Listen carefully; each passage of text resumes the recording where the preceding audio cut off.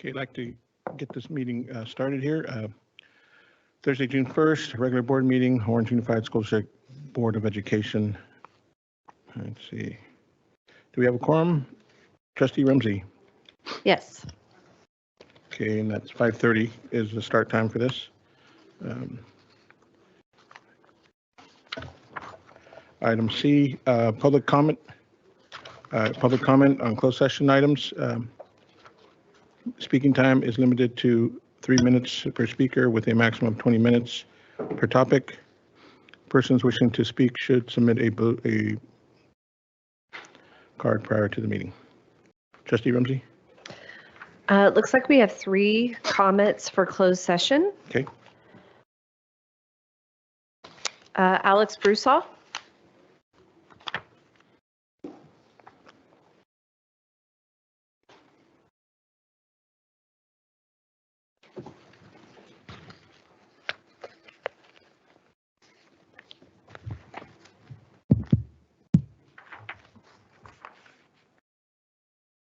Go right ahead.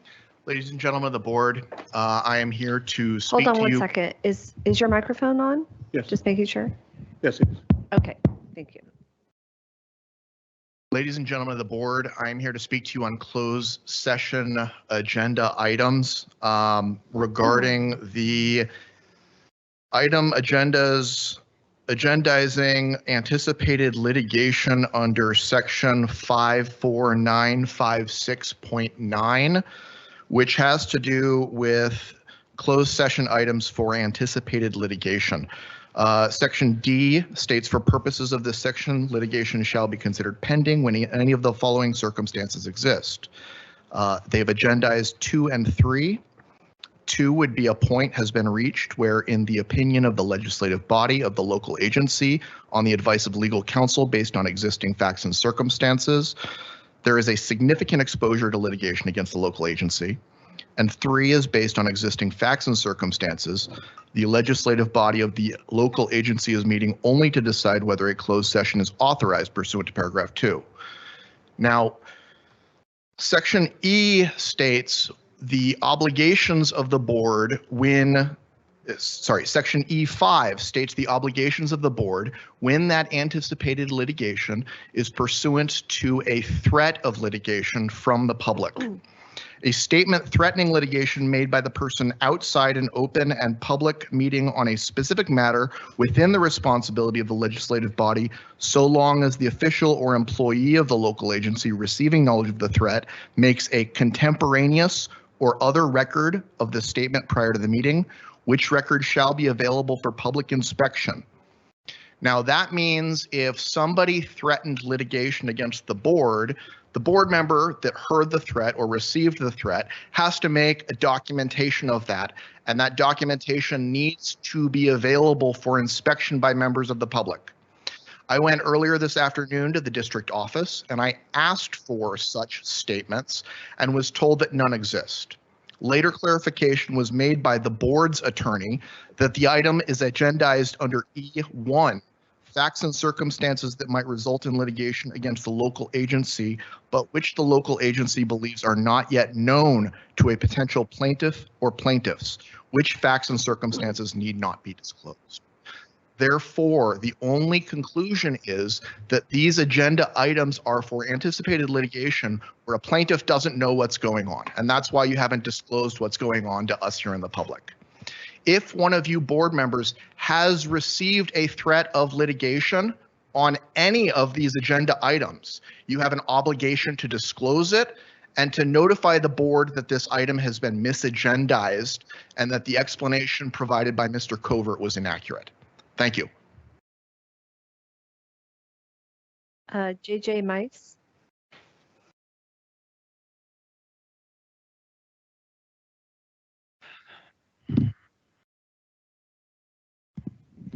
Good evening, Board President Ledesma and Board Trustees.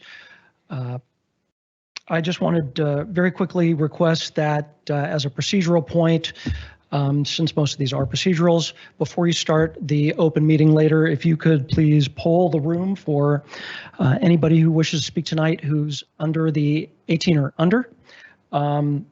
And please open comments for them on any topic, either if it's open comment or an agendized item following the superintendent's report. It just would be more fair to kids that perhaps are having finals this week, are in 6th grade or less, who want to get out of here and maybe get to bed. As an aside, I would have hoped that by now we would have set up perhaps an option for that. But that isn't the way we've been handling the agendas so far. And also, if I could please request going forward, if we could add back the placeholder meetings. You have 116 consent items on the agenda tonight, and that is just, I don't know why any of you would choose to do that. It's punishing for staff. It's punishing for the people here. It's punishing for yourselves. I don't get it. So before the superintendent's report, if you could please poll the gathered and see if there's anyone who needs to speak who maybe has a bedtime. Thank you. And Frank Rodriguez.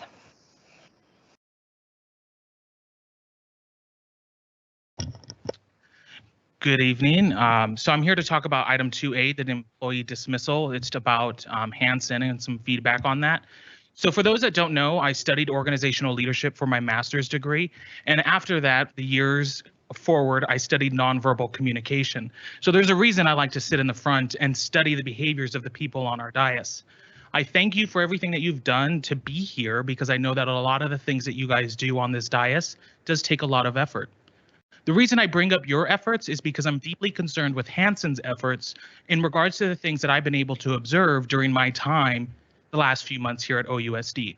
I've had the pleasure of speaking to multiple staff members across our campuses, and it's become deeply concerning how vital our staff needs to understand how important they are to this district.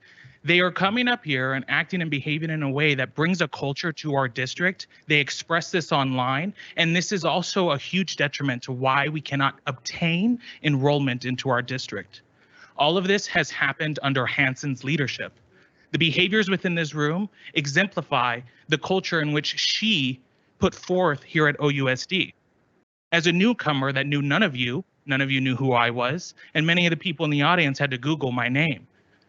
As a fresh face, flash forward 6 months, I wasn't welcomed, I didn't feel heard, and ultimately was shunned by many of the staff members here in this room.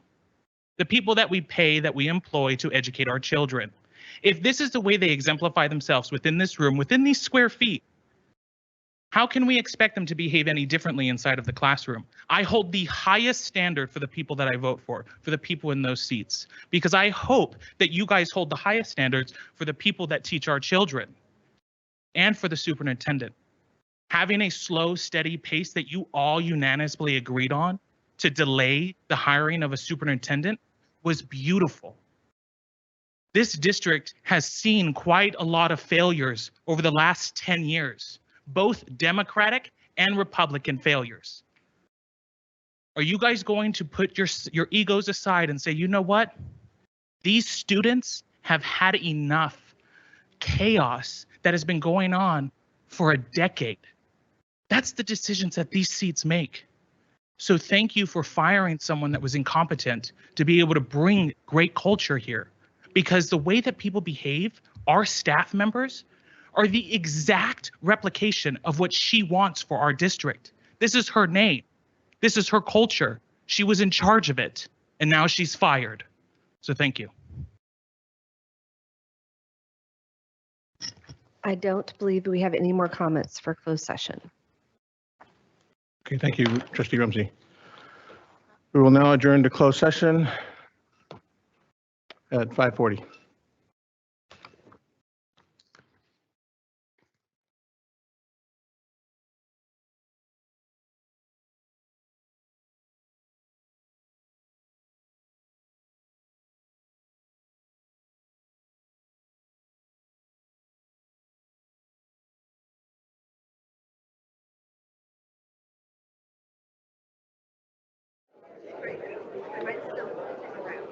Okay.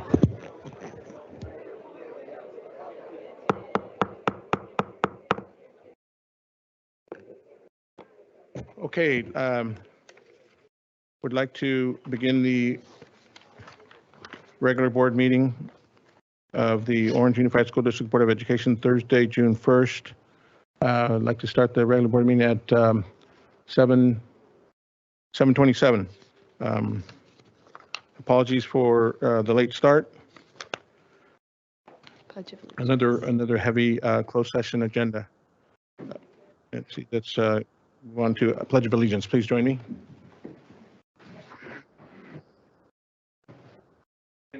I pledge allegiance to the flag of the United States of America and to the republic for which it stands, one nation, under God, indivisible, with liberty and justice for all.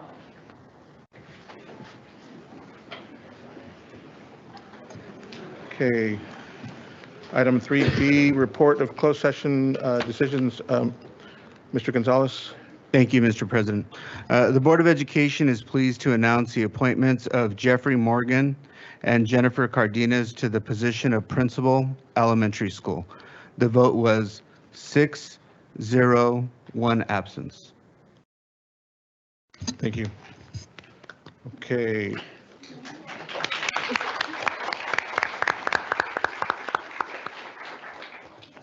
Okay, item 3C, adoption of the agenda.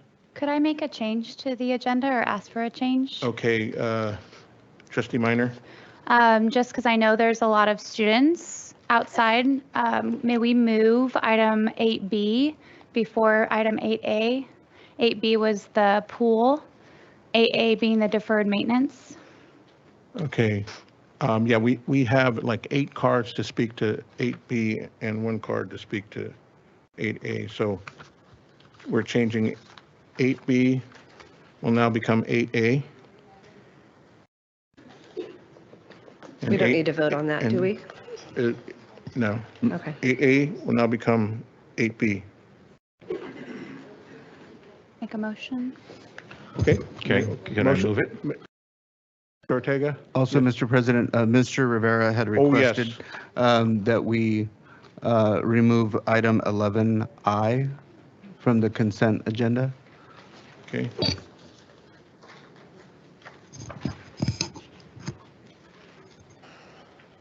Mr. Ortega, you want to pull your motion and then include? Yes. Okay, with the addition of removing letter I, 11I, I'll move to approve the agenda. With the trustee changes. Minors? Yes. Okay. That's a move by Mr. Ortega. A second? Are we adopting the agenda? Adopting the Because we agenda. do have a comment. Oh, yes. Michelle Okay, Weisenberg? Well, hold on. Let's make the change here. Oh, okay, go ahead.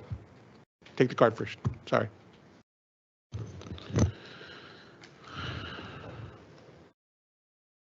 Yep. Thank you.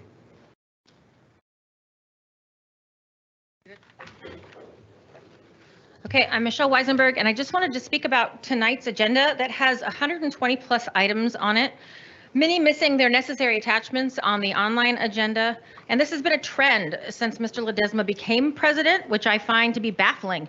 After 20 plus years on the board and 5 terms as president, I thought you would know how to craft an agenda, but month after month, these meetings last upwards of 8 hours, which is absolutely unacceptable. As Mr. Ledesma likes to remind us, people have jobs, students have school, and yet regularly you keep us here until the wee hours of the morning, which has never happened in the past. I don't know if you need a retraining or something, but please help us to go home and go to bed. We have lives. Okay.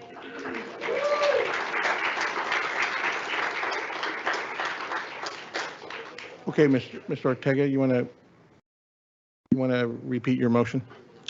Yeah, I'll move to adopt the agenda with moving, what was it, 8B to 8A and 8A to B, and removing 11I. Okay. I'll second. Second by trustee Rumsey. Any discussion? All's in favor? Aye. Aye. All those opposed? Motion passes 7-0. Okay, moving on to 4A, superintendent's report. Yes, I just wanted to make mention of the special meeting that's currently planned for the 20th of June, that as mentioned before already in our audience, that there's a lot of agenda items, so that agenda looks like it's becoming more substantial than we initially thought. So I just wanted to let everybody know that we are having a meeting on the 20th, and most likely it's going to be at the same times that we have our regular meetings, so that way people can kind of already plan for that time. And other than that, I have a lot of recognitions and announcements that I wanted to make, but I know that the meetings have been going long, so I'm giving the time back to you. Okay, thank you. Okay, item 4B, board presence report. We have a card on that? We do. We have a comment card for 4B, Michael Hewitt.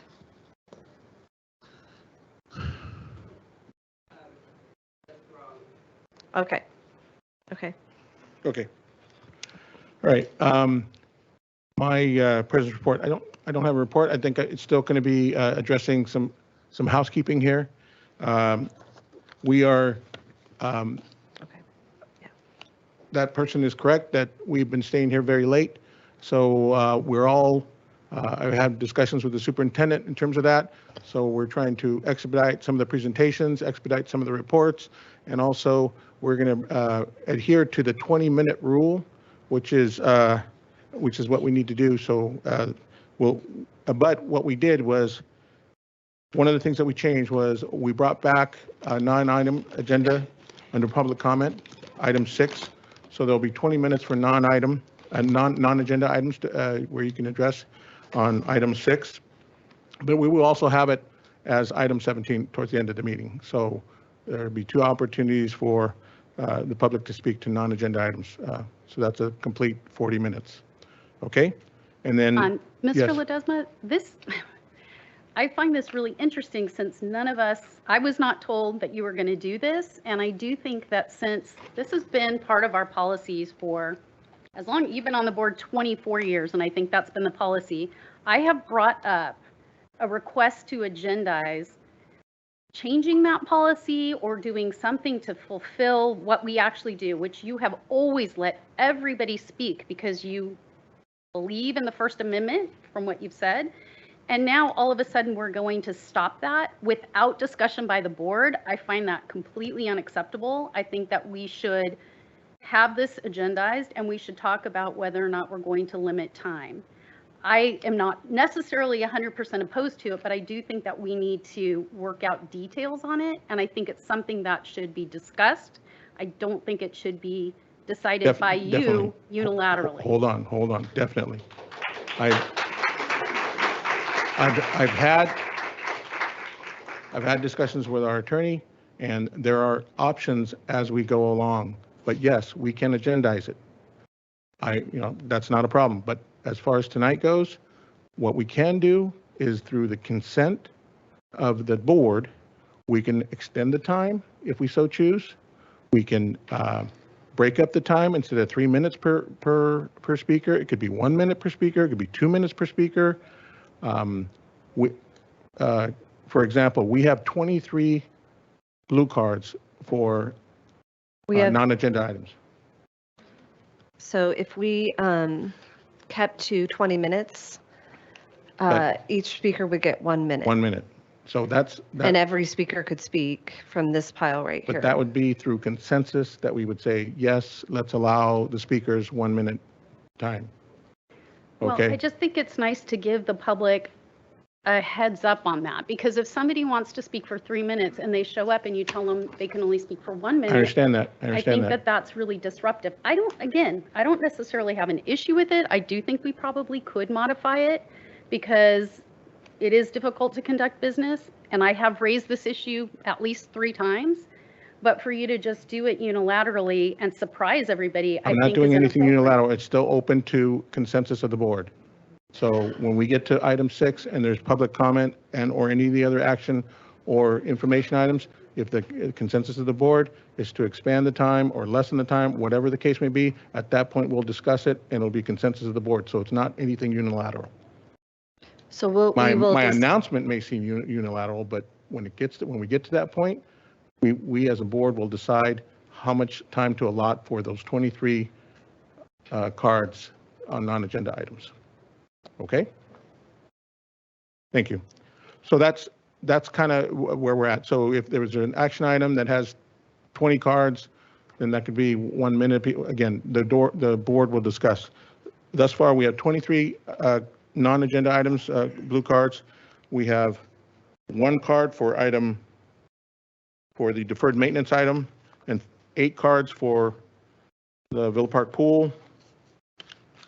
And we have 4 cards for the local control. So that's how we stand. So the only one that has, that will probably be greater than, the 2 that will be greater than 20 minutes is the 23 non-agenda and the pool.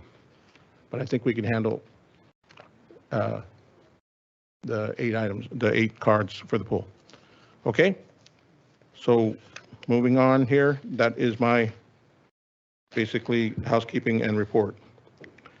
So Yes. I just have a clarification. So the 8 cards for the pool, and if you give them 3 minutes each, that would be 24 minutes, and you're exceeding the 20 minutes then? That's for us to decide as a through But you consent. kind of have to give the audience, the public notice so that they can adjust their speeches or. Right, we could give them 3 minutes. That's fine. That's 24 minutes. That's not a big stretch, right? Well, That's a good point. Thank you. Okay, item 4C, board recognition of students, staff, and community. I can go. Is that all right? Yes, Trustee Minor? All right, so I was able to reach out. I really appreciated the Canyon High students that came and spoke about wanting to be more environmentally conscientious about the lunch trays. And so I reached out to Acting Principal McKee, who's here tonight, and he said that Ms. Sanchez of Food Services agreed with them, and after they run out of the styrofoam plates, they will be replacing with more economical plates. So that was exciting. Yay. And then I'm working on details to partner with the City of Villa Park to host a town hall on fentanyl.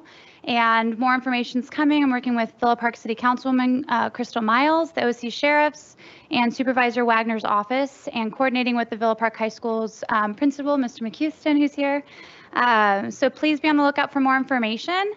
This town hall will be informative, educational, and an important tool to educate our community on fentanyl and the dangers our youth are facing. And at the end, we're hoping that everyone gets to go home with the Narcan to be able to fight it. So that's exciting. And then lastly, I did get to go to the McPherson STEM competition.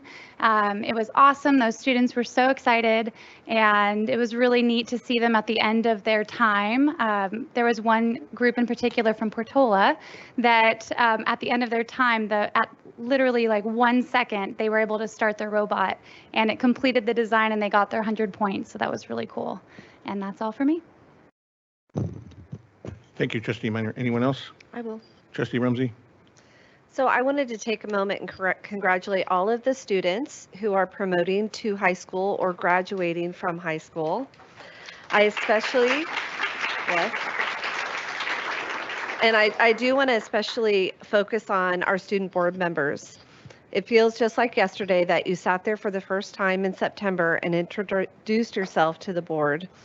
You have faithfully come to nearly every meeting, and I know these meetings have been challenging, painful, interesting, informative, long, and dare I say fun. I don't know.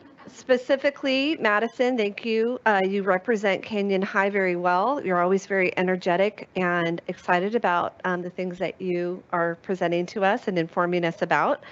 And congratulations on your decision and acceptance to UCI. Ruby, you are always prepared. You're very articulate. Your thoughts are formulated and put together before you come, but you also can speak on topics on the fly. You have obvious passion for your school, and you're a natural leader. And then we have Jada, correct? Okay. So Jada came to us just a couple meetings ago, if I'm correct. Or were you here? Okay, you're both there. So you're both Jada. That was convenient. You've been here for a few of our meetings, but you have represented Richland very well. You demonstrate leadership qualities by coming here and speaking about your school with pride. Thank you. Thank you, Diego from Orange High. So I was never a Panther, but my father graduated from Orange High in 1961. I love our city's history, and Orange High is right in the middle of that history. You represent your school well. You just, hit a home run with being articulate and also being able to think and respond to things on the fly as well. You have a desire to promote your school and to be a part of this community, and congratulations on going to UCLA. And Ruby, I know you are going to UC Santa Barbara, correct? Awesome. Finally, Hope from Villa Park. I really appreciate your presence as a student board member. You said you joined the board to listen and learn, and that there was not a lack of opportunity for that this year, for sure. I always enjoyed your updates because whether you meant it or not, sometimes you bring a little comic relief to the meeting. You have a calming presence, and that has more impact than you realize. Congratulations on your decision to go to UC Santa Barbara as well. So I find the presence of the student board members fascinating and interesting addition to the governance of the school district. I appreciate each of you. You're all different and unique, and you approach your role on the board differently. You come to this board with your own thoughts and feelings about the decisions we discuss and vote on, and you are not all the same. You're different, and your differences are what make your contribution important. Congratulations to you, to the students, and to the teachers for finishing out the school year. And I pray that you all have a good, restful summer and experience restoration. That's all.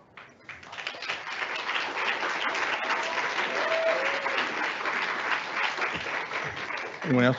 Yes. Okay, Trustee Yamasaki. Thank you.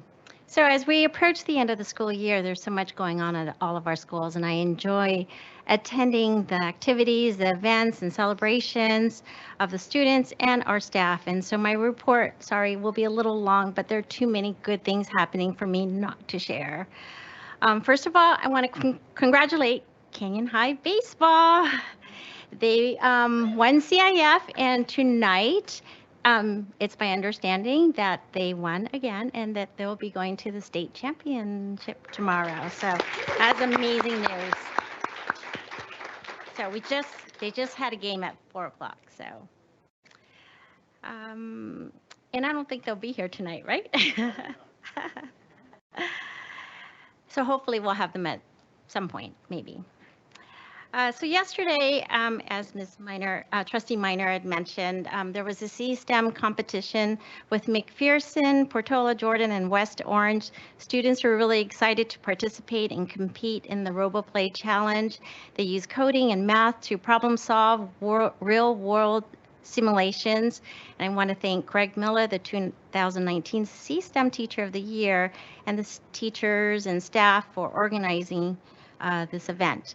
And by the way, I just want to let you know, this is a UC-approved educational preparation program that is recognized by the UC admissions process. So if there are students who are interested in participating, that's just one more reason to do it.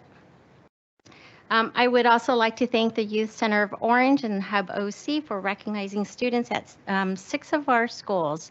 They handed out awards and recognitions to the 4th, 5th, and 6th grade students for their leadership and excellence in academics and demonstrating good character and citizenship. And Trustee Erickson and Ramsey were also able to participate. I would like to also thank our community partner, Orange Homegrown Farmers and Artisan Market, and many associated organizations like Chapman Food Service, OC Restaurant, OC Baking Company, Culinary Lab, Laguna Hills Nursery, Taqueria Mexico, for supporting our students in the Youth food literacy programs. Students participated and got hands-on experience in the restaurant and food industry, and I believe that many of our kids graduated recently from that, and I think it's a great experience for our students, and I really appreciate the community's involvement. I would also like to thank Mr. Kliponis. He's a physics teacher at Kenyon High School. He invited me to the physics boat races, and thanks to Principal McGee, we got front row seats up on top, and we got to see students compete against each other in their self-made constructed cardboard duct tape boats. And it needed to be seaworthy. It needed to be able to travel the length of the pool and back.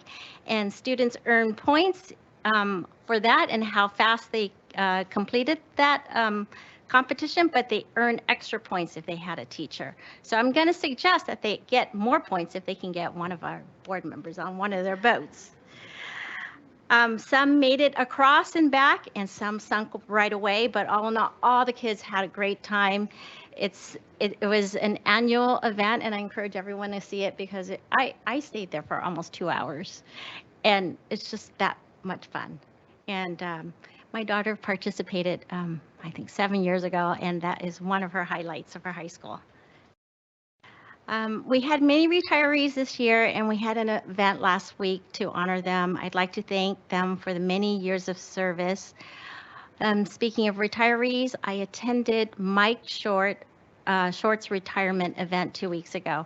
And for those who don't know, Mike Short is a music band choir teacher at Orange High School.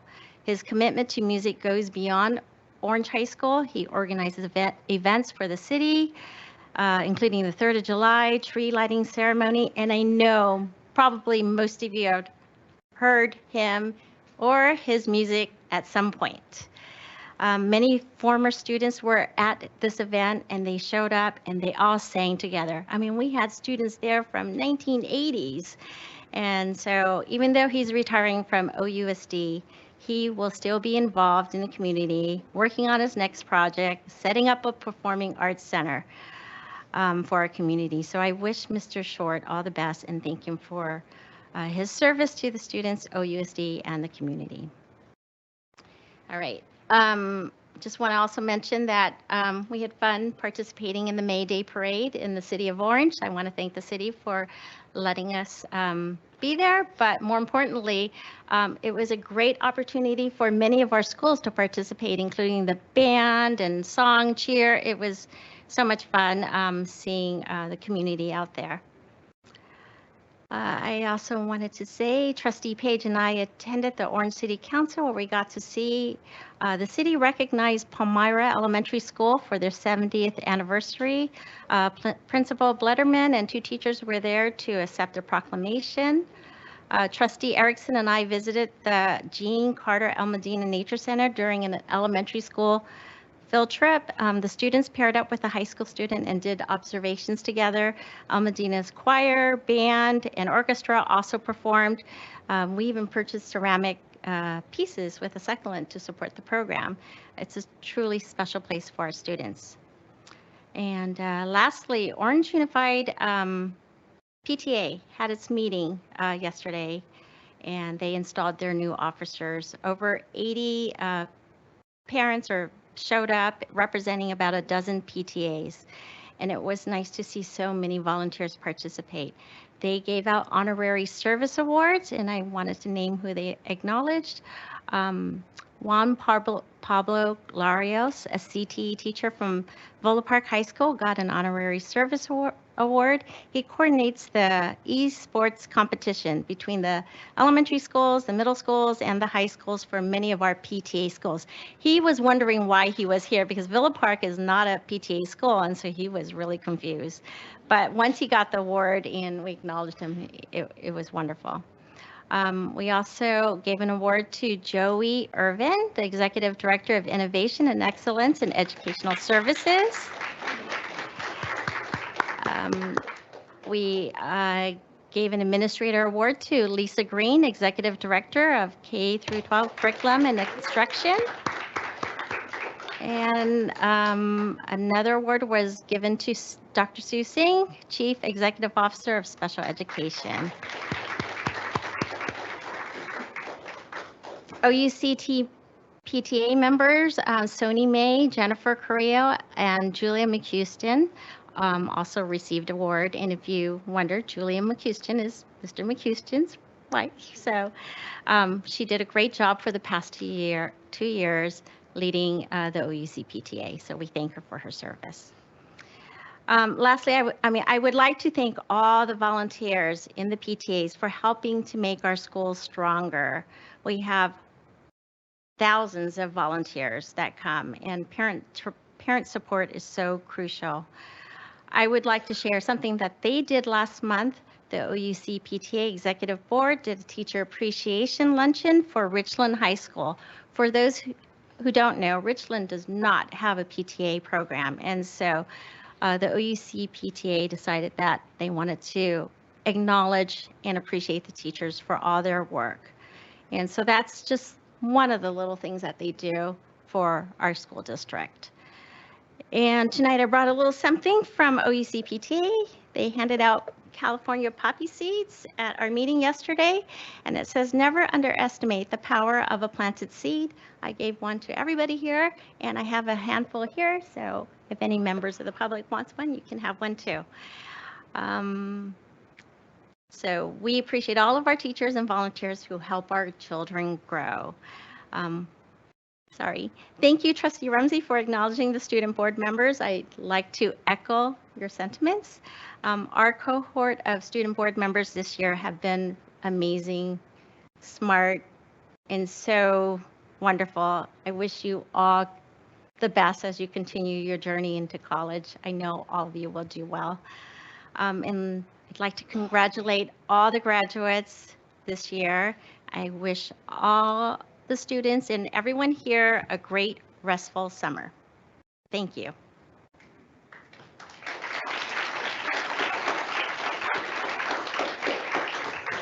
Trustee Erickson? Sure, thank you. Thank you to everybody that's given their report. Now I can cut mine short here. We've done a lot of the same things at the end of the year. There's so much going on, as Trustee Yamasaki said, so lots of celebrations, and it's just a joy actually to see the culmination of the year and all the work that the students have done really kind of come together at the end, and people are excited for summer. 3 events that really featured art in action were we went and saw Seussical performed by the Santiago middle school drama group, and it was absolutely fantastic. You forgot you were in a middle school cafetorium because they did such a great job. It was very, very good. And there's some talent coming up for the drama programs and musical theater programs at the high school level, so look for them. Their Orange Unified Art Exhibition was held here in the boardroom. I can't remember when, a week ago, week and a half ago, 2 weeks ago.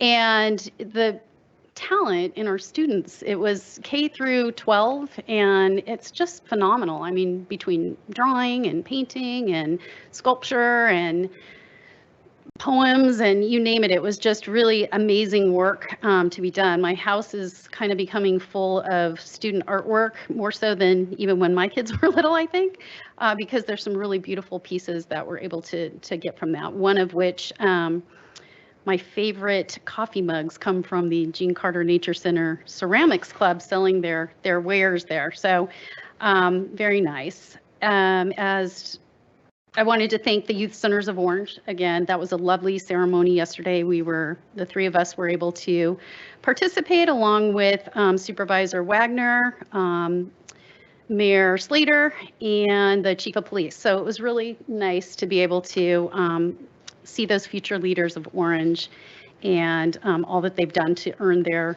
character awards and academic awards. To our OUSD retirees, I just want to congratulate you. You have been an incredible part of the Orange Unified family. Between all of you, you put in thousands of years or hundreds of years at least between everybody. And many of you are just legends in our district and have done so much for our students. So thank you. I did want to mention as well, I went to the Orange High School Early College Academy graduation Diego Paz, one of our student board members, was one of the graduates. This is an amazing program that was, they all started, 29 of them started as freshmen, and 29 of them are finishing and graduating.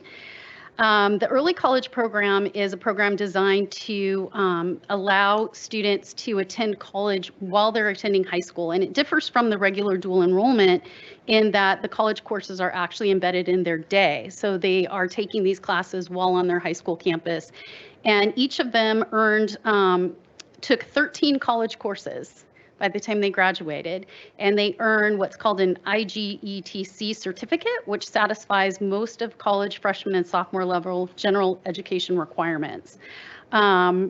This is an incredible program.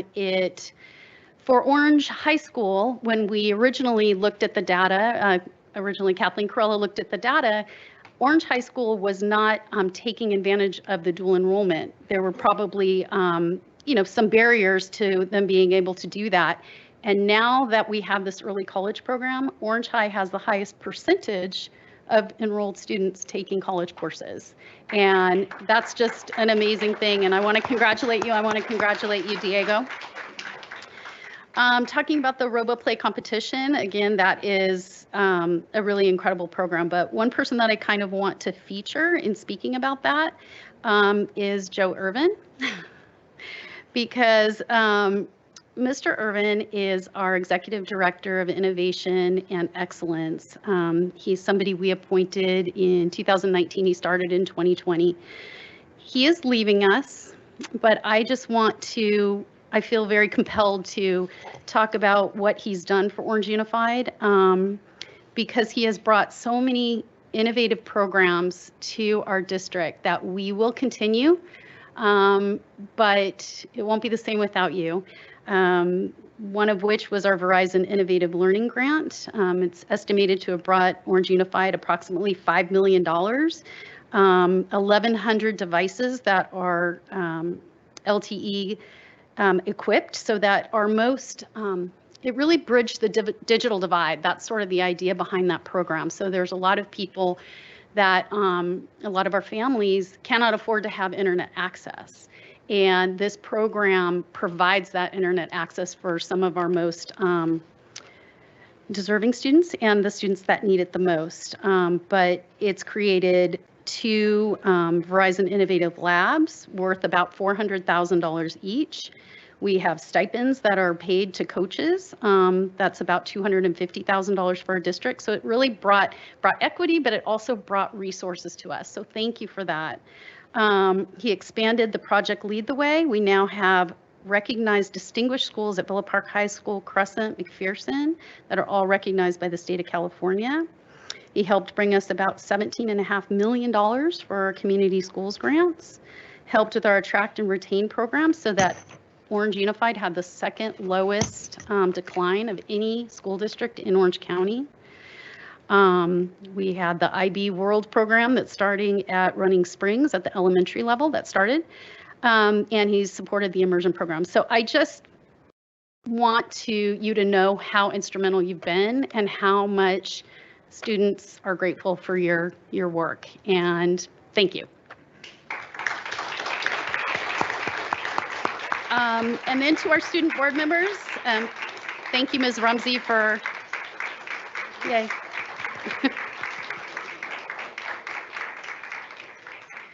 So I too want to thank you for your service. You have been an incredible group this year. You got through the pandemic your freshman year, right? So you've had a rough go of it, and through all of that, I mean, all of you are going to top universities, which is incredible. We're really proud of you, and I'm just so impressed with each and every one of you. You truly do embody our goals in public education and the EDGE OUSD strives for. That includes excellent in academics and leadership, which you all display. You are engaged and effective communicators, so effective, so much better, so much more effective than me right now. You are just really incredible and just a light in this room. And you're just really good and kind people. So thank you. So I'm very confident as you go out into the world that Orange Unified has helped pave your way to a good life, and you're going to be great citizens, and I'm very, very excited for you and happy for you. So thank you. Trustee Page? Thank you. Thank you, Trustee Erickson. There's only one correction in your comment. It's Dr. Irvin now, I think. Right?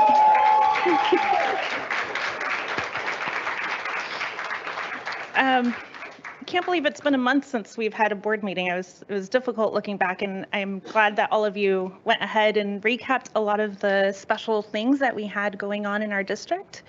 Last month, we also had a Cinco de Mayo festival at Esplanade Elementary, and it was super packed with all their families. Mayor Slater was also attended, and it was really great to see the community come together with special performances even from El Medina High School. Earlier in the month, there was also another event called Kids Run OC. So we had many elementary schools students participate and run their last mile of a marathon. So congratulations to all our elementary schools and students who participated in that. It really focuses on promoting physical health and building community, because every week this running club would get together to be able to run together as a school and then attend the marathon on that final Saturday. Like Trustee Yamasaki had mentioned, the City of Orange had their City Council meeting, and in addition to recognizing Palmyra, they also recognized our two student reps from Orange, so Ruby and Diego. Mayor Slater had given words of appreciation for both of you, because not only are you student reps for our board, but you also represent our schools at City Council. So they really appreciated all the updates of what was going on, not just at your school sites, but our district. And lastly, I also want to echo a lot of the words that my colleagues have shared about you. I really want to appreciate the dedication that all of you have had in this role, that you've taken super seriously, meeting for an hour or even more before a board meeting to go over the agenda and just prepare to go over exactly what goes into the agenda, what happens at meetings, and I appreciate all the questions that all of you brought. In addition to that, I think there's some changes that all of you proposed for the incoming class of student board representatives that Ms. Eric and I will implement. And some of those changes are that in addition to getting to know the board, you also want to have an orientation where you get to know like what all of these departments that are mentioned in the board agenda are. So I think a part of that orientation will be giving the student reps a tour of the district offices of what every department is responsible for. And in addition to that, every month we have an agenda prep meeting with our students that we will also visit each other's schools. That was something that all of you didn't know about, that there's exciting things happening at each other's campuses and different programs, CTE programs at different campuses. And I think we realized that towards the end, that we didn't realize like, oh, there's amazing things happening all over the place. And so to have all of you visit each other's schools, for you to take the lead to, or the next student reps to take the lead and be able to share what our high schools look like. So I appreciate everything that you've done this year, all of your feedback, and we're excited that you've basically set a new direction for our student representatives. Thank you.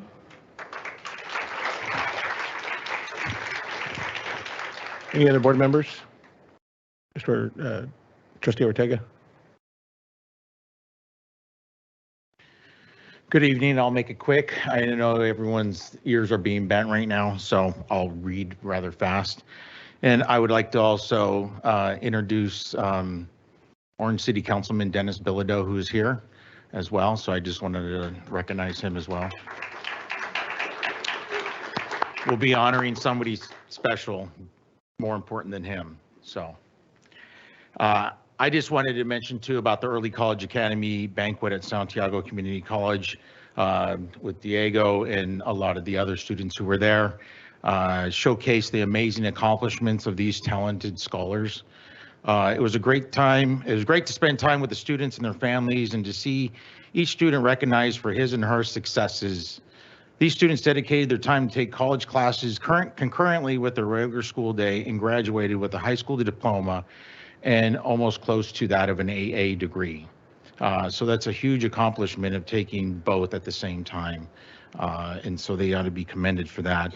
This shows the tenacity and dedication to your education, but also the students and parents should be so proud of that. I know this was many years in the making, but you know, this pretty much started when back in about 2002 or 3, when middle college, high school started coming about. And that was something we were starting to explore at that time. It never came to fruition. We had some challenges with staff at the time, but you know, here we are, fast forward. Congratulate the students who stunning accomplishments. And also we're here tonight to hear about the successes of these incredible students, you know, here next to me, all around the district, as well as what's on the agenda tonight for the valedictorian and salutatorium and high achievers and all that that they've done. Here are the successes, incredible students and their accomplishments they achieved in high school and what they will achieve in college and beyond. One thing that I need to bring up is, you know, with all the success we're talking about and the proud of the accomplishments of these students and in their tenure here in Orange Unified, with all the success of what I've seen recently, it saddens me to hear that the OUEA Teachers Association President Goodlander are calling us enemies. Parents, students, and us board members, enemies. And how does that build a working relationship?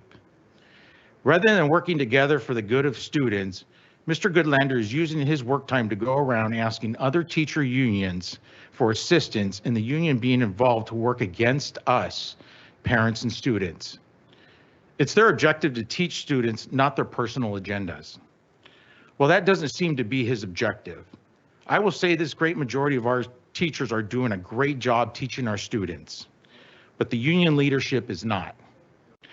Rather than unity, the union is focused on being divisive. All we, the board majority, want is to honor the rights of parents and the decisions for their children's schooling and to keep all students safe, and focused on their education. So I wanted to express that because it is a heavy concern that we're being called the enemies. You know, furthermore, there's this information, I should say this misinformation that's out there.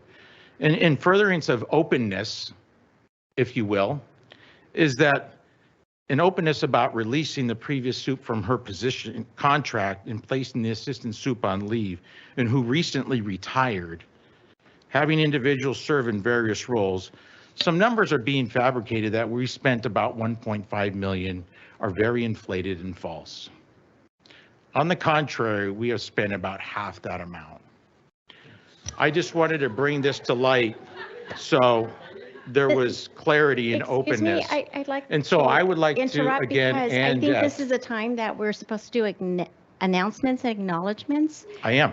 No, but no, this is not Please, positive. this is my time, Ms. Yamasaki. Thank you. This is not something we can discuss. It wasn't on the agenda. I have the floor. I allowed you to speak I without talked interruption. about the positive things that were happening in our school district. I did, early college academy and that's dinner, great, but you're going into an area them. that we Is community related. Community related. No. And so. No, you're talking about numbers and you're talking about personnel issues and Continue, Mr. Ortega.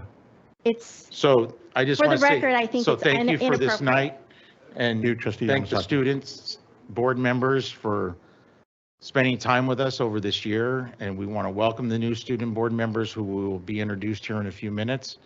And so I would like to end with that and say thank you very much.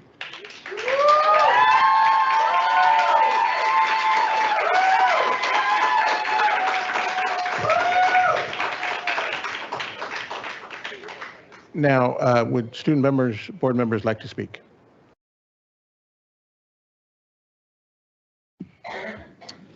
Hi, I'm Hope Camara from Villa Park High School. Just a couple updates from VP. National Signing Day was May 24th. 12 people signed in a wide variety of sports ranging from baseball to basketball, football, soccer, stunt, cross country, and volleyball as well, which was a big deal. So I just want to congratulate them real quick. Our graphic design teacher, Mr. Larios, got Orange County Outstanding Virtual STEM Educator, which I want to say congratulations to him. He's worked very hard to build programs at VP over the past couple of years, and I'm really happy to see it starting to pay off. We had our senior celebration on May 25th, where several scholarships were awarded to students for their service at Villa Park over the 4 years that they were here. And we also hosted our senior medallion awards on May 31st at Chapman. Students were awarded medallions for math, science, English, world history, and other studies.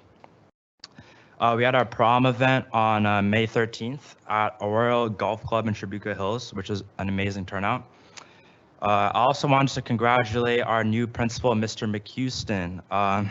He is finishing up his first year here at Villa Park High School, and I've definitely seen a lot of positive things happen during my short time with him. And he has been very hard at work and never failed to put a smile on my face, so thank you.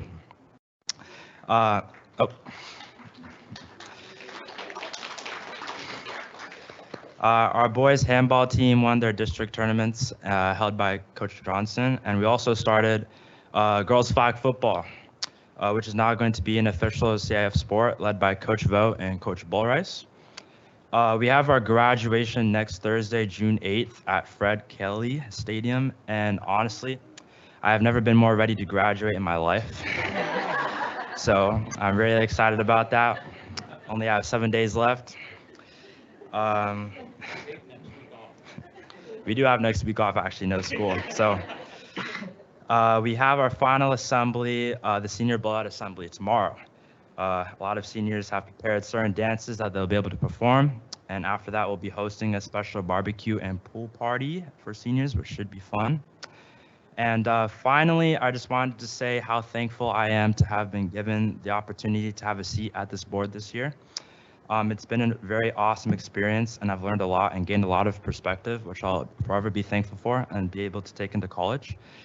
Thank you all for being so welcoming, and thank you, Trustee Page and Ms. Eric, for holding our hand throughout this process and being so helpful throughout this year, being able to help us be comfortable before each meeting, and I'll forever be grateful for this experience, so thank you.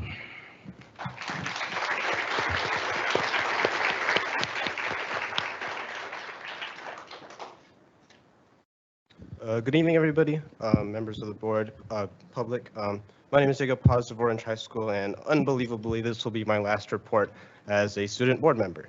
For the sake of this monstrous agenda, I'm going to try to cut it a little short just so we can expedite the process.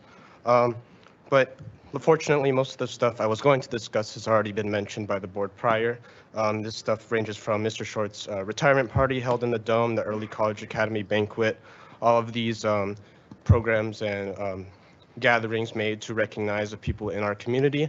And naturally, as that's the time of year of graduation, we are working to celebrate all of these people. And that's mainly the main theme right now at Orange. But to cut to the chase, I wanted to say some things about an upcoming board member who will take my seat. With my graduation in mind, I thought I would make my own formal announcement by stating that my successor will be none other than a wonderful student named Nancy Albano, who will be taking my seat come the next school year. She's heavily involved around campus, and she's a great role model in her own right, and I hope that everyone will come to see her in the same light that I do next year. Just to close things out as sort of like a final goodbye, I suppose, I just wanted to talk about what this opportunity has done for me, and it has done a lot. For one, it has given me a greater perspective into the inner workings of the district, which, given that I essentially grew up in these classrooms, is important. It has also provided me an outlet to represent my community at Orange in the way that I've always wanted, through updates and generally spreading good vibes and all that. With that said, I want to thank everybody for always listening. Particularly, I wanted to thank the board as well. I've actually left small tokens of appreciation along the dais for each member.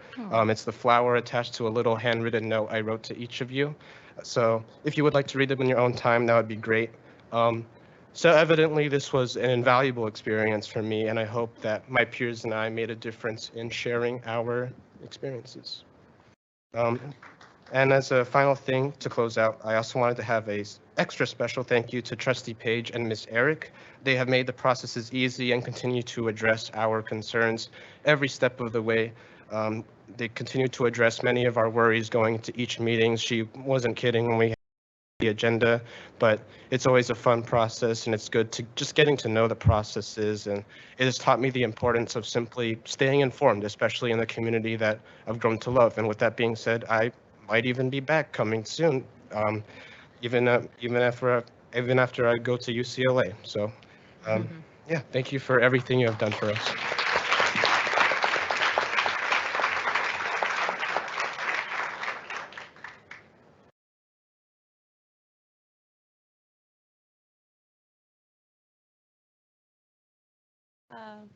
Hello? Oh, hi. I would like to thank Trustee Page and Ms. Eric for always making this easier process and always being there and informing us throughout the entire board meeting. All I really have to say, I cut mine really short.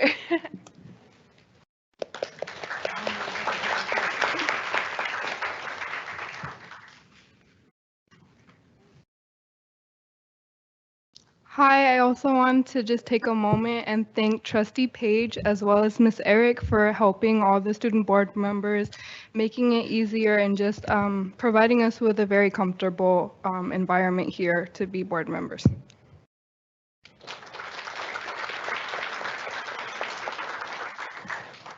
Hi, my name is Ruby Hewitt. I'm from El Medina High School. And yes, this is our last board meeting. It feels really surreal, but we're really excited to, get this going. So first thing I wanted to acknowledge is that we had our EL luncheon recently. So our EL students had like a little lunch party type situation to celebrate their reclassification. So we're super proud of all of those students and all of the work that they've put in for their reclassification. And we were super excited to celebrate them. We also had our prom May 20th, which was super, super fun. There was like a whole ride. We had poker tables because it was Casino Royale themed. It was just a really, really fun night. We also have all our events to celebrate our seniors. So we had our college signing day to acknowledge and celebrate all of our seniors and their future plans, whether they're going to a 4-year or a community college or whether they're going into the military. It was a really great way to celebrate, and there were a lot of students there signing, and it was really great to, formally see where everybody's going to be going. We also had dress-up days this week. We had like Senior Citizen Day, dress like your younger self. So that was really fun to see all of our students participating. We also have our Vanguard Awards tomorrow, acknowledging students for their academic and leadership achievements.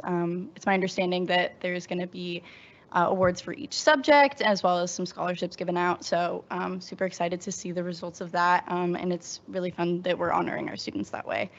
Then we have our senior activities next week because tomorrow is our last official academic school day. So next week we're going to Magic Mountain on Monday. We have our senior brunch and we also have our grad walk. Grad walk is something I'm super looking forward to because we get to go back to our elementary school in our cap and gown and all of our regalia and get to see all of our old teachers and see all of the little students that we once were. And then they get to see, the success that they're going to have at some point. So it's a really great way to bring the community together. And I'm really excited to see all my teachers again. So I'm super excited. And then obviously we have graduation next week on Thursday, which feels really weird, but we're all really, really excited for that as well. And then since this is the last meeting, I also wanted to thank Trustee Page and Miss Eric, if you can catch the pattern. But thank you so much for being incredibly supportive through this whole process and keeping us involved and informed with agenda prep meetings, answering questions, getting random emails and texts from all of us. I feel like I've learned so much from this experience and from you, so we really appreciate your dedication and you inspire us all. Thank you.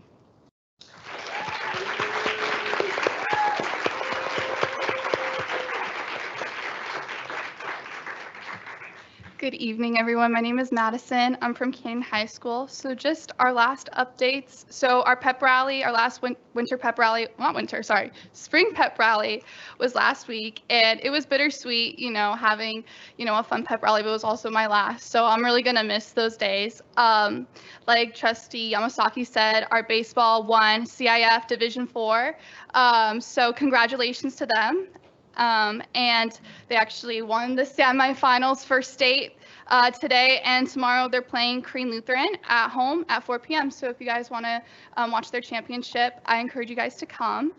We had a dodgeball tournament 2 weeks ago against our teachers, and that was really fun and a great way for students to have some entertainment during lunch. Senior awards were Tuesday, so we got to recognize many seniors for their success. Senior Spirit Week, like Ruby, we had ours this week too. We did a lot of the same things, like the senior citizens and dress as your younger self. And it's finals for many students at Canyon this week, so kind of stressful for them, not for me, because as a senior I didn't really get any finals, but there's that. And then last day of school is tomorrow for me, for all seniors, and then next week obviously we end school. And I also wanted to say thank you to all the teachers that I've had over the past 13 years. I wouldn't be here if it weren't for them. So just a quick shout out to them. And I also wanted to thank the board for this incredible opportunity to have a voice and be a representative of my high school. And like everyone else has recognized, Trustee Page and Mrs. Eric for everything. You guys were so welcoming and helpful through this entire experience. I honestly wouldn't know what goes on at these meetings if it weren't for you guys and your agenda prep meetings. I really look forward to it, asking all of these questions and having these really interesting discussions with you guys. And we actually have a little something for you guys. We have a card that was signed by all of us and some flowers. So is it okay if we give it to you right now? Okay.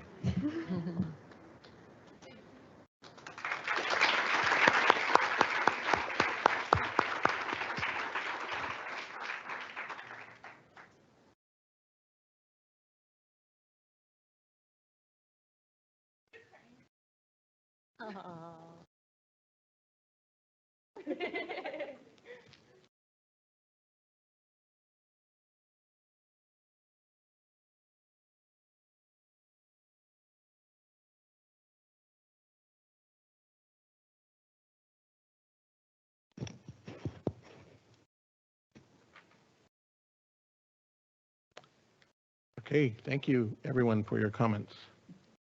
We'll move on now to item 4D. You've got the edge, Employee of the Month, Mr. Gonzalez.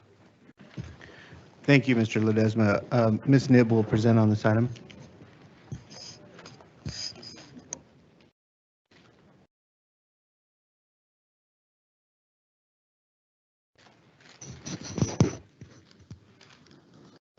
Tonight we celebrate the You've Got the Edge Employee of the Month program for June. Certificated and classified employees are eligible, and an award is given each month during the school year to an employee who exemplifies one or more of the district's core values of integrity, equity, respect, and excellence. This month we celebrate Bianca Canavo, speech and language therapist at Imperial Elementary School, and Richard Snooks, senior maintenance specialist, repair and construction in the maintenance and operations department, who have been selected for this honor.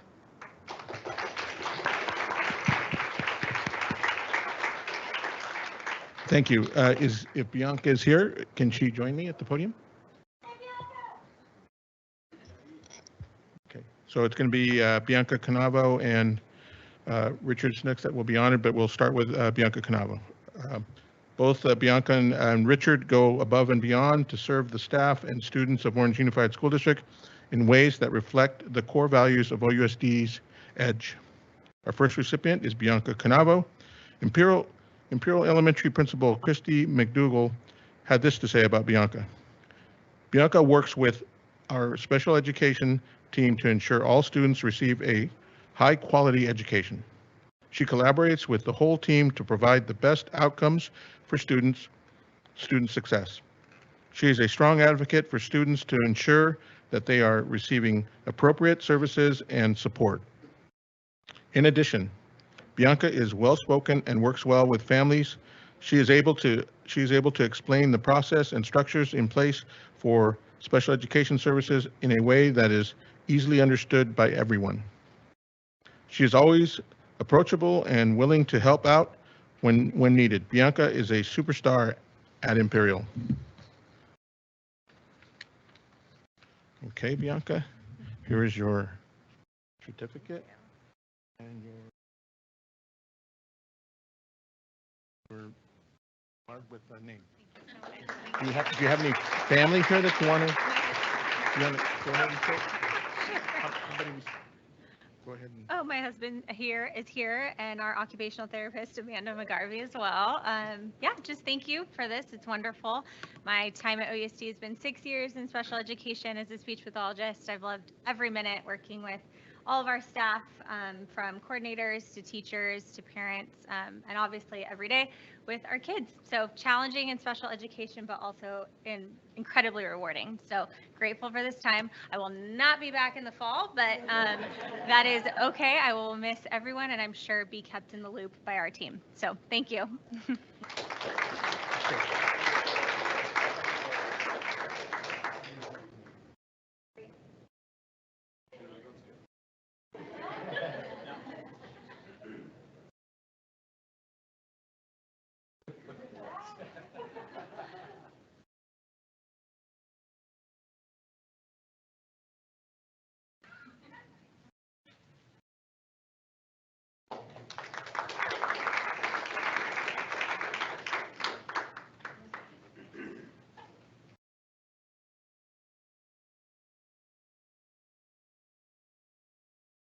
Okay.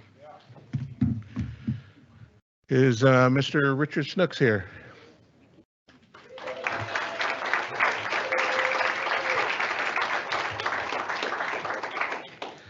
Okay, our next recipient, Richard Snooks, Director of Maintenance and Operations, Tony Niquette, had this to say about Richard Snooks. Richard goes above and beyond every day. He is the man behind the scenes that keeps the district going. From moving teachers to assembling furniture, Ricky does very important work that keeps OUSD moving every day.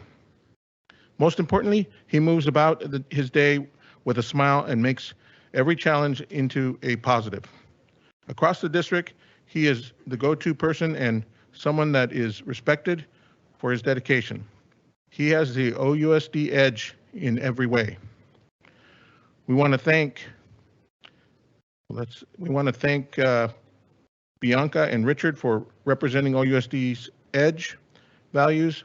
They will be awarded with a customized edge tumbler with their names engraved, gift cards from Schools First and the Orange Unified School District Schools Foundation, and a framed Employee of the Month certificate.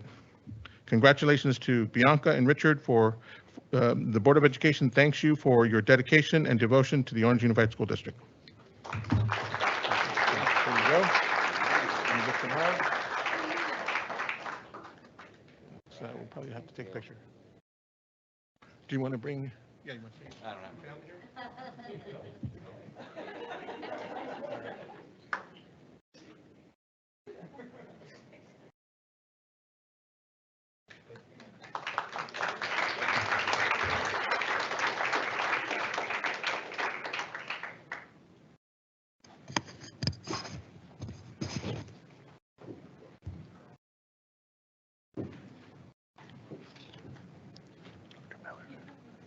Okay, item 4E, board recognition of Canyon High School baseball, Villa Park High School cheer, Elmendina High School swim, and Villa Park High School wrestling. Mr. Miller will recognize the athletes. Mr. Miller?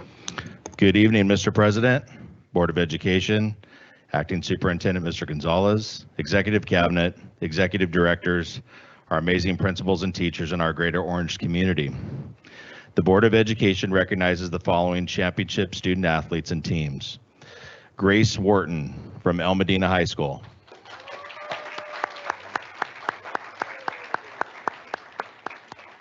Is Grace here? Come on up, Grace.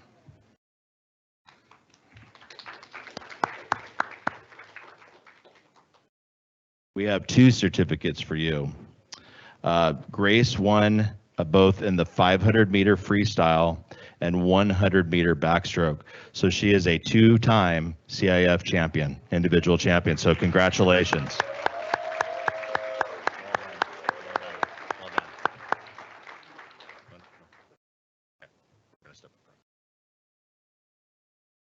Come on over here to the middle here if you want to take a picture. Great.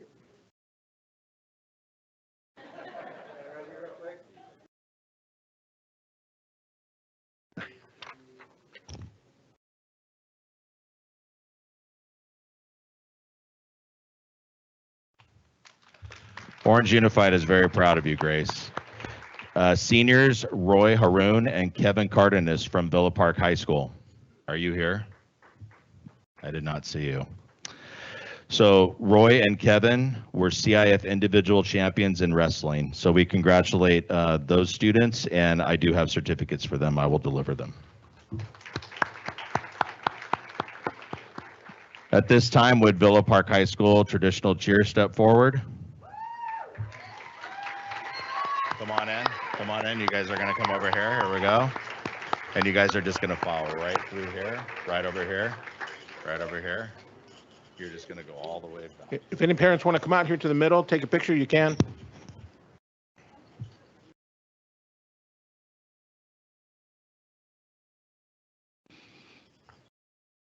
If you come forward, if you can kneel down just so the board could see, please. So we are recognizing Villa Park traditional cheer. No worries. No worries. Other parents, if you want to come up. Yeah, come on up. Come on up. Take photos. Please. Go ahead and continue, Mr. Miller. Villa Park High School traditional cheer won their 3rd CIF championship in the last 4 seasons of sport. So Nicole and Callie have a CIF plaque and national championship trophy because their game day team also were the national high school cheerleading runner-up, and they won a national championship as well. I want to acknowledge the student athletes here and Coach Isabel Cruz and Lisa Hedspeth for establishing a championship program on campus.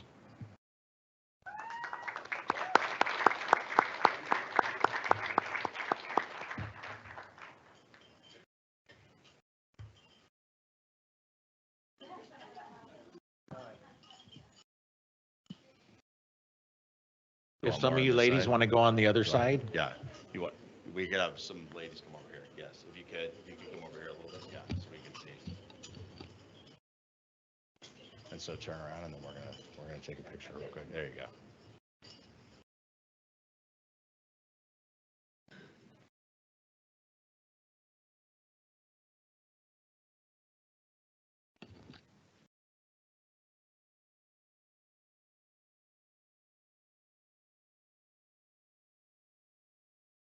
And 3 and 2 and 1. We're all set? Okay, congratulations. These are great student athletes. Congratulations. One more. Okay. Okay. Okay. You want me to step in front? Big things up front, tiny things in front.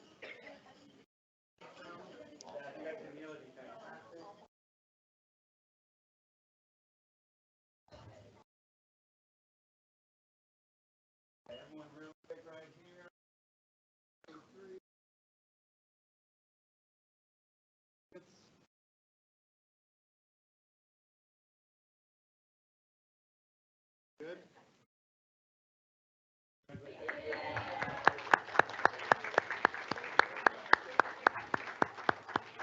Thank you. Thank you very much. Thank you. Congratulations. Thank you. Well done. Thank you. And our final team is Canyon High School Baseball. Now, as you know, Canyon High School Baseball had a game today, as Mrs. Yamasaki stated, and they did win today.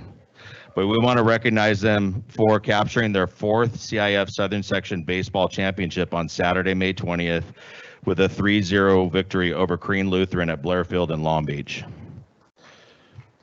Canyon High School finished CIF championship play with an overall record of 20-12, and they qualified for CIF State.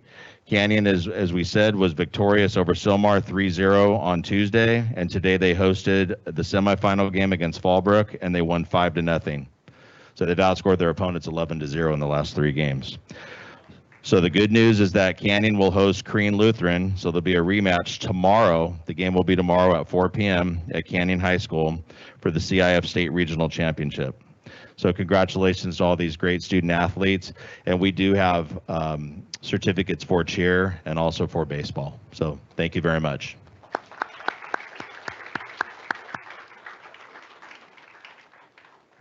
Thank you, Mr. Miller. Okay, we're going to move on to 4F, recognition of high school students, class of 2023, outstanding academic achievement. June is a month marked with many significant events at Orange Unified School District, but the one event high school seniors are most excited about is graduation.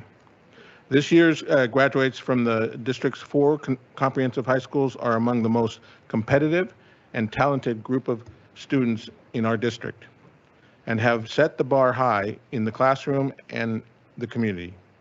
Tonight, we are proud to recognize the high school seniors who achieved outstanding scholastic achievement at their high school. At this time, I would like to invite Brett McKee, acting principal of Canyon High School, to the dais to introduce his high achievers.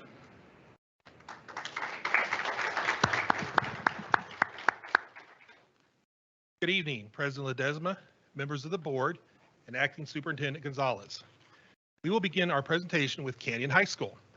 I would like to invite our first highest achiever, Tyler Brindley, to join me at the podium.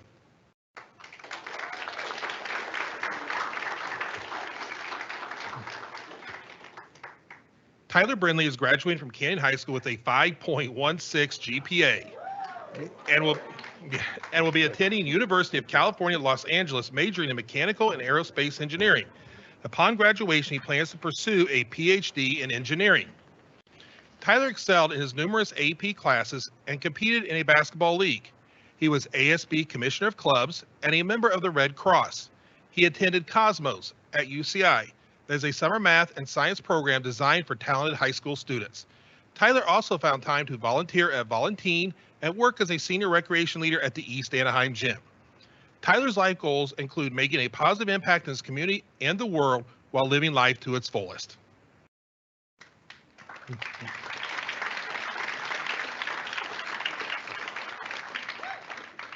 I would now like to invite Jason Chan to join us at the podium.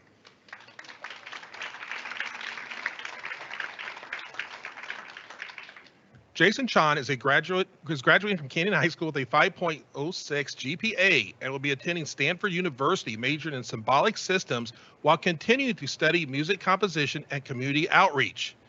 Upon completion of his undergraduate degree, Jason would like to seek a PhD and pursue a career in computer science or the arts. Jason is an AP Scholar of Distinction and a National Merit finalist. He competed on the cross-country and track team. Jason is passionate about philosophy. Jason found time to volunteer at the Lion's Heart organization and help the homeless through the Stand Up for Kids program. He is also a multi-instrumentalist and composer. Jason's life goals include having a tangible impact in the world, whether through innovation, volunteering, or simply being kind. He would like to live a good life characterized by openness, compassion, and learning. It is my pleasure to present both of you with certificates of commendation and congratulate you on your academic accomplishments as Comanches for 2023.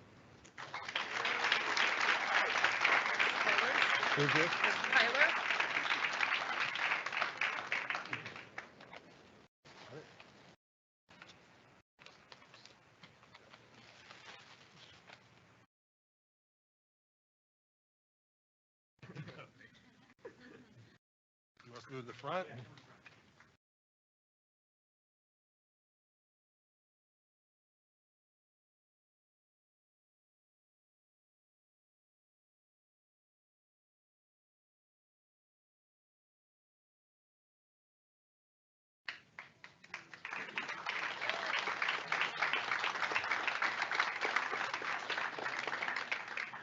Please welcome Sandra Preciado, principal of El Medina High School.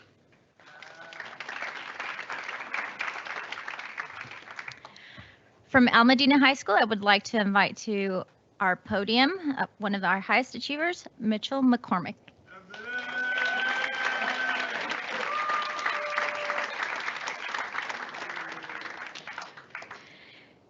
Mitchell is graduating from Almadena High School with a 4.88 GPA and will be attending Purdue University, majoring in aerospace engineering.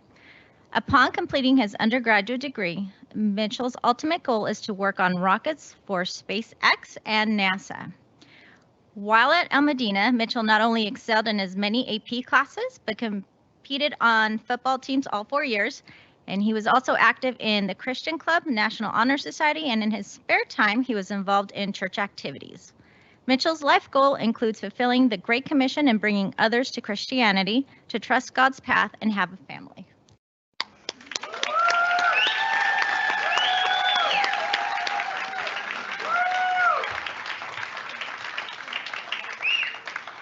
And now I'd like to invite Sarah Gore to join me at the podium.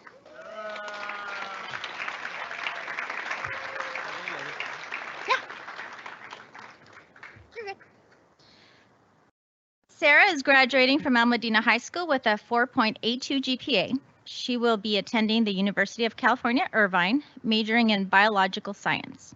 Upon completing her undergraduate degree, she aspires to contribute to the public health industry by pursuing a career in the medical field and making a scientific breakthrough in research. While at Almadena, Sarah was a very accomplished student as well as president of the National Honor Society and the Vietnamese Student Association. Sarah's extracurricular activities include volunteering at numerous community events held at the Orange Public Library, reading, dancing, and learning new languages. Sarah's life goals include gaining new experiences and perspectives on life through travel, as well as spending more time with her loved ones by maintaining a healthy work-life balance.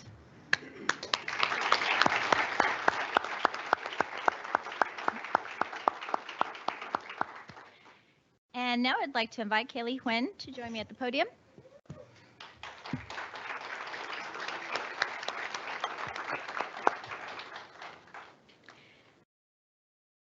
Kaylee is graduating from Almadena High School with a 4.82 GPA and will be attending the University of California, Los Angeles, where she will study human biology and society. Upon completing her undergraduate degree, Kaylee's ultimate goal is to apply to medical school and pursue a career in either dermatology or anesthesiology. While at Almadena, Kaylee not only excelled in her many AP classes, but also competed on varsity swim for 4 years, was president of Key Club, and an active member in the National Honor Society. In her spare time, Kaylee volunteered at the library and worked as a lifeguard and swim instructor. Kaylee's life's aspiration includes becoming a doctor, traveling the world, and being able to provide a comfortable life for her parents.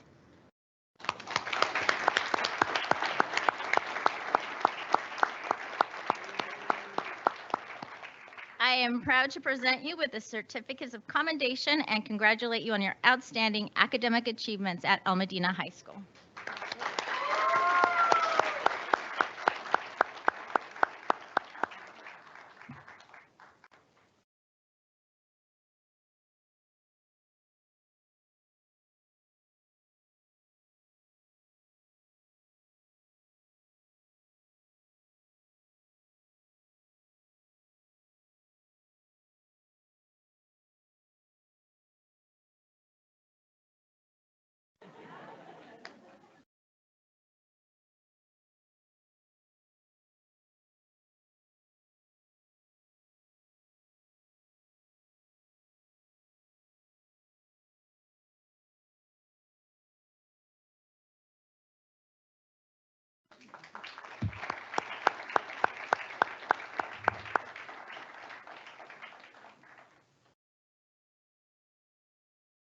I'm Cheryl Anderson Glass. I'm the proud principal of Orange High School.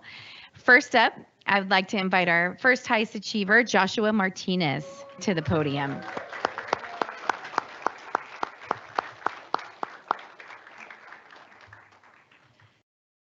Joshua Martinez is graduating from Orange High School with a 4.77 GPA and will be attending the University of California, Los Angeles, majoring in biochemistry. After graduation, he plans to attend medical school to become a pharmacist. In addition to his challenging coursework at Orange High School, Joshua was also dual enrolled in classes at Santiago Canyon College, where he earned his I Get C and will be graduating from high school with 2 years of college completed. He was the president of the California Scholarship Federation and was secretary of the Panther Buddies Club. Joshua competed on the cross country and track team. He's an active member of his church, and on Saturday, he plays in a band at different locations all over Orange County. Joshua's hopes one day will be to purchase a home for his parents.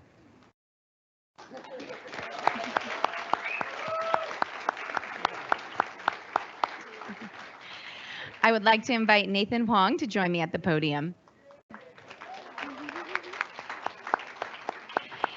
Nathan Huang is graduating from Orange High School with a 4.77 GPA and will be attending the University of California, Irvine, where he plans to major in game design. After earning his undergraduate degree, Nathan's goals are to go into the field of computer science and design games. Nathan has completed many challenging AP classes and is vice president of the Key Club and the Vietnamese Student Association. He's also the secretary of the Red Cross Club. In addition, he has found time to be an assistant at his church, go to the gym, and participate in judo and taekwondo. He also loves to play video games. Nathan's life goals include traveling a ton, living in a nice house in California or New York, and giving back to his family. He also plans to eat whatever he wants.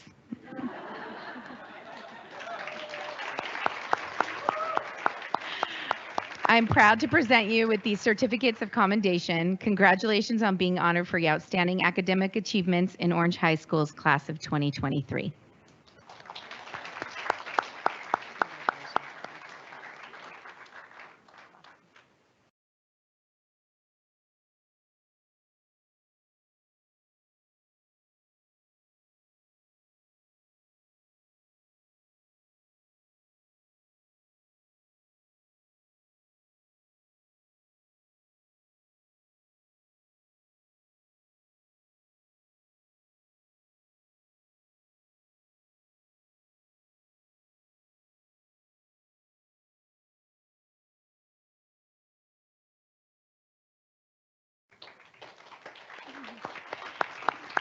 All right, please welcome the principal of Villa Park High School, Dennis McHouston.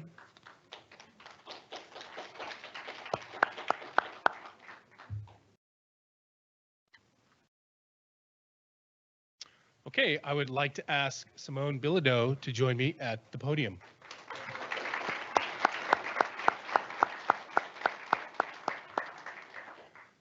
Simone is graduating from Villa Park High School with a 5.06 GPA and will be attending the University of California, Los Angeles, majoring in microbiology, immunology, there's more, and molecular genetics.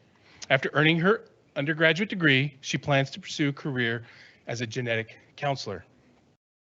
While taking many AP classes, Simone was president of the American Chemical Society, vice president of the Interact Club, an active member of the National Honor Society, and she was a member of the Sistines of Orange, where she dedicated over 200 hours volunteering with her community. Simone also volunteered at UCI studying genomic disparities in prostate cancer between Black and white Americans. She volunteered her time during the summer to do that. In the future, Simone hopes to give back to her parents and community in a positive and meaningful way.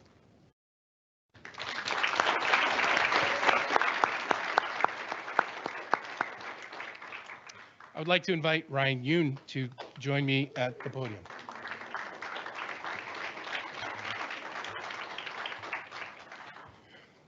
Ryan is graduating from Villa Park High School with a 5.04 GPA and will also be attending the University of California, Los Angeles, majoring in psychology. After earning his undergraduate degree, he plans to attend medical school and study radiology. While taking many AP classes, Ryan competed on the varsity tennis team for 4 years. He was a president of the Interact Club, a member of both American Chemical Society and the National Honor Society, and belongs to the Villa Park Coding Club. He volunteers with Cheers for Charity and at several local hospitals. Ryan's life goals are to become a well-known doctor.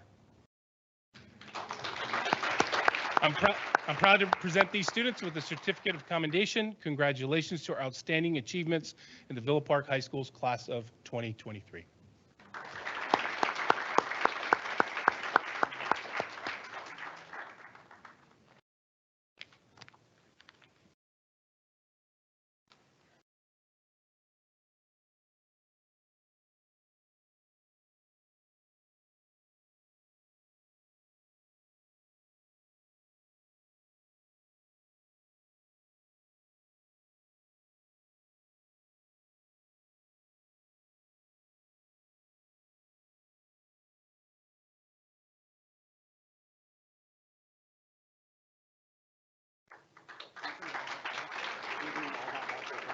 I think we want to bring all of them back for one group photo.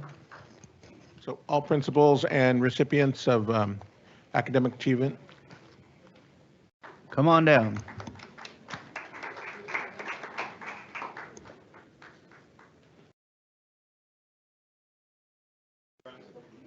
No, please stand, just stand. Parents can come on over to the middle here and take your Yeah, pictures. parents are welcome to come right up front, stand in front of us. It's fine. Yeah, I want you to get your You can stand. best picture. Just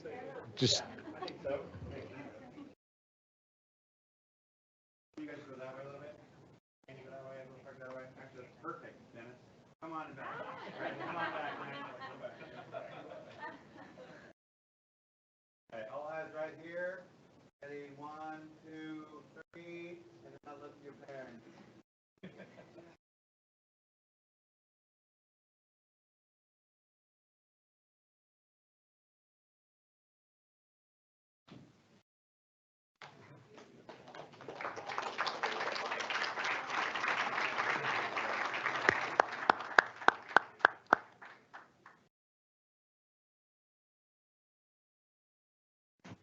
Okay, thank you, everyone.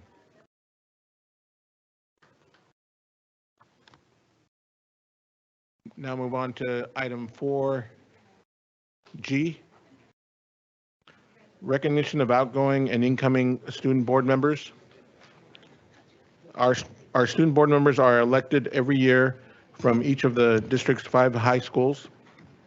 These representatives join us at board meetings and provide wonderful insight and highlights of their schools, activities, and events on a rotating basis. This evening, on behalf of the Board of Education, we would like to thank our student board members for their excellent service during the school year. At this time, I would like to have Lisa Green and Dr. Ken Miller come to the podium to recognize our student board members. And Mr. President, I think we might have a public comment on this one, and if we don't have it numbered per se right now, I think it might have been the one that was misnumbered from earlier. So is it Michael Hewitt? It is. All right. Oh, okay. There it is. There we go. Board. I am Michael Hewitt. I am a Esplanade graduate, Santiago Junior High graduate, El Medina High School graduate, and the parent of Ruby Hewitt. I wanted to take a moment to thank the board, the staff, for their support of these students and having them as a member of your team. When Ruby told me that she was running for board representative, I went, what? Like, ASB is where you kind of go to get out of class and get hall passes. That's plan prom. No, I'm kidding. But I really think that as we're looking at graduation and launching this wonderful human being, you get to see how you get to see her voice or their voices and how they're going to impact the world. And this has not always been easy, but I do think that it was an incredible learning experience. I want to specifically thank, oh, she's not there. Oh, you are, okay. Trustee Page, I think you've been an amazing leader, and I appreciate your constant concern and caring for these students. It's evident that when we hit a point in the agenda and they're not listened to, you make sure they are. And that has spoken wonders. I think the thing the board that needs to really know is that when these kids speak, we all listen. We listen intently. And so it's important to make sure that they have their voice and the respect that you provide for them, the ability for them to be given that voice reflects on what I think is your respect for the rest of the student body. So I really, really want to encourage you to continue to do that. And I want to thank Trustee Erickson for including Ruby in a lot of really interesting political stuff. I think that the board here has actually, I'm sorry, you're all amazing students, and I'm being a real proud dad right now, but you guys are all exceptional human beings. I just really, I did not think I would ever enjoy this at all. I did not think I would enjoy coming to a board meeting since January and staying here till 2 in the morning. But the moments that I have enjoyed have been every time we've had a student talk. The rest of the shenanigans I could throw away. But I just, I lost my train of thought. But I think that Ruby, this experience actually convinced her to leave the family business of psychology. I'm a psychologist, and she was going to be a psychology and brain science, and now she's going to be a poli-sci major. So change can happen, right? So anyways, I wanted to thank you for the experience. I know I took a little bit of time, but I just really wanted to appreciate this process. Principal Preciado, thank you for your support as well. And Ms. Eric, thank you for your support. So I did.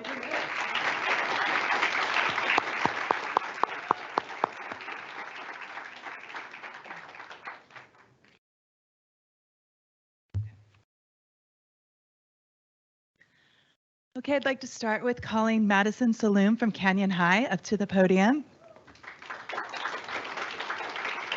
Madison will be attending the University of California, Irvine, where she plans to major in business economics and minor in political science. Her future aspirations include attending law school and pursuing careers as both a lawyer and a politician. Thank you for your service, Madison. Please stay up here.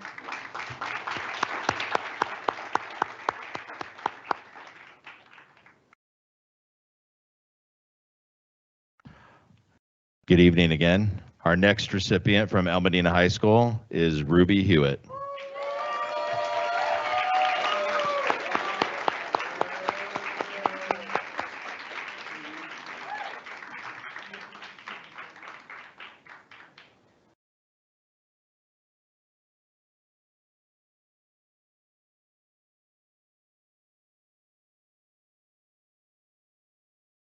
Ruby will be attending the University of California, Santa Barbara.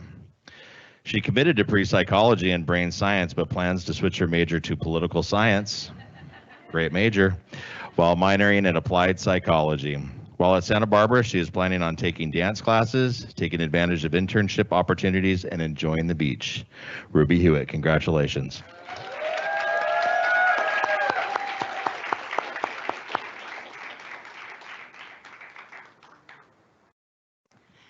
Diego Paz, would you please come up? From Orange High School. Diego will be attending the University of California, Los Angeles, where he plans to major in computer science and learn the ropes of coding. He wants to join the Association for Computing Machinery Club. After college, he plans on pursuing a career in software development, video game design, or AI and machine learning. Thank you, Diego.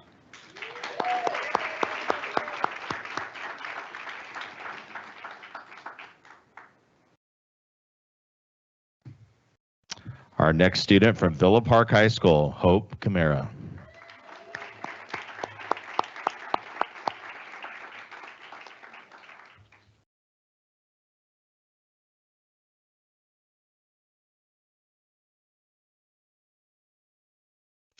Hope will be attending the University of California, Santa Barbara, where he plans to major in data science.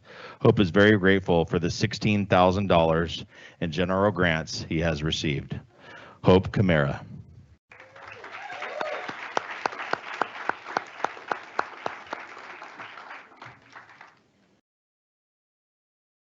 Jada Duvia from Richland High School, you please come up.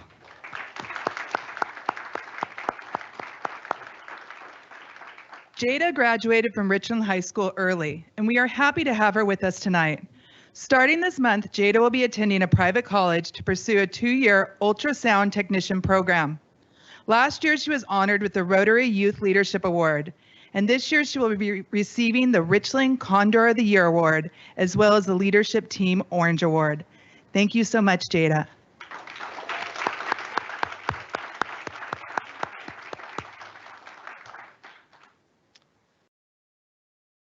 Now we have from Richland High School, Jada Lopez.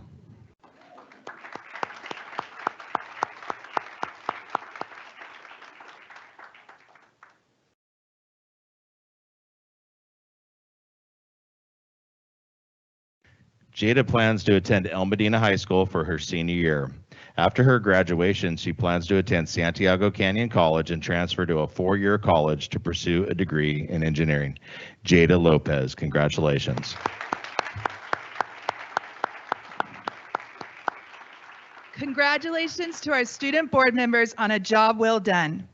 I want to let you know that our student board members for the 2023 and 24 school year are as follows. For Canyon High School, Jaya Patel. For El Medina High School, Emma Hoffman.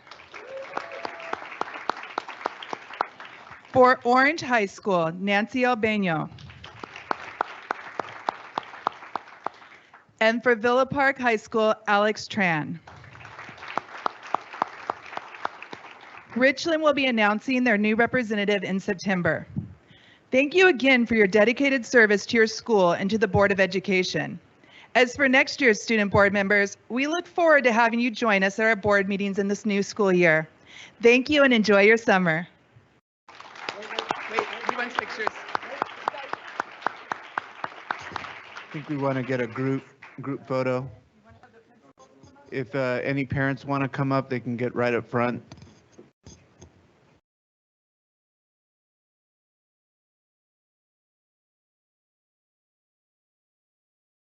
Principals?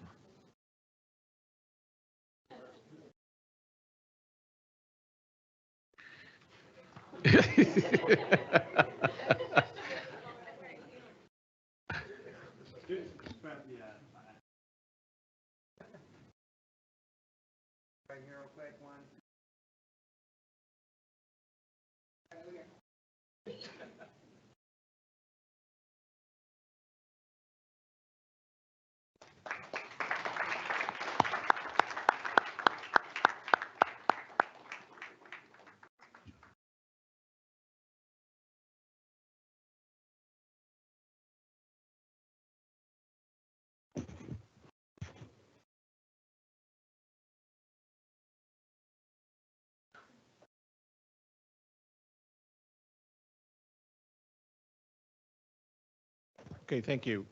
We're going to move on to item 5A, approval of minutes from the May 4th, 2023 meeting. I'll move to approve. I'll second. Okay, moved by trustee Minor, second by trustee Page. Any discussion? All's in favor? Aye. Aye. Aye. All those opposed? Motion passes 7-0. Okay. Item 6, public comment. Trustee Rumsey, can you read the? Yes. Members of the audience may address the Board of Education on agenda items during consideration of that item and non-agenda items that are within the board's subject matter and jurisdiction. Speaking time is limited to 3 minutes per speaker with a maximum of 20 minutes per topic. Persons wishing to speak should submit a public comment card prior to the meeting.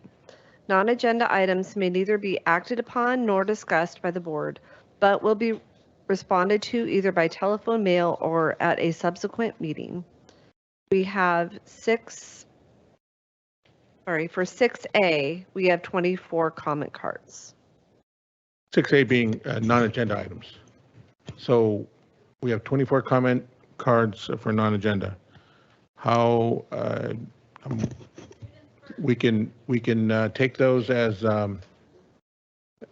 3 minutes apiece, which will be It'll be more than- 72 minutes if everybody uses their full. or 3 we do minutes. 2 minutes.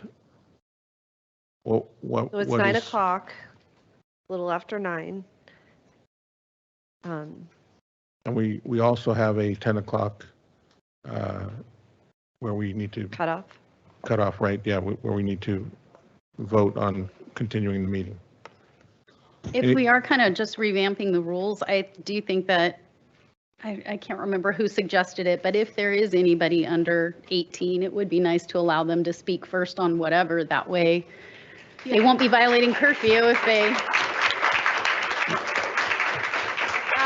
I agree, because like well- my friends, they stayed up to like 2 a.m. just trying to like get rid of styrofoam plates. So I think it should be given like the opportunity for students to speak first. That way they don't have to like wait super late to talk because they do have school tomorrow and homework. Right. So we have to go through the cards and make sure those who are student, I mean, we have your name, so your name will come out of this, but we need other names. So, but first of all, what are we talking? Are we going to stick to the 3 minutes on 24 cards? Are you doing non-agendized items first? Yes. Didn't we change that last time we were here and it was at the end, 17A? It's at the end. It's at the end as well. So there's people who have marked 6A. And we just consider that as non-agenda item. And then Right, we that also should be- have cards marked as 17, item 17, which will happen at the end. If somebody didn't put an agenda item number, it seems like, because we're going to take comments as the agenda items come up, right? So 7A, we'll take all of those. Correct. And then anything that's left would go at To the end. action items or to information items. So are you Well, putting the non-agendized? The now is for the non-agenda items, which is, we have 23 items. Yeah, but you changed the rules. Right. There's got to be some change. I mean, But I've you been- didn't I've been notify the told- public, you didn't notify didn't- even board the- members that you're changing haven't- the rules. Okay. There's the- no rules that have been changed. We Yes, haven't. there is. What No, You there- you brought usually back- put the you brought back the rules. non-agendized at we 17. need to move forward here. So we need to No, make no, a no, decision. no. Okay, What do you mean? No, no, no, no. I- We need to move forward here. There has been public and also board members talking about how late we're here. So let's. Well, let's- if I can we will- suggest. Hold on, we will can I ask- agendize the discussion about this at the next board meeting. Let's not take up that time now, please. I think we should do that, but I do think it makes sense to take comments on action items first because the whole point of trying to do this is to get through the business and then put the non-agendized items But at we- the end. But the way we've been doing it is we take the cards on the agendized item when we get to that agendized item. Correct. So we Which should do means- that before Which we means take non-agendized. following those cards, we have the presentation. It's just going to make it later is the thing. Could we determine who if there are students in this 6A pile? We'll Who just would like to ask, are speak? there any students out there that want to speak to non-agenda? That are in the That pile. marked in the audience. 6A. In the 6A. pile for 6A. Well, I have No, those in a eight- separate pile. 8 is the pool, and when we get to the pool, So Yeah. looking through.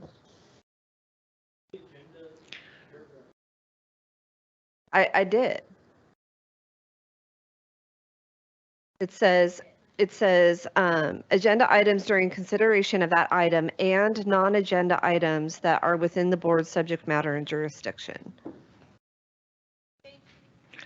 Mr. President? yes. You know, folks, let's just keep it simple and let's keep it real. This has been on this agenda since day one. Nothing's changed. All we're saying is we want to adhere to the 20-minute rule because it goes on and on and on and on.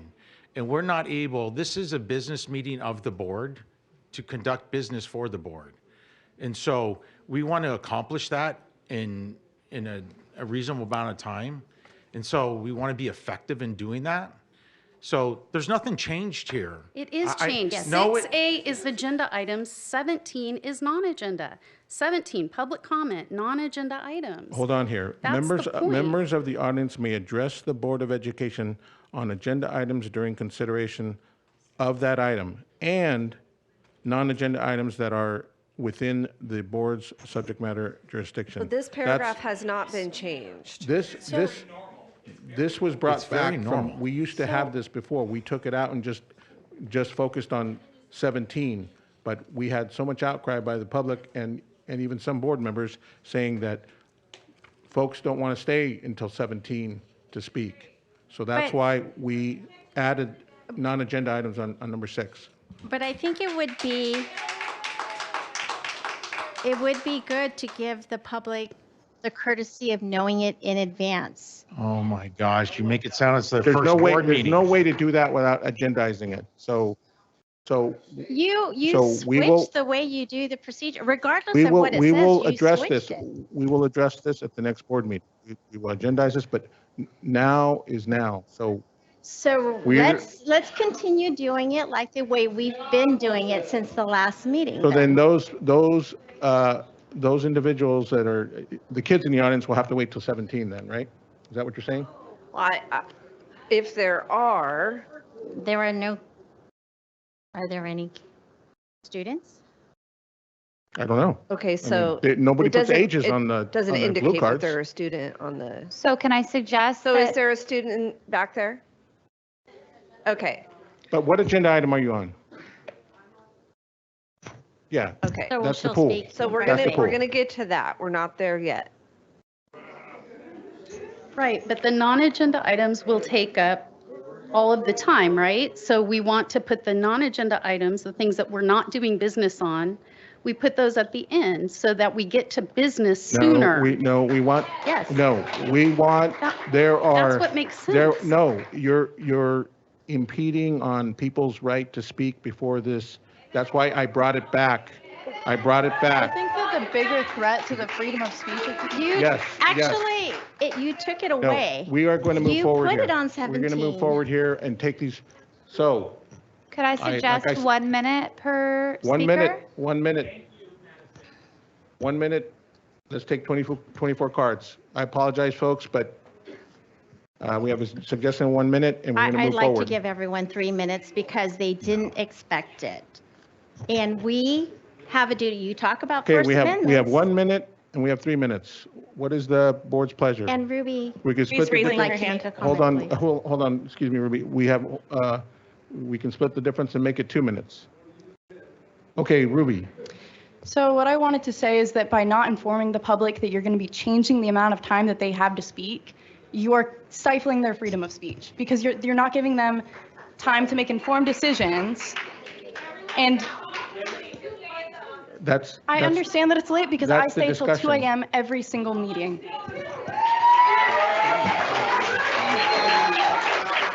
I understand that it's late, but I think that Mr. Ledesma, when was this agenda posted with this change? Oh, since last Friday. Since Monday? Monday, well, Monday, but There board was members, no board change. members had this agenda. Exactly the same. Board members had this agenda since last Friday. there is nothing in the agenda that indicates that we would be changing the amount of time that people are given to speak specifically. Well, That's why it's the board's pleasure right now. It's the board's pleasure on these if I non-agenda. could, items. The if I could just, alternative If is we're to talking about stop what's at 20 effective- minutes.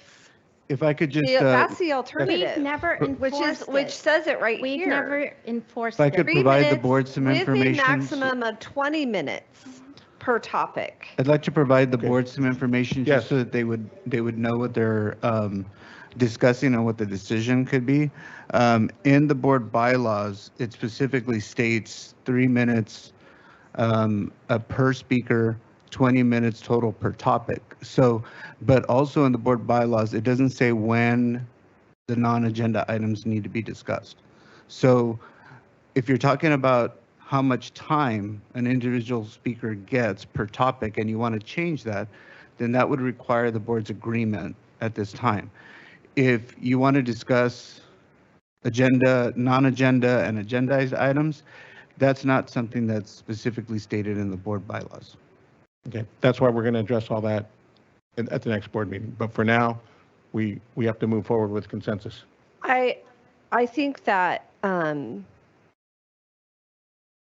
I think that we should stay with for tonight the 3 minutes. Okay, I do.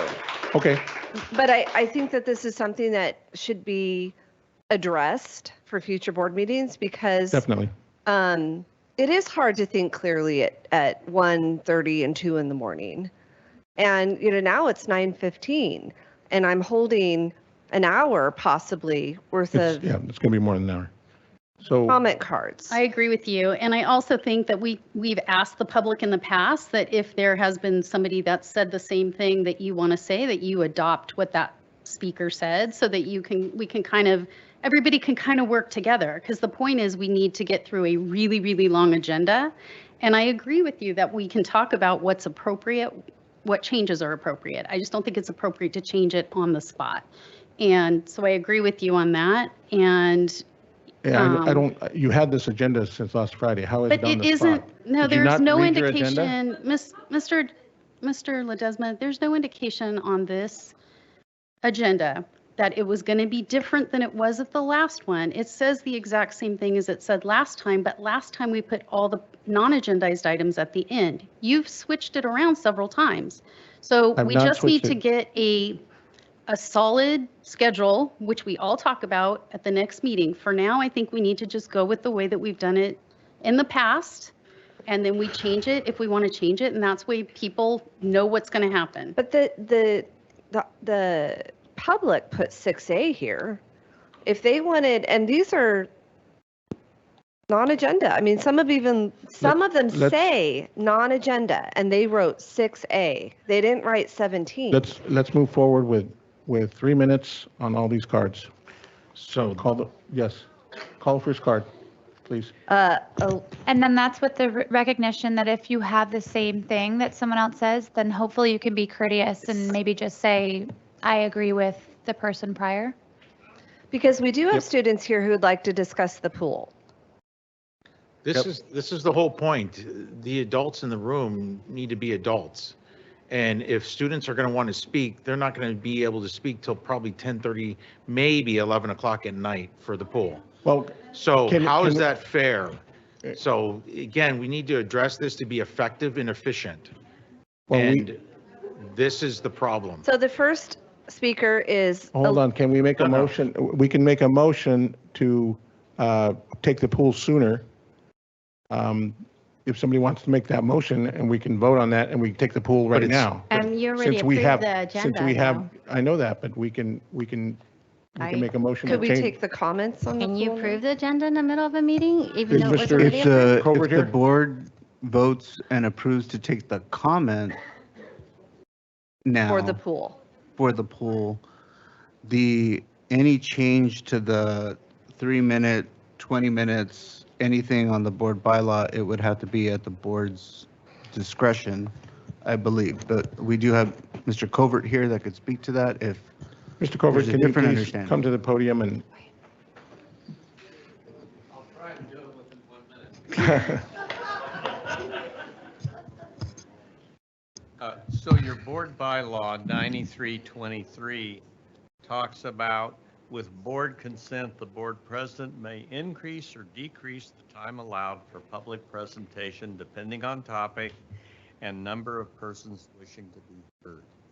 It says the board president may take a poll of speakers for or against a particular issue and may ask that additional persons speak only if Could someone- you pull the microphone? Thank you. Of course.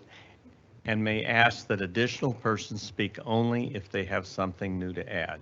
So first of all, you can go ahead and take public comments on whatever item you want to, just like someone suggested earlier, taking comments from students and the like in the audience. So you have several options here.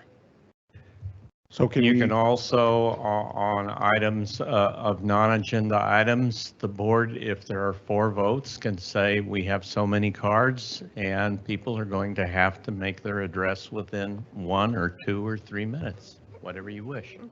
So we can take comment cards on information item on the pool right now, because we seem to have some. You certainly students here. can. Okay. Without any kind of consensus or vote?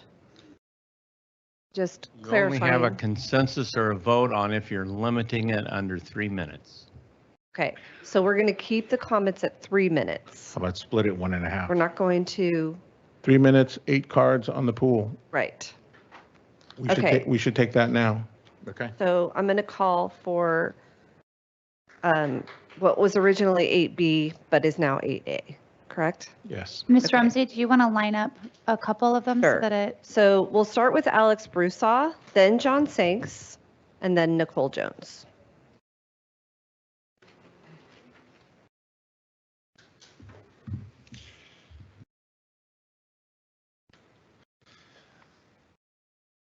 And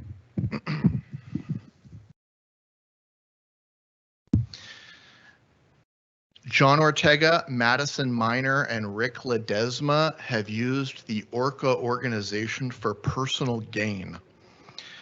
You know, when I came here and I saw that things were going on, I started digging and I went through tax records and I figured out that John Ortega was a board member of Orca. The tax records ended in 2018.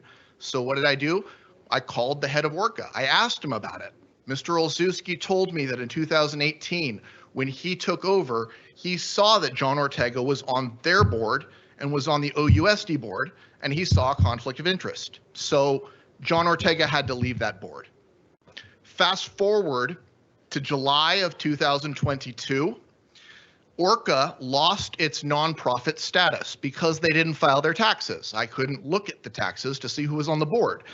Well, they had a meeting with district personnel about that, and instead of paying the $100 an hour fair use for for-profit organizations, they were allowed to pay $15 an hour as if they were a nonprofit organization, $85 an hour. Now, I did an estimate at 30 hours per week. That's a difference of $2,500 per week that our school district was losing because Mr. Ortega facilitated a deal for them to donate about $12,000 worth of equipment. $12,000, $2,500 a week. I think you guys can all do the math.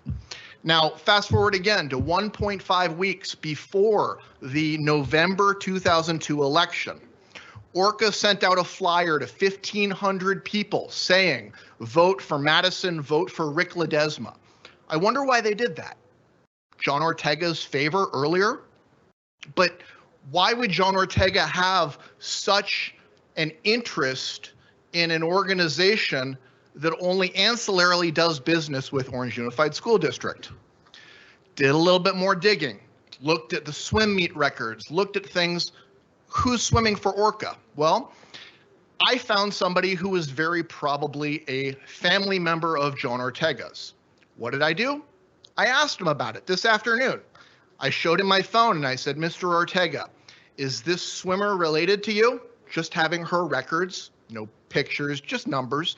And he got in my face. He went ballistic. He got mad. He got angry. He asked me why I was looking at minors, called me disgusting for even asking him that question. Why? Because it shows his conflict of interest, an undisclosed conflict of interest.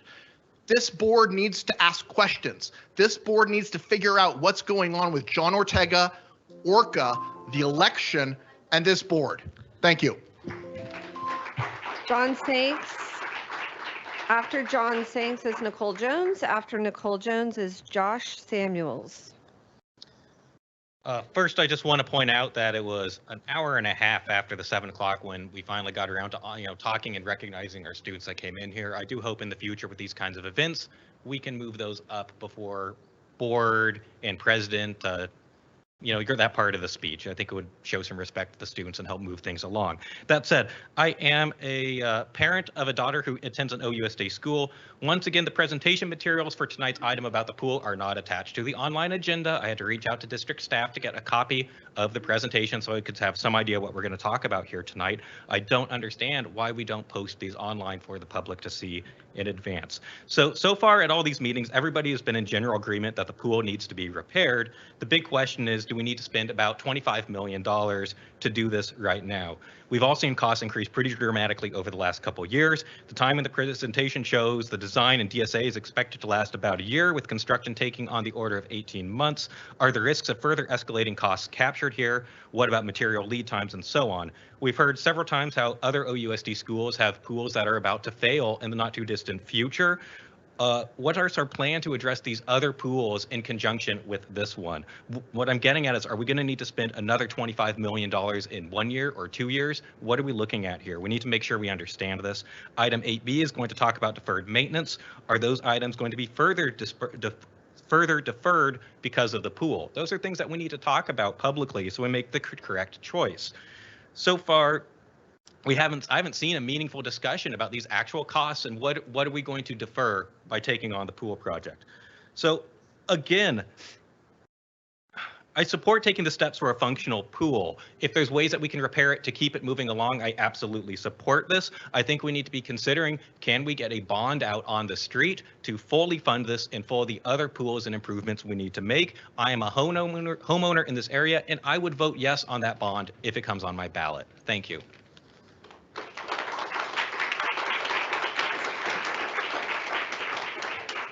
Lucy Flynn is going to be coming up soon. Good evening. I would like to address a few items that were raised at the Villa Park High School pool presentation last month. At the last meeting, a Canyon High parent spoke about their pool. There is no question that Canyon will also need a new pool, and I am sure Orange will follow, what makes it all the more critical that Villa Park get a 51-meter pool. A 51-meter pool would mean far less disruption to our other aquatics programs in the district when their pools inevitably go down for construction. They could come to Villa Park and practice at a reasonable time and not have to juggle their practice times as El Medina did, because we do not have a pool in the district capable of hosting more than one team at a time. Refurbishment of these pools is not an option. Your own experts questioned whether refurbishment is even viable since our pools are old and do not meet the requirements of many of our programs. Your experts also stated that these pools are past their lifespan and that they insist that the inlets for the pools are inadequate. We need facilities that meet our current program needs. This brings me to the prospect of an additional aquatics facility at Peralta. So if we cannot afford 4 pools, why is it logical to add a 5th pool? It is not only the cost of constructing an additional facility, but would mean a 5th pool's cost of additional maintenance, plus an entirely separate staff, which would be a further annual cost to the district. So another pool site is not a viable option at this point either. I will chalk it up to the late hour of the meeting, the last meeting, when it was stated, I think you pretty much do aquatics at an aquatic center, in my response to my comparison with Fred Kelly last time. So why do we have tennis courts? I think you just do tennis on tennis courts. Why do we have separate soccer fields? Why do we need baseball facilities if you only do baseball on them? Water polo is one of the fastest growing youth sports in the country, with the growth in the 10 and under age group at 35.5% between 2015 and 2020. These are the kids who are now enrolling in our high school. Aquatics facilities are a good way of attracting these families to our district, as I have example after example of kids we lost to districts with better facilities. Finally, last month's presentation presented us with some profound sticker shock. None of us anticipated that building a pool would have well over doubled since the construction at El Medina. But it is important to remember that they are projecting that pool costs will only continue to increase at 5 to 10% per year. So that makes it even more imperative that we get going on this now and not wait as rates continue to climb. I would like to leave you with a partial list of our surrounding districts with 51-meter pools from my own research.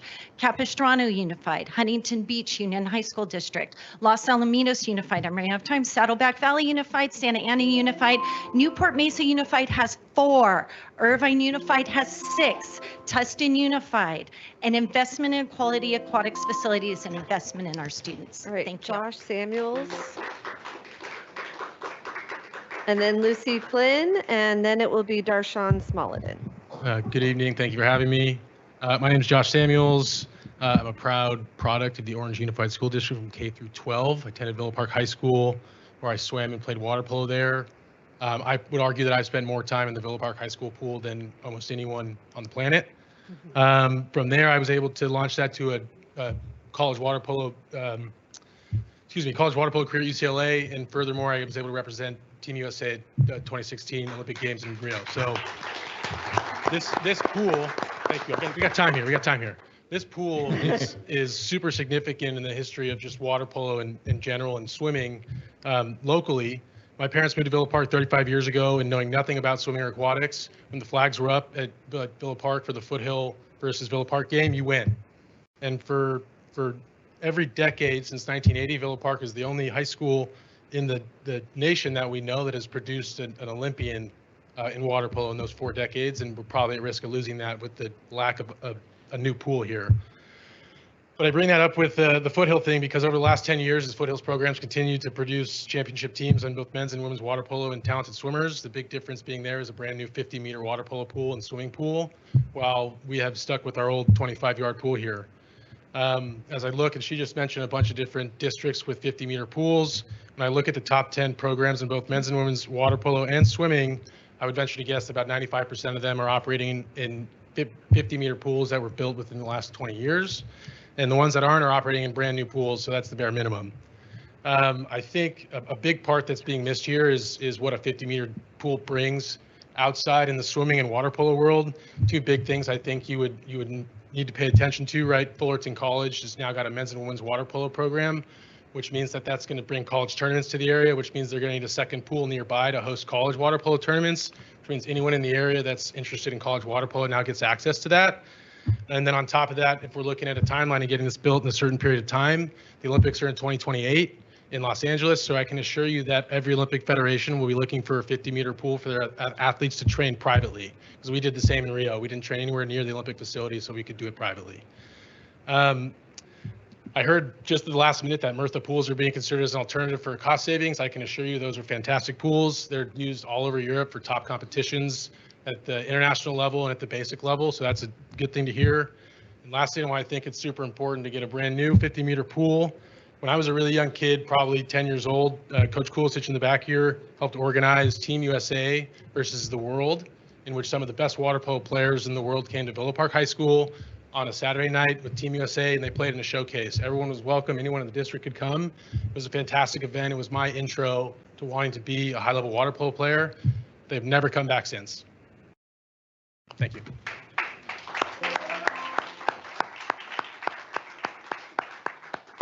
So Lucy Flynn, Darshawn Smolledon, and then Michael Hewitt.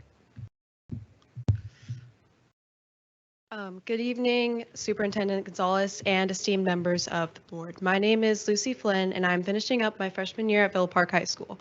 I recently competed on the Villa Park swim team, and I finished top 8 in both my events at the D1 CIF swimming finals, and I competed at the state championships and placed 14th in the 500 freestyle. I'm currently the school record holder of the 500 freestyle and the 200 freestyle. I also received the Hardest Worker Award from the Villa Park coaches at our banquet last week because I'm super dedicated to my sport. I swim in that pool 8 times a week, which turns out to be 16 and a half hours in that pool, and it's only going to increase as we head into summer. I have been to several pools all over California and a handful of other pools in different states, and I would have to say that Villa Park is probably the worst pool that I've ever swam in, and it really hurts me to use that superlative to describe my own home pool, but it's true. I am going to be a 3rd-generation graduate from VPHS, and I would like my pride as a Spartan to be carried over to our facility. We have boys and girls swim and boys and girls polo to take into consideration, and that's only for high school. We also have community swim lessons and club rentals that need to be taken into consideration because they provide revenue for the school district. We let Elmo's pool break beyond repair without ever fixing it, and I feel like there's lessons to be learned from that, because once Villa Park's pool breaks down, it's only a matter of time before Canyons breaks and Orange breaks. And with a 50-meter pool, we can comply for other swimmers to swim in that pool like Elmo had to. I would also like to point out, just as Mrs. Jones said, that several of our surrounding school districts have at least one 50-meter pool, and I know that in Irvine, all the high schools have 50-meter pools because I've swam in 4 of them. So thank you for your time.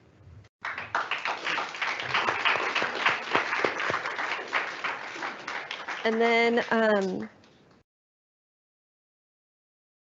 I believe the final speaker for this is Frank Rodriguez.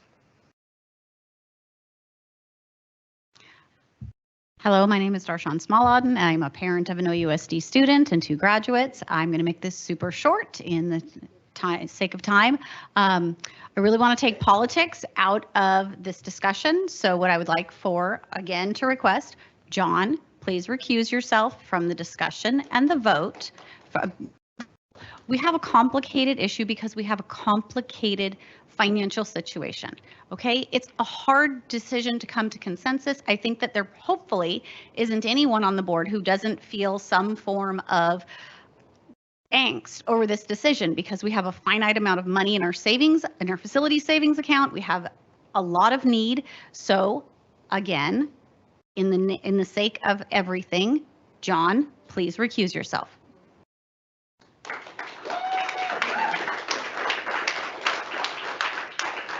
So just really quickly, Mike Hewitt, yeah, you know, I spoke earlier, parent of a OUSD student. Can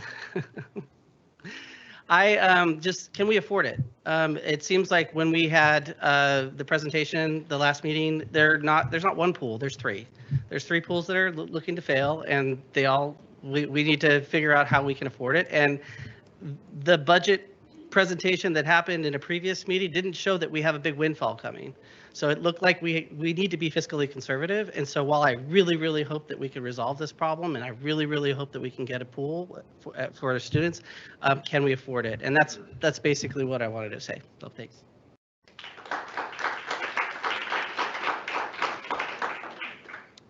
So Frank Rodriguez wrote 8B. All right, so there's a lot of fear mongering at this podium in regards to this pool, and I can only go based off what we know. What we do know is at the last meeting, Bruce Shaw wanted to give Erickson an email in regards to this pool. I advised Bruce Shaw to give you that email, Erickson, because if you fail to comment on that email on the dais, it's going to say something about that evidence. If that evidence was strong enough to force him to recuse himself, you would have brought it up. You just rolled it up and put it in front of you. That's quite disturbing. Such strong evidence, right? Yamasaki, you asked a very divisive question on that dais to President Ledesma, asking him what he was going to do with other schools when they need facility repairs. I will educate the public on my own platform about what happens at the beginning of the school year with our repair funds, because you were fear-mongering and putting outrage into our community when you know that we replenish funds to fix things here at our school. What we know about this pool is we cannot afford to wait. What we do know about the pool is if we get a 51-meter pool, it can definitely help other campuses when they're in need. What we do know is that this pool will break. It could break right now. We don't have inspections on the other pool because obviously they're not as bad. By the own fruition from the students that use this pool on a daily basis to practice, to learn for their own mental health, we're going to play politics with it. If if John was on that board, this is where the radical recall fails to realize that even the people on this dais aren't even going to advocate for them. We had the executives here, right? For Orca, or the financial people. Why didn't Yamasaki, Anna, or Erickson ask the glowing question at hand? Is John Ortega on your board? Why didn't you ask that question? Your supporters wanted you to. Why didn't you ask him? They could have spilled it all right here, but you didn't. There's a reason for that. So the radical recall, you're not even doing what your advocates want you to do. So if you're not doing what the advocates want you to do, you're not doing what's best for the school district, and you're taking tons of political photos with other people's children the entire month, what are you doing on this dais? What we do know, just so I can get off of here, it's very normal to restrict someone's comment in public comment. Majority of Southern California school districts actually do that. I've been to a majority of them. So thank you, Rick, for continuing to listen to even the radical recall activists and wanting to shorten our meetings and doing what they want, because clearly the majority is the only one that's listening tonight.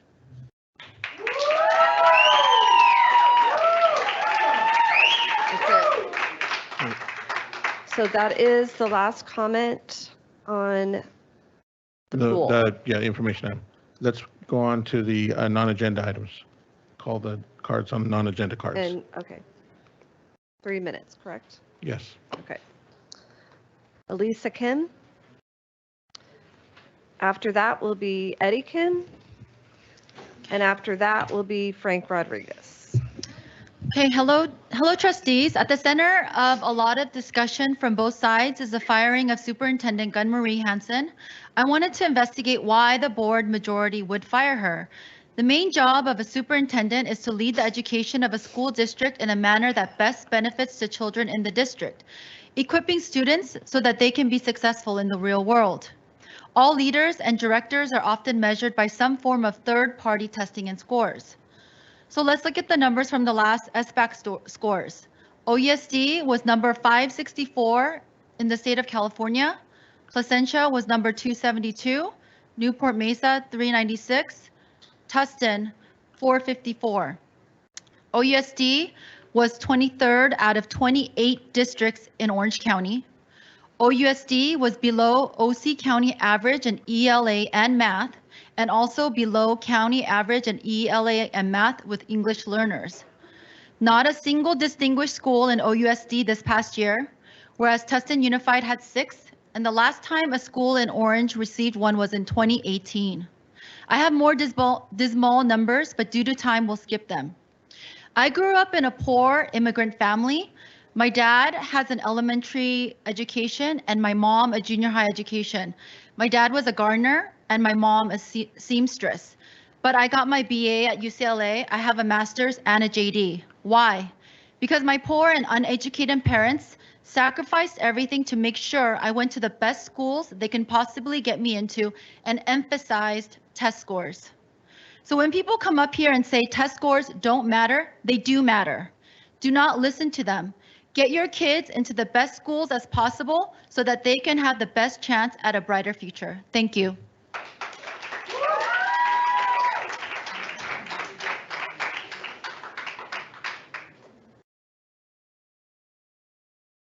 First and foremost, I want to thank the good teachers of this district. A lot of parents in this district know that the education needs improvement, and the test results are reflective of that. So can we stop with the Gun Marie Hansen was doing a great job spiel? Maybe OUEA and CTA liked her because she let them do whatever they wanted. But her performance, as reflected in the test scores that we saw before, were not impressive. So everyone, let's please stop with the award-winning superintendent. You sound like Al Bundy reliving his 4-touchdown football game in high school. This was an award-winning school district, but the unions have taken control with the help from the previous board majority who let it go to shambles. The people of this district voted out Kathy Moffitt because they wanted change and improvements. You made a good move to remove the person who was in charge and who was obviously doing a subpar job. Please find a superintendent that will empower our future with quality education and a strong curriculum. If you want to know what systemic racism looks like, it's happening to the people of color in this district, especially the Hispanics. I was shown a presentation like two sessions ago where English learners are taking 5 to 6 years to learn English and graduate out of EL. Instead, OUEA and white extremists are lying to the Hispanics and using them for their radical recall. No wonder it's taking the district 6 years to get kids out of the EL program with subpar proficiency in math and reading. As a minority, I will give other families some suggestions. Research the school your children are attending. Send them to the best schools you can and don't settle for poor education for your children. Also, if you see your teacher in this room with an OUEA shirt, get your children out of that classroom immediately. These are the political activists disguised as teachers. If they have the gall to shout down parents who want to see education improved at OUSD, imagine what they're doing to your kids. I don't support the recall led by the union radicals, but if there is a recall, they should be recalling Erickson, the unapologetic Brown Act violator. And one more comment I want to say is I saw the exchange between Rick and Alex instigated that action. He got up in his face, showed pictures of his daughter, and questioned his daughter. And I think every dad who saw a grown man looking at a minor's picture right? And shoving that into the face of a father would be upset. I think every alpha, normal man, father would do that to their, yeah. There's a lot of beta boys in here too that wouldn't. They wouldn't stand up for their daughter. No. So, no, she does not. So, Alex is the one that instigated the action to John. Frank Rodriguez, and then Linda Cohn will be next. After that will be Lori Kaler. Yeah, so I'll just make it really quick. At the few meetings ago, we had a full-on eval of all of our departments, and one of the biggest concerning things that is hitting our district right now is obviously enrollment and staffing. The biggest concern that I think as a district that we need to put a lot of attention on is getting the kids to the school. If we can't get them to the school, then they can't come to school. Our transportation services expressed deep concerns with being able to staff that department. And I have yet to see on the agenda what we're going to do as a district to ensure that we can staff those people. The new school year is coming up. We have new buses that we voted on. If we don't have people to drive said buses, then there's no reason to spend the money on those buses. So for me, I'm going to end it right now. I would really love to see on the agenda some sort of marketing plan, some sort of income thing that we can do for our drivers, because by their own fruition, they're struggling to hire people. Thank you.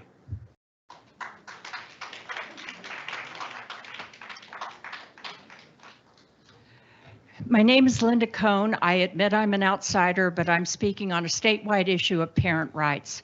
On April the 10th, Assembly Bill 1314 was declared dead on arrival in Sacramento. Because I'm a member of a statewide coalition supporting AB 1314, because this is a parent rights issue, and because AB 1314 has united parents, teachers, school board members who are only trying to protect the health, safety, and even the very lives of children, I, as an outsider, appreciate the opportunity to bring this issue before you. Many of you know that AB 1314 would have required schools to notify parents within 3 days if their student had begun to identify as a different gender. The idea for this bill originated with Erin Friday, an attorney and a mother whose 11-year-old daughter was transitioned at her middle school without Erin's knowledge or consent. During Erin's long, challenging journey, she founded a parent group, Our Duty.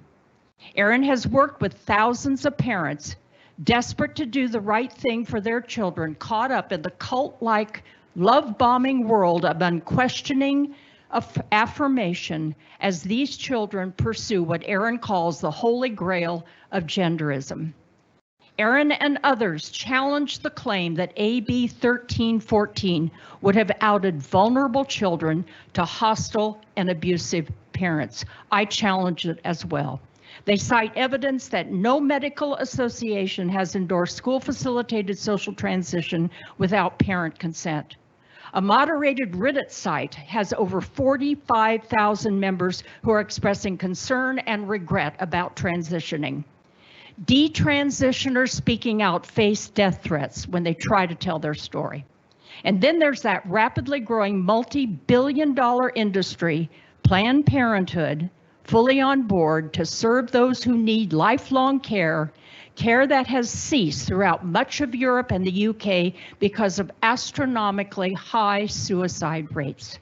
You will very soon have access to not only a model board policy, but legal advice that is vital to bring forth parent right issue that was killed in Sacramento, but is going to be alive and well in local school boards with parents and school board members who genuinely care about the lives of children and know that parents are not the enemy.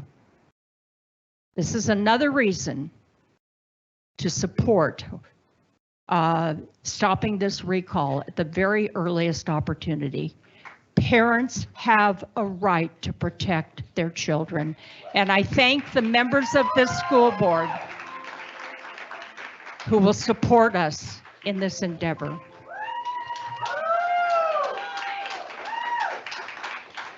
So Lori Kaler, and then Dave Johnson, and then Ken Wood, and then Michelle M. There has been much discussion at the Orange County Board of Education about the well spaces appearing at schools all over Orange County. Several of us have been asking about the services provided. As a resident of OUSD, I ask this board to pay careful attention to the well spaces that have appeared in OUSD, but only in the Title I schools. Our concern is that these spaces streamline connections between schools and mental health services, specifically Children's Hospital of Orange County. According to the OC Department of Education, well spaces are simply for stressed children. Counselors will pass out coloring books and lead yoga classes. We find it difficult to accept this as the primary goal of a CDC grant of over $500,000. Consider that AB 1184 has just become law. Planned Parenthood sponsored 1184 back in January 2020. CTA's Civil Rights to Education Subcommittee advocated for school-based health clinics to provide all students, particularly transgender and non-binary youth, access to a broad range of services. AB 1184 mandates insurance coverage for all these sensitive services without parental knowledge or consent. The Equity in Orange County grant creates these spaces on campus with Planned Parenthood as a highly recommended private partner. So Planned Parenthood, working with CTA, the OC Department of Ed, with lots of grant money, has created well spaces, which we claim will be the pipeline for our children to be delivered to the providers of sensitive services. Parents' insurance will pay the bills without their knowledge or consent. I urge this board not to let this happen in OUSD. At the same time, I want to point out that the supporters and heavy donors to the recall campaign are strongly linked to Planned Parenthood. Andy Thorberg has been on Planned Parenthood's Act on committee. Thorberg was supported by 3 OUSD board members and several community members when he ran for the OCPE. Parents and community members say no to Planned Parenthood, say no to the recall.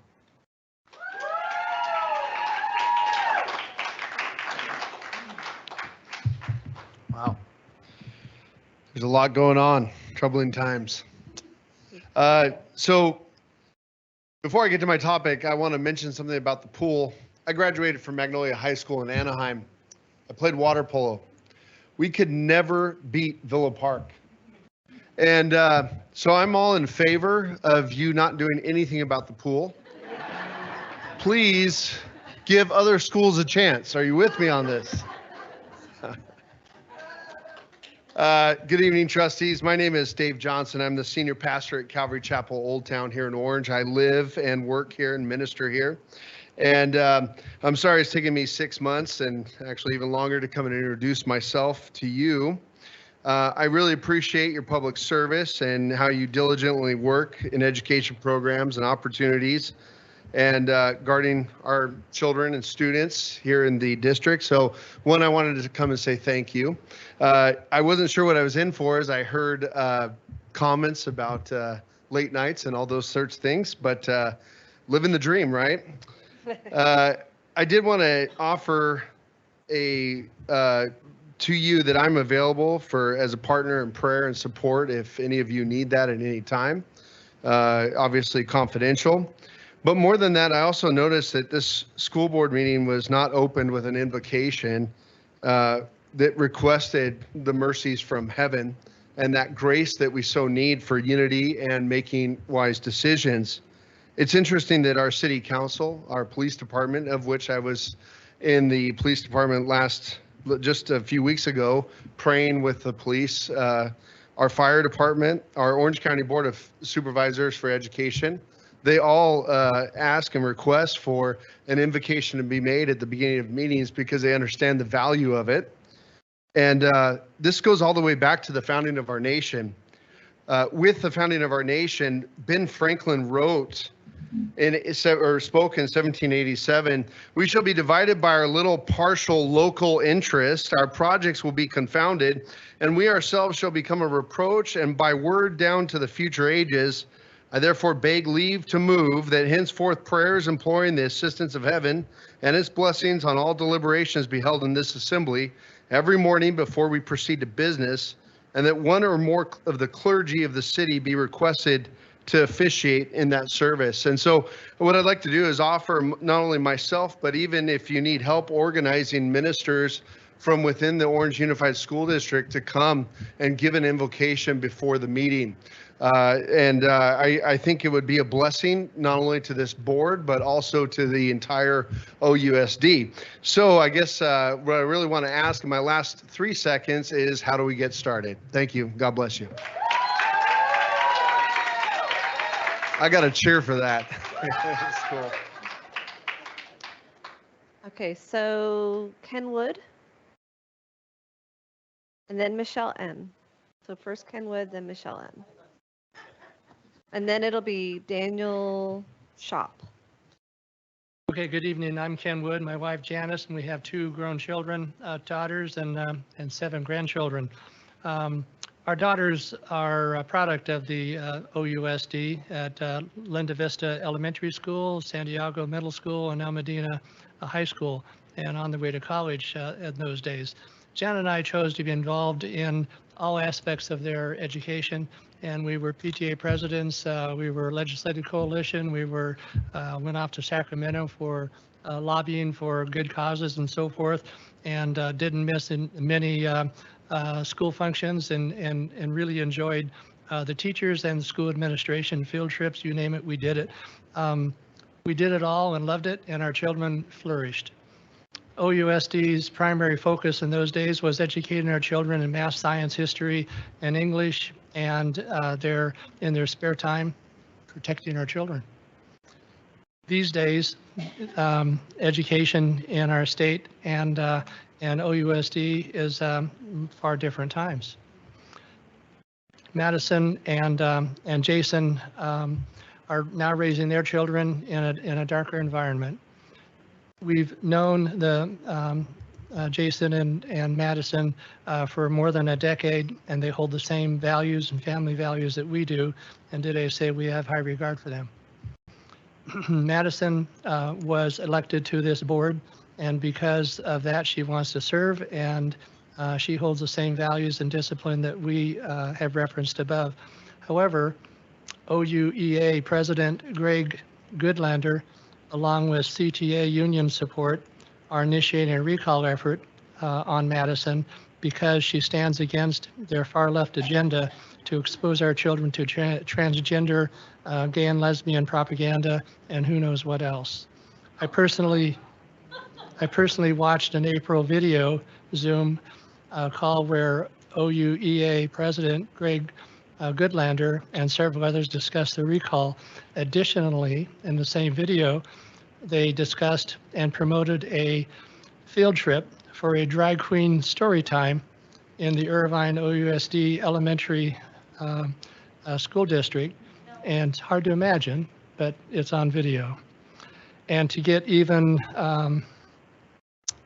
more elementary children going to this transgender propaganda program, they offered $100 to the teacher who sent the most children. Disgraceful. You can speak later. OUEA board president along with CTA are currently using resources to initiate this recall. It is past time for God-fearing family values and us to not put up with this anymore. Thank you for your time.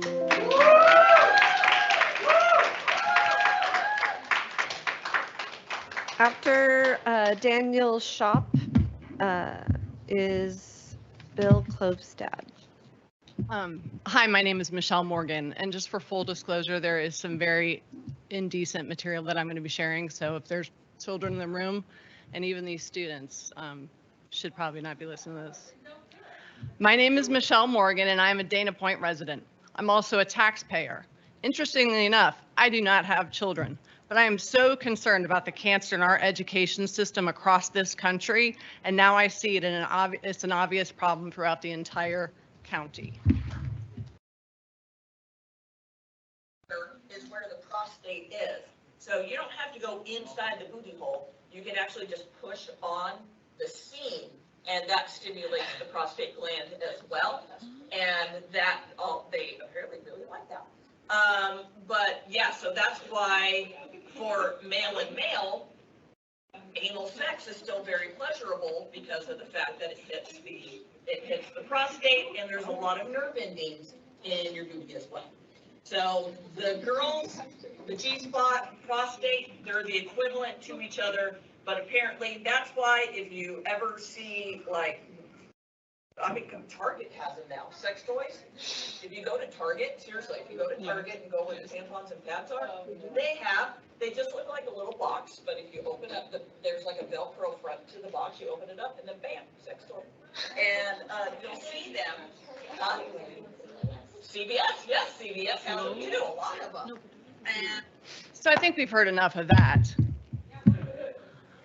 I've been to numerous school board meetings over the last year, and I continue to hear the same mantras: no hate, equality, equity, and so on. I never hear about teaching the students on subjects such as math, science, our real American history, or the Constitution of the United States. In what hemisphere is this normal? This is not anatomy, this is not physiology, this is not biology. This is grooming children with highly explicit sexual material. By the way, We need to let the these are your speaker neighbors speak. in Placentia. This is why people like me are rising up around this country to make sure sensible adults are in the room. This isn't even a conservative matter. This is not education. Targeting children is, you must not have a recall on people who were duly elected to this board by the citizens of this community. I would like to commend the principal and the superintendent of the Placentia School for taking swift action and removing this teacher from the premises as soon as they were made aware of the situation. OUSD needs to have a policy in place on how you would handle matters such as this. And the parents need to have a Bill of Rights to protect all these children from the grooming. Thank you.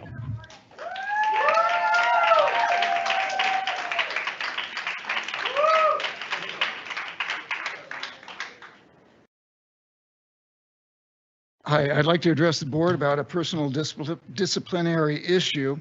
I realize this issue was out of the school board's hands for the most part, but it wasn't out of the hands of former Superintendent Hansen. I'm speaking about former Crescent Elementary fourth grade teacher and Canyon wrestling coach Richard O'Connor. According to an OC Register article published on Monday, May 15th, 2023, O'Connor pleaded guilty to one count of possession of child pornography in federal court. A forensic review of O'Connor's iCloud account identified at least 81 videos and 158 images of child sexual abuse material. O'Connor admitted in his plea agreement that several of the videos and images depicted infants or toddlers, as well as violent, sadistic, or masochistic conduct. O'Connor further admitted in his plea agreement that he knew that at least 3 of the videos that he possessed depicted minors engaged in sexual conduct, at least 1 video that portrayed a child engaged in sadistic or masochistic conduct, in particular bondage. Homeland Security investigated this case, and Hansen knew this was happening. She knew this teacher was a problem, and Mrs. Yamazaki, I suspect you knew as well. Canyon parents certainly knew he was a problem since the fall of 2022, yet nothing was said by the district about this. This man was in a classroom with 9 and 10-year-olds daily. The parents at Canyon High knew about him last year, and parents at Crescent knew it as well. My question, and the question the public should be asking, is how long did Hansen know? And how long did Hansen allow him to stay in the classroom and coaching potential victims with no disciplinary action? Parents at both schools are upset and have been since they found out last year. And the district administration knew these allegations and said nothing. The radical recall says Hansen was the, quote, the best superintendent ever. However, this issue was handled horribly by Hansen, and this is yet another justification why she was no longer fit to serve as the OUSD superintendent. The radical recall is lying about everything they have based their recall on. Parents and voters elected this school board, and parents have rights. And those rights do not end where the radical teachers union's Marxist communist agenda begins.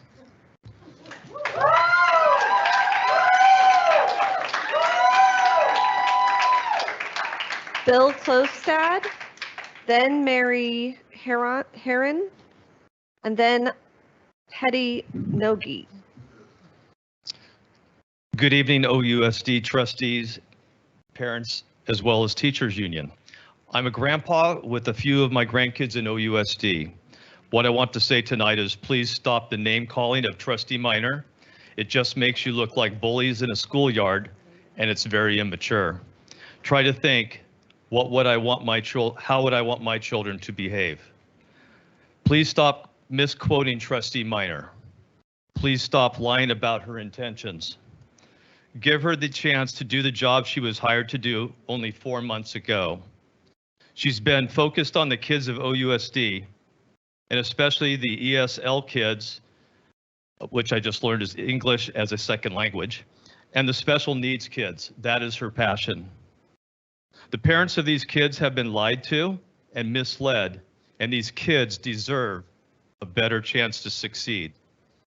OUSD parents were ready for a change, and their voices were heard. Trustee Minor beat a 22-year incumbent who repeatedly claimed that OUSD was virtually perfect and is now plummeting in her absence. Well, no disrespect to the former trustee, but these problems existed while your former majority, along with Hansen and Corella, continued to give out mutual admiration and society awards while patting each other on the back, while OUSD was failing. What they were actually doing was cheating OUSD kids out of the money by abusing their own power. I don't want to discount the work that teachers do because teachers are invaluable. But I remember when just 2 to 3 years ago, those teachers, which are represented by the teachers union, came and complained to the Moffitt majority about how tired, how overworked they were, and how they wanted smaller classes. And guess what? None of that majority listened. Now, as school population's declining, teachers are being faced with combo classes rather than entertaining those small classes they wanted. The district will be forcing combos, keeping enormous class sizes a norm, and continue to overwork and burden the teachers further. You wanted change, and Trustee Minor was voted to help make these necessary changes. Stop this senseless recall effort. It's a waste of taxpayer money, and I ask you not to sign any recall for OUSD. Thank you.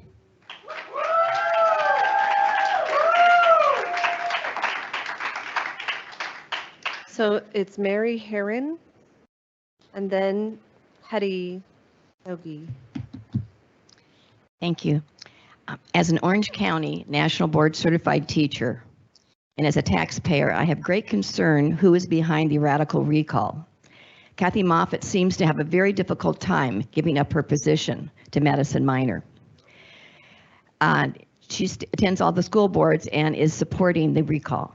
Other donors are the liberal leaders of the California Teachers Unions, and of course Planned Parenthood is always in the mix with its treasurer Andy Torben. Planned Parenthood does not belong in education or on any of the campuses. The recall is not about what is good for children. It is about money as usual. Pay to play. Gender transitioning will make profit, high profit, long life profit for big pharma and all of the people that are in this evil food chain. Do the research. You'll see what I'm talking about. It is not about children. It is about money and the pharmaceutical industry. They are taking advantage of these children and taking advantage of the parents. It is just absolutely criminal. Please stand up against the lies and stand for truth and do not sign the radical recall. It is estimated by the registration of voters that the recall will cost taxpayers $1 million. That could be put toward the special education. Talk to the registration of voters, and you'll find that out. Why is there so much outsourcing also with the private groups regarding the special ed services? I am a national board teacher that specializes in special education. I do not find that completely comprehensible. It's very questionable, very perplexing. Why are we feeding outside special ed industry with $14 million that could be used for very competent staff within our own OCDE? How much of that money is going to attorney fees dealing with very unhappy families?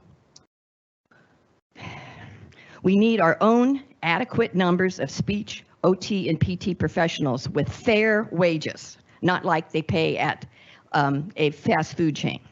Every penny of that proposed $14 million needs to be audited by a non-biased outside source. Whatever happened to the days when education was about children and not outside financial interest? Thank you. And one last comment. Common sense would dictate if there are 20 speakers, give them less time and let everybody speak rather than carry on the evening so long. We can all be more succinct, I think. Thank you. So Hetty, and then it'll be Eileen McDermott. Hello. First of all, I would just like to say to the Olympian, wow, I'm impressed. I didn't know that. Let's get that poll as soon as possible. Second, I would like to give you two options. One, Madison, who I met and worked in her campaign, is a mother. She has 4 young children, married, a Christian, a patriot, loves her country, has years of learning Spanish on her free time. And, well, obviously she's not a racist. She sometimes teaches at OCCA, a public charter here in Orange. She also volunteers at her church, and she believes in United Family First. Now, Erickson is an attorney who worked for our county, helping criminals get sentences reduced, believes kids should be taught LGBT and trans in elementary schools. So she attended rallies for Planned Parenthood to legalize abortions up to 9 months. Yes, a full-size baby. She also asked, yep, that's right. She also asked help for California Teachers Union, the same union that told the Dodgers to invite the nuns of perpetual indulgence, the gays who dance on the cross almost naked, making fun of Jesus Christ. Now, also, Erickson supported Superintendent Hansen, who covered up for the Crescent Elementary 4th grade teacher and Canyon wrestling coach, Richard O'Connor, who pleaded guilty on May 15, 2023, for the possession of child pornography, including toddlers. That's right, an ROUSD. And Gunmarie Hansen and parents knew about this in 2022. What happened? Nothing. Nothing until we barely found out about this in the newspaper. So don't sign the recall. Why? Because allow time for Madison and the board to restore children's education, innocence. Signing the recall now, you lose the options to find out what else is happening at OUSD that we didn't know about. What else is happening that you would like to know about? So protect our OUSD kids.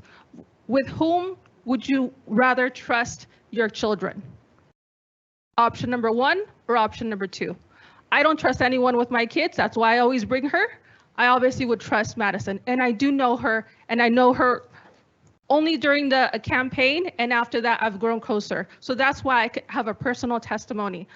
Other than that, I would not trust somebody who believes in trans kids' rights for elementary school kids. I just, that's something that, and I have an LGBT brother, that's not for children. That is something that for adults, an adult decision.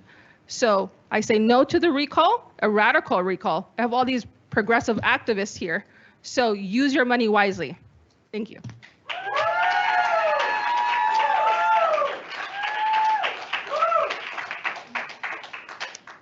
Eileen McDermott, and then Julie G, and then Tiffany Booth, and then Rosa. Okay. Okay, my name's Eileen McDermott, and I'm a concerned citizen here in Orange County. And I'm here tonight. I'm also a voter and a taxpayer. I hope to share my concerns about the recall, and I want to take a moment and share with everyone the truth who is behind the radical recall. The top donations have come in the thousands, and they have come in two sources. The top donor, the former board of trustees, which everyone has already talked about, Kathy Moffett. And Ms. Moffett, with all due respect, your time on this board is over. Unless, of course, your donations and support of the radical recall is a last ditch effort to buy your seat back. Time will tell if this is the case, and we see how much more she donates to the radical recall. Another top donor, which has already been called out, is the OUEA union boss, who, as stated before, had admitted on a Zoom call in April his intentions, which was already talked about. And then rounding the top donor list, and the reason why I'm repeating this, because this is important, is the treasurer of the Planned Parenthood in Orange County and failed Orange County Board Education candidate, Andy Torben. I must ask, why is the former failed candidate throwing so much money in the radical recall? What is in it for him? Why is a top dog for Orange County Planned Parenthood concerned with our little district? Sure, he's a resident, but he has no school-age children. He has his last campaign as OC Board of Education failed. Why does he care? What about who sits on our board? Could he perhaps be throwing money where he hopes to impose a Planned Parenthood influence and agenda on the students of OSUD? It's certainly concerning when members of OC Governing Board of Planned Parenthood is getting involved in the district, especially with the recent events that allowed Planned Parenthood on the campus of El Modena High School without Planned Parental knowledge or consent last month. Speaking of Planned Parenthood, were parents given opportunity to be informed of the subject matter of that meeting and what it was going to be?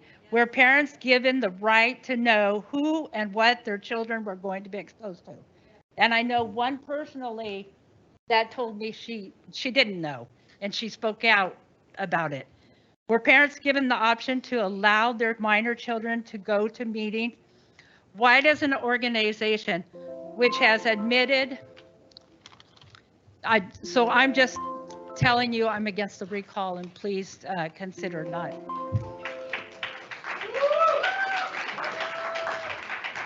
So Julie G., then Tiffany Booth, then JJ Mice.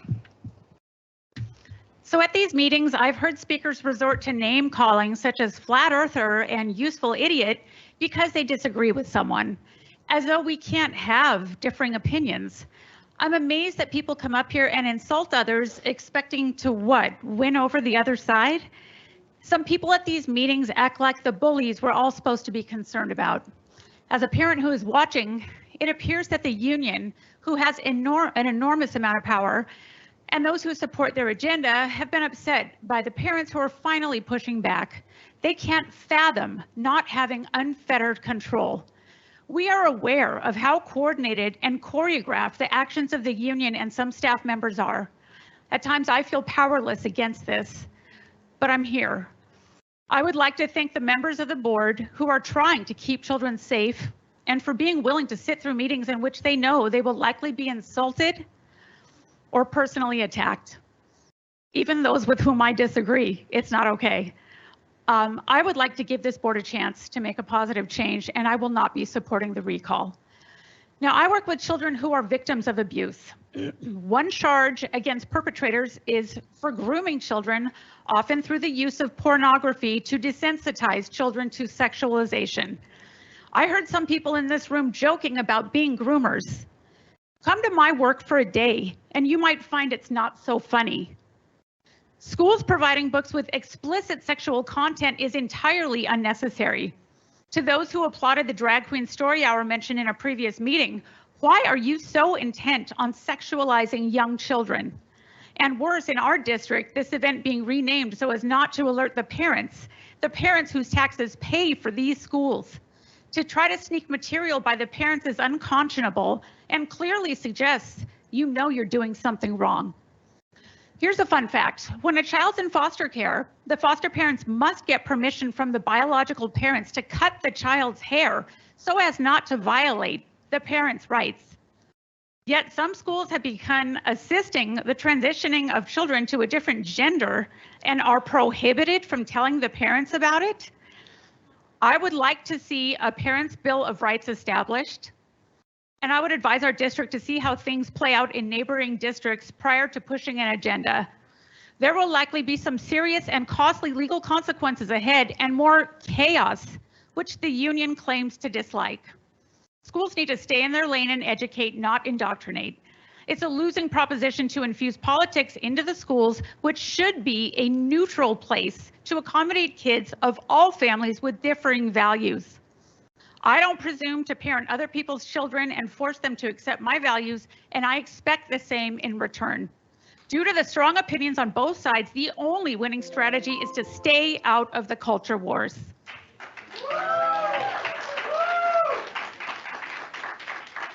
Tiffany Booth, and then JJ Mice, and then Alex Brusoff.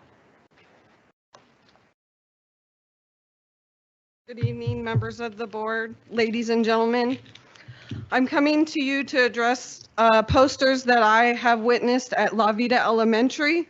I have brought the pictures, so it is happening in elementary schools of the indoctrination, which I do not agree, nor was I made aware of it by the principal or given any material to talk to my child about it or voted on. I was made aware 3 to 4 weeks ago. I have asked that it be taken down, why you investigate it, and I was told by Dr. Lynn that why it's being investigated, they will not be taken down. As well, I have spoken to Dr. Lynn as well, and I've just been given the runaround about this, and I think it's extremely wrong that these have been put up without approval from the parents. If we're going to keep God out of the schools, we got to keep the other things out of school. My personal opinion is this should be fully investigated, and this is a form of indoctrination, mental abuse. I am requesting that Ms. Rubio be fully investigated and suspended while this is also being investigated. I understand we are at the end of the year. My daughter is a 6th grader. It's been up since Christmas break. This is ridiculous. There are several paying citizen parents in agreement with me. And from what I have heard earlier in this district and with all these parents here, a lot of us are not in agreement with this and are very upset, especially at an elementary level, ridiculously. I am okay with teaching them about sexual education at a censored level, but this is ridiculous. I'm sure this is becoming a major situation and it needs to be handled immediately. These posters need to be taken down immediately until you guys come to an agreement and there is a vote on it. Thank you for listening. And I would like to show that the parents, that it's posted in the 4th through 6th grade, okay? And they don't understand. They don't know what they are. They're just learning puberty. Thank you.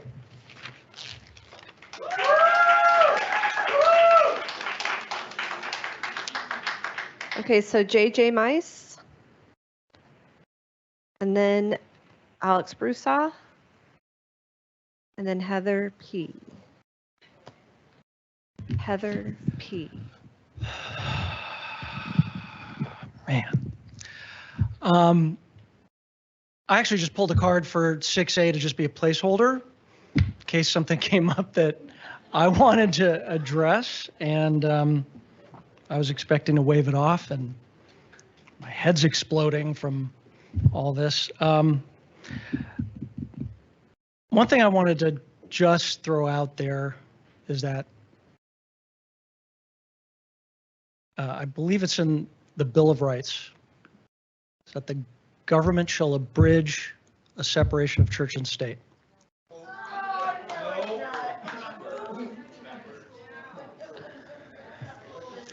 I guess there's not much else. I mean, there's not much else to say. I'm wrong. I don't. I don't know where I've learned this except in the public schools.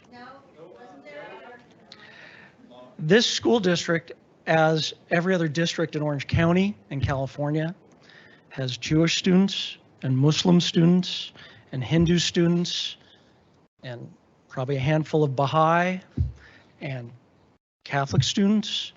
And there isn't just one faith that is dominant over all the others, and that should be established as the faith of our government.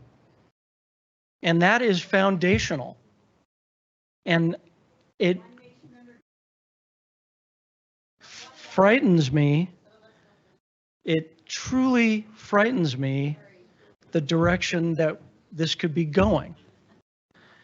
And I would just read a couple quotes from founding fathers of our nation. Thomas Paine said, "All national institutions of churches, whether Jewish, Christian, or Turkish, appear to me no other than human inventions set up to terrify and enslave mankind and monopolize power and profit." Now, some of these types of quotes may sound atheist. They're really just universalist. I'm not an atheist. I believe in God. I have faith. I wouldn't force it on anyone else. Christianity neither is nor ever was a part of the common law. In every country and in every age, the priest has been hostile to liberty. Who was that? Thomas Jefferson. The government of the United States is not in any sense founded on the Christian religion. Who was that? John Adams. Now, that's fine. There's one true God. That's great, but not as enforced or implemented or by the government or our public schools. So my placeholder became a statement. This is frightening.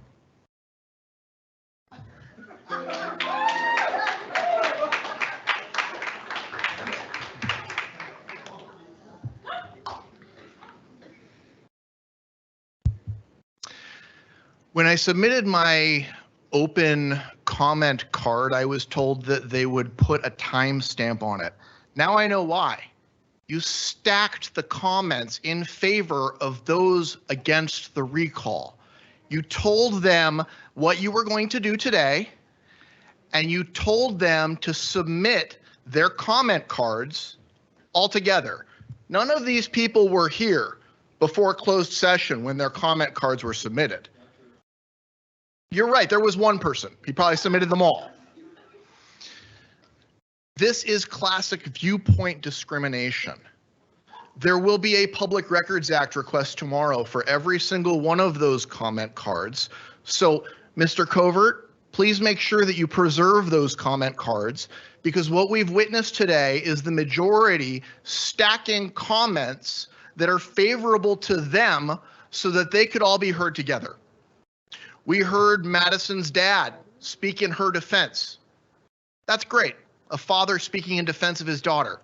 But he didn't mention that she spent 5 times as much as Miss Moffitt on her campaign, and that her campaign was financed wholly by special interests.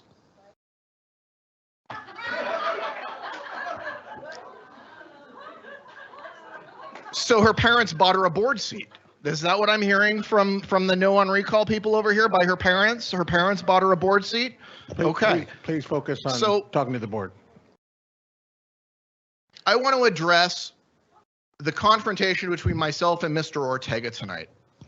I approached him respectfully and I said, "Mr. Ortega, may I please ask you a question?" He said, "Sure." I showed him my phone, which had a swimstandards.com webpage with somebody who had the same last name as him. I didn't know who this person was. I asked him if this person was related to him. He went absolutely ballistic. He got in my face. I stepped back. He stepped forwards to be in my face even further. I pulled out my cell phone, and that was the only thing that got him to back off. Mr. Ortega needs to explain why he had an aggressive reaction to being asked if somebody was related to him. I think it's because he has a conflict of interest, and that conflict of interest has been laid bare before this board. And if this board doesn't do anything about that conflict of interest, Mr. Ledesma, that is your fault. You are the president of this board. You are responsible for the actions of this board and these board members. If Mr. Ortega has a conflict, you need to ask him about it. Thank you. Is there a Heather? Okay, after Heather is Michael Hewitt. Then it'll be Lee Toosnot, and then the last one is Cassie.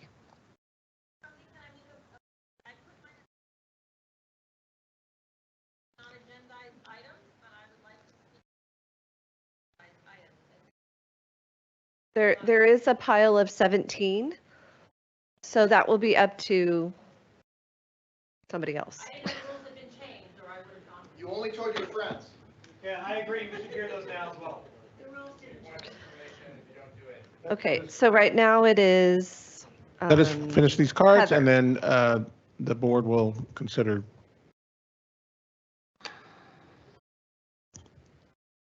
Okay. Good evening. Thank you so much for your time tonight. I really appreciate you all being here for the children and the students of this district. I'm deeply discouraged by the behavior I've witnessed tonight. The disrespect directed towards the speakers is absolutely shocking to me. The heckling from the audience is shocking. Everyone deserves their time to speak, regardless of differing opinions, and everyone deserves the respect when it is their 3 minutes to speak. I think clapping at the end is fine and that's respectful, but the heckling that's going on is just shocking to me. I feel like most of the behavior I'm witnessing is like children. So anyways, I'm here today to discuss my concerns about the mounting recall effort. The recall is based on a supposed Brown Act violation committed by the new board majority. However, according to the DA's office, the claims are unsubstantiated. The new board members are duly elected by their constituents. A recall is wasteful, unnecessary, and frankly disrespectful to voters. The board, as it sits, needs to focus its energy on hiring a new superintendent. OUSD deserves a cooperative board that is unified in its efforts towards serving the public.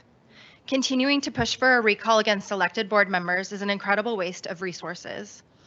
The Register of Voters estimates that it will cost OUSD taxpayers $1.2 million in excess of that, and fails to include the potential litigation costs to the district that could incur in response to the recall effort. Parents are not the enemy, despite what the president of the OUEA Teachers Union said, and all board members should be prepared to defend parents. The community has already voted. The recall is not in the best interest of the students. Parents simply desire the oversight of education, not a political battle that this has all turned into. Parents just want what's best for their children. Thank you so much for your time. I really appreciate it. All right, Lee Toosnot. He waved. And then the last one is Cassie. Good evening, trustees, Superintendent Gonzalez. I'd like to start by saying I am under no delusions that this looks good. It is for charity, so to be very clear. I do want to thank you guys. I know it's not fun to sit up there and just be berated, and I brought up a call some time ago for town hall forums, and I think in particular on the issue of the pool, I really do think more discussion is necessary.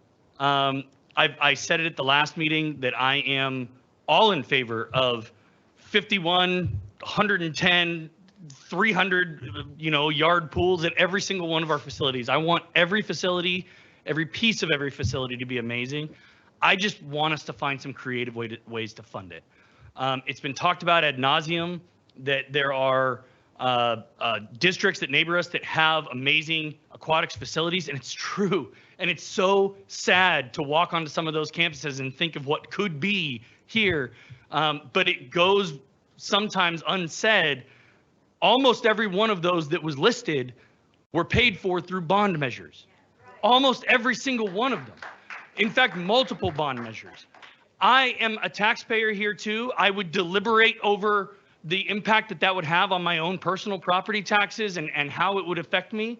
But I think to say that we're going to take the entire reserve and dump it into one facility is irresponsible. And again, I'm speaking as a parent of elementary age kids. Maybe my views will change when they get to Villa Park. But for right now, our facilities are woefully inadequate, and it makes me sad. I also want to mention the term parents' rights gets thrown around a lot in this room. And I can tell you right now, I'm a parent. I have rights. One of the things that I want my kids exposed to is differing viewpoints. I want them to see that there are human beings in this world that come from homes that aren't like theirs. I want them to see that there are people out there who have different backgrounds, they have different religions, they have different family structures. I don't want to shield them from that. I send my kids to school so that they learn.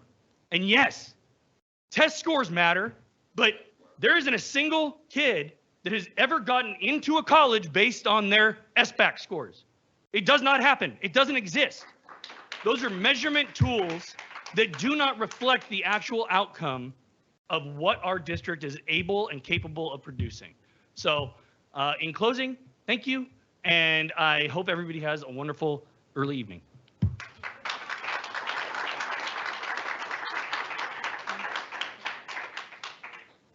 Okay, the last card was Cassie, but I don't think she's here anymore. Okay. How many cards do we have for 17?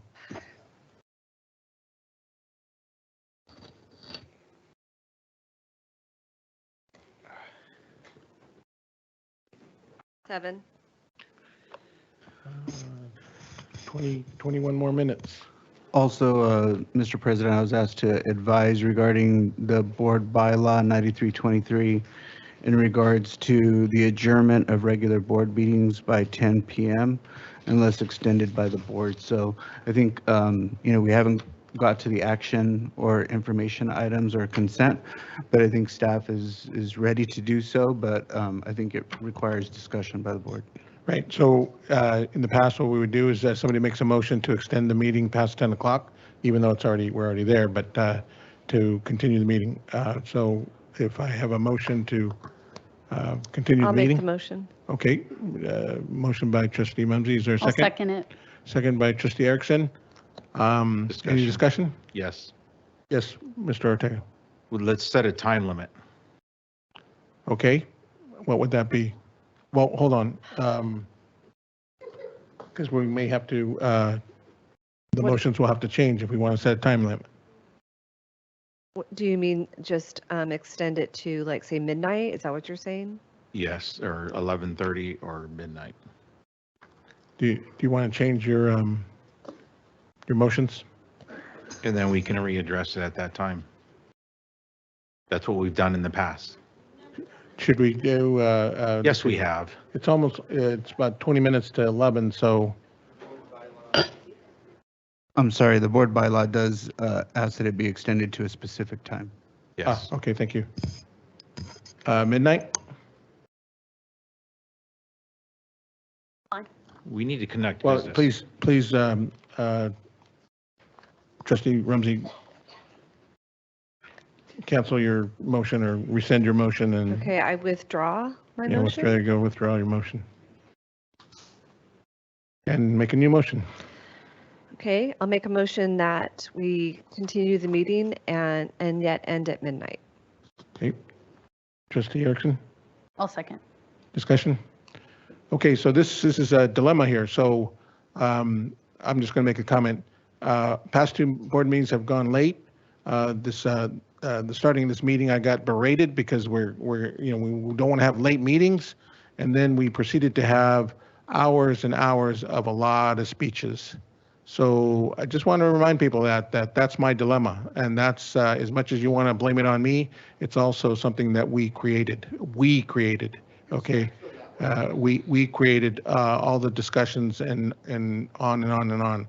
So it's going to be hard to try to pull back this meeting and say, well, let's end it at a reasonable time, because I don't think we want to do that, actually, because it's not just my call. Okay, so that's my discussion. We have a motion and a second. All's in favor? Aye. Aye. All those opposed? Motion passes to extend the meeting until midnight.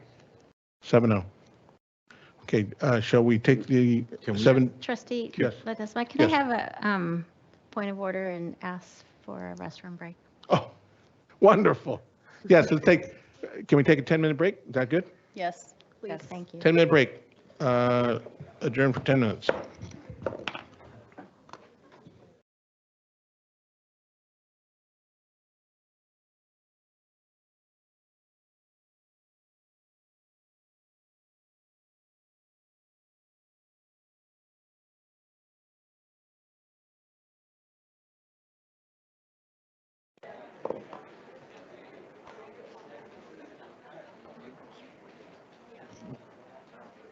You have to.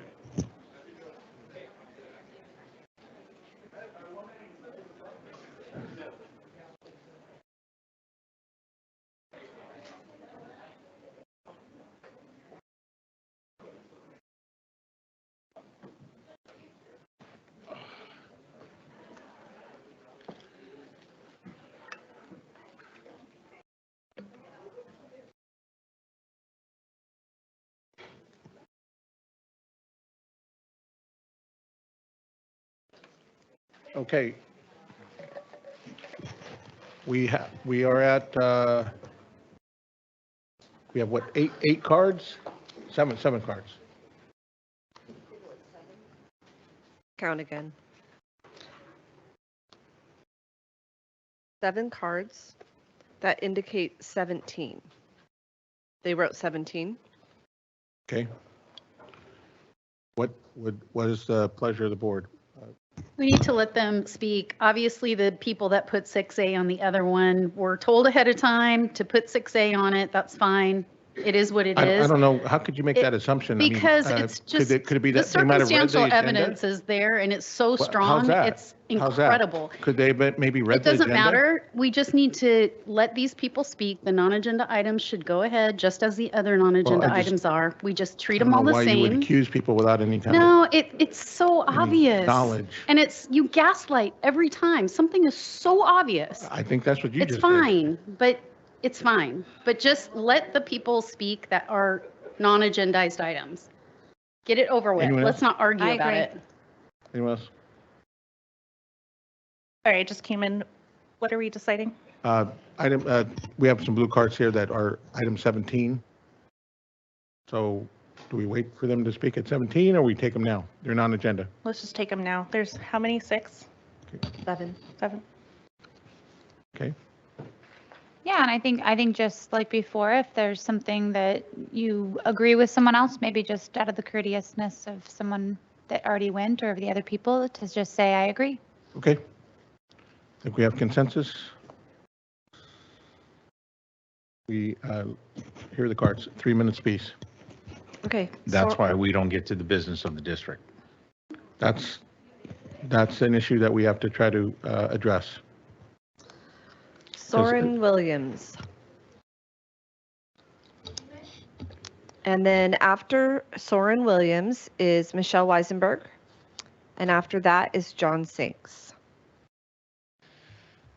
Hello again, board. I don't know if you're speakers. Could we make sure the microphone is on? Yeah, it is. You just got to get closer to it. Okay. Once again, another just mismanaged meeting with a crazy amount of items that clearly you have contempt for us parents because you just don't care about how anything is done here.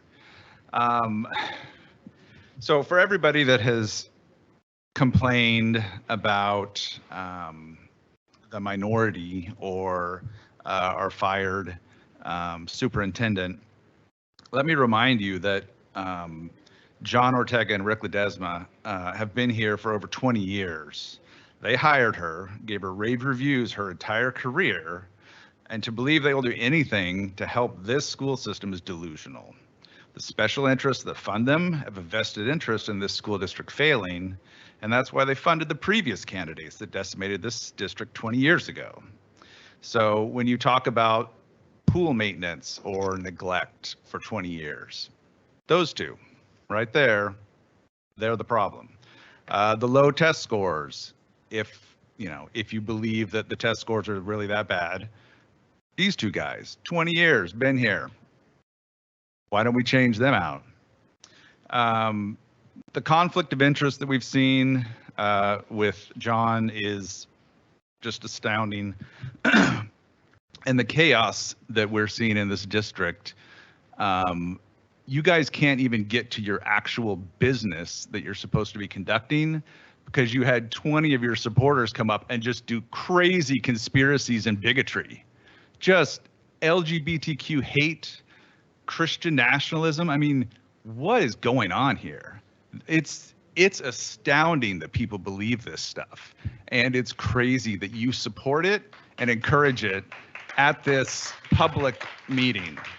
So your contempt for the parents, of which I am, and I know a lot of other parents in this district who can't wait to get you guys out of here. So thank you for showing us who you are. You have woken us up, and we're tired of the bigotry, hate, and just mismanagement and the contempt for us.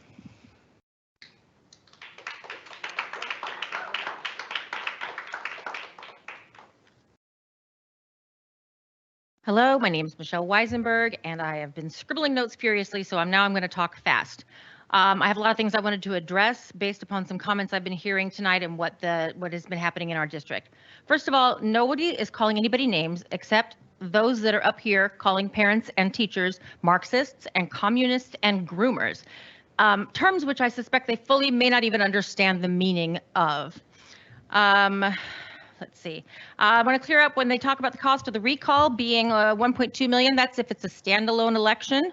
If it is wrapped into the March 5th election, it will only cost us $313,000 for everybody who is getting recalled. 1.2 million is only if it's a standalone, and that's up to the board to decide which one it's going to be. So maybe the Ledesma board majority will decide to waste $1.2 million, or maybe they will go for the $313,000 one. I think it's sad that so many speakers and the crowd that are supporting the Ledesma majority are so misled. The comments tonight are not based in reality. They are obsessed with Planned Parenthood and gender transitioning. No one is doing anything of the sort to kids in schools. Schools can't even give Tylenol without parent permission. They are definitely not helping kids to transition or go to Planned Parenthood or anything else. Get a grip.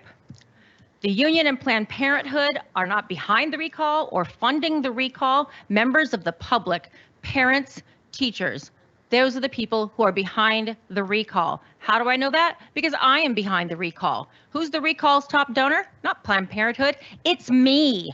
I'm the recall's top donor. Thank you. All your bashing of our union president, Greg Goodlander, you know how much he's given to the recall? $25. I feel like you could give more if you just dug deep. Let's see. Planned Parenthood and nobody are giving abortions up to 9 months. These comments are not based in reality. No one's paying anyone to take kids to a drag queen story hour. These things are not based in reality. Okay, the Crescent teacher being punished. Nobody's saying that nothing happened. The teacher was taken out of the classroom as soon as it was brought to the district's attention, and the district was bound by the law not to speak about it, and it would have behooved Mr. Gonzalez to explain that this evening when the parents were making that comment, because it was not in the auspices of Dr. Hansen or the board members to make any comments about that. They were not allowed to. The speeches tonight have been full of hatred and homophobia.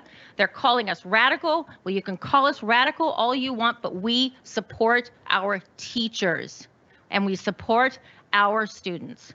Ledesma and Ortega have had the majority 18 of the last 20 years. Only 2 years during the pandemic did they not. So any problems that you're talking about, you might want to lay directly on their shoulders.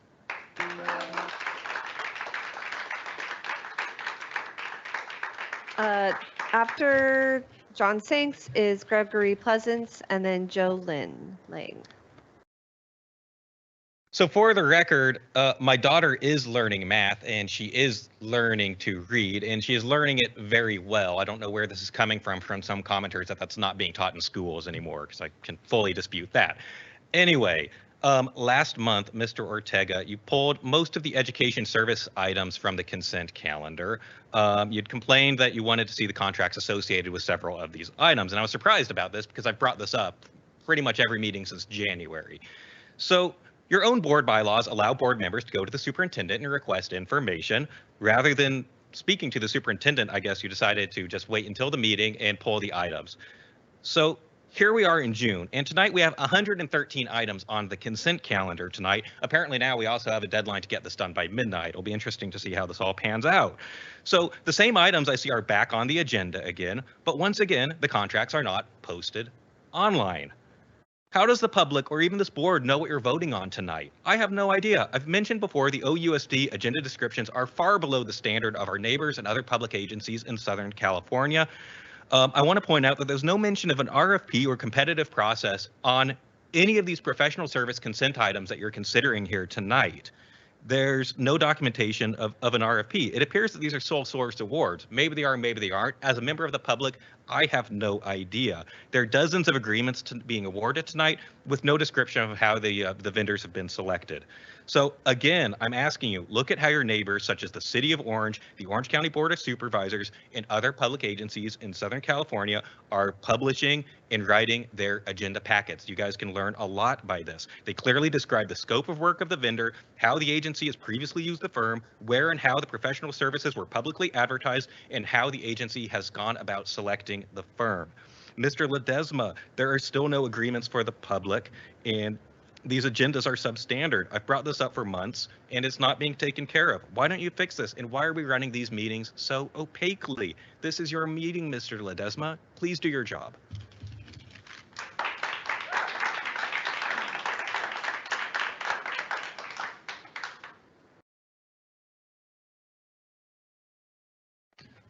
Good evening. I'm Gregory Pleasance. I'm a homeowner and parent here in the district. I have a young son at Jordan and one young son going to Jordan Elementary next year.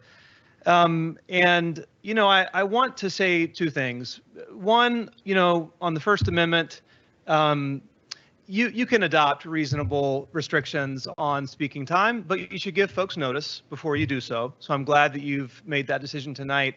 But, you know, Rick, if you do that, you cannot engage in viewpoint discrimination. So, for example, you can't privilege your supporters by tipping them off on when they submit their comment cards and go first. Trustee Erickson is right. It was obvious that was the case tonight. If you didn't do it, then one of your colleagues did. And so you can adopt your legal restrictions. Case law spells out what they are in terms of limits on public comments, but you can't privilege your own supporters in doing so. That's viewpoint discrimination. It's illegal. We're going to be looking out for it. And I've told you that repeatedly. Second, on the First Amendment, John, you got to control your temper. You're losing your temper up here, and you're acting unprofessionally. I've told you that before. When you do that, you chill people's right to express themselves under the First Amendment because it's scary. It's scary for students. It's scary for parents who are inexperienced. It's scary for people without inexperience dealing with bullies. You have to act more professionally and watch your tone. If you disagree, that's fine. You can't have a temper tantrum. I shouldn't have to tell you that. You're a grown man. Second, I want to lift up and really celebrate the positivity of what happens in our public schools. The other side has given their version. It's full of homophobia and hatred. And I'm glad they're on the record because it speaks for itself. It's like a highlight reel for turning independent voters off. But here's the truth about what my experience has been. You know, in the past 2 weeks, I coached the running club at Jordan Elementary. And I spent every Wednesday there getting kids to run a mile. I loved it. I interacted with all the kids in the class, and you know, we had set little goals, and we ran the 10K. It was awesome. I love working with kids. I love running with them. I also celebrated the sight word party. So the kids have to learn sight words, and if they finish all their sight words, they get to have a special breakfast. and my kid and many other kids finished all of their sight words, by the end of the school year. And we had this really cool breakfast at Jordan Elementary with our awesome teacher, Mrs. Sharon. And there were so many kids there and so many parents there who were stoked about that. And then I went to the PTA induction breakfast this week, because I've been part of the Jordan PTA for 4 years now, or 3 years now. And what I see there are parents who are committed, many of whom don't have many resources, but who are committed to doing things like buying audio equipment for the school, or buying choral stands for the school, or buying PE equipment, since this board majority doesn't fund PE any longer. So these are the things that are happening in our public schools. It's great parents, it's great students. The narrative about failing public schools is false, and I'm here to tell you that and rejoice in it. And I want the same for every kid in Jordan, in OUSD. Jolynn Lang, and then it will be Britt, and then it will be Darshan Smolodin, and that'll be the last one for 17. Should be one in there for Scott Resnick too. Pardon me? There should be Scott Resnick too. I turned it in with mine. Okay, I will look. For 17? Yes. Okay, go ahead, I'll look.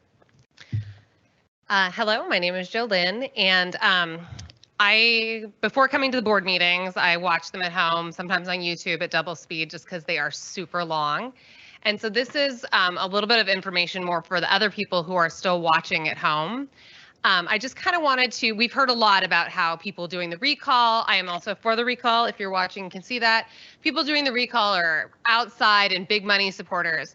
So I just kind of want to describe what's left in this room. In this room, we have a whole bunch of people who've come up here, describe themselves as parents of OUSD students, who have talked and are waiting to hear eventually the presentation on what's going on with our school, because we care about the school. On this side, there's a couple people left that spoke against what was going on and against the recall. Everybody else has left because they came, as several of them said, from Seal Beach or from outside the district, potentially Yorba Linda, because they came in on their talking points, not because they were from the district or their kids are in the district or they care about the district, but because they had their talking points that they're making in different places, not because they care about us. And they've gone home. We haven't talked about the school and they're not here anymore. Even like the nice pastor that came in and talked to us, he gave his speech at the lectern and walked straight out that door. He didn't even stay to listen to anybody else. They don't care about what's going on with us. They want to get their message of hate and bigotry and stopping people from being safe and happy and able to learn in schools. We want what's best for our children, and I believe the recall is that. Thank you.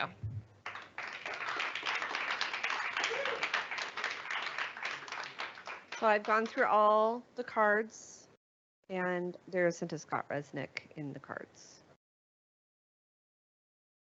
So Britt, and then she can check. Fine. So no Britt. Then Darshan Smolodin.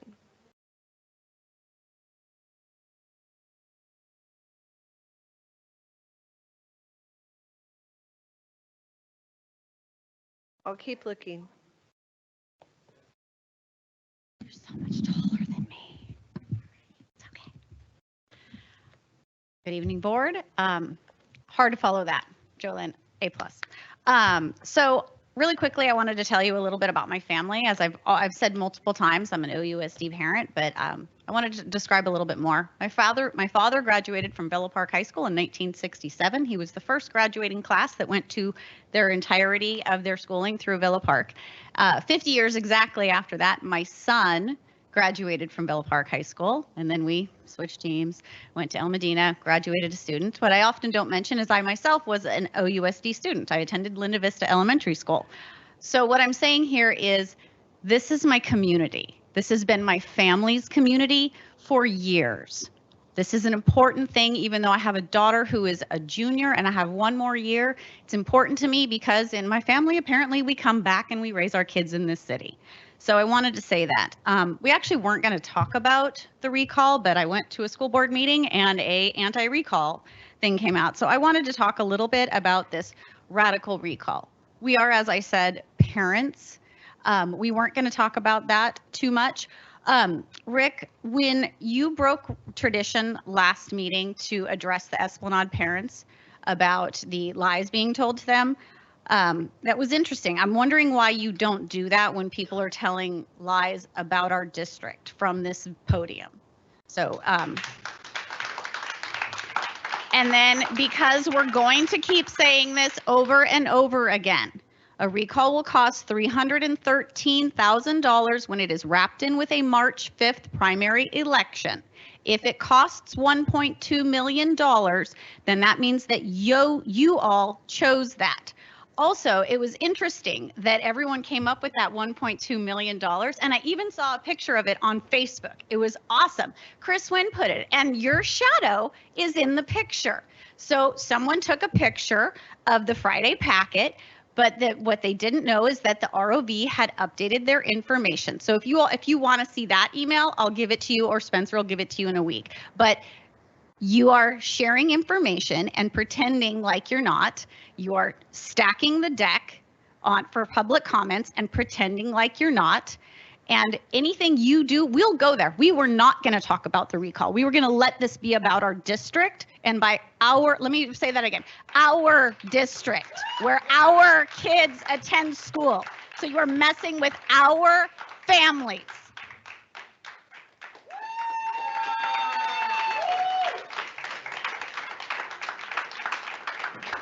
Trustee Rums, is that it for cards? Yes. Okay. All right, now let's move on to action items. 7A, public hearing.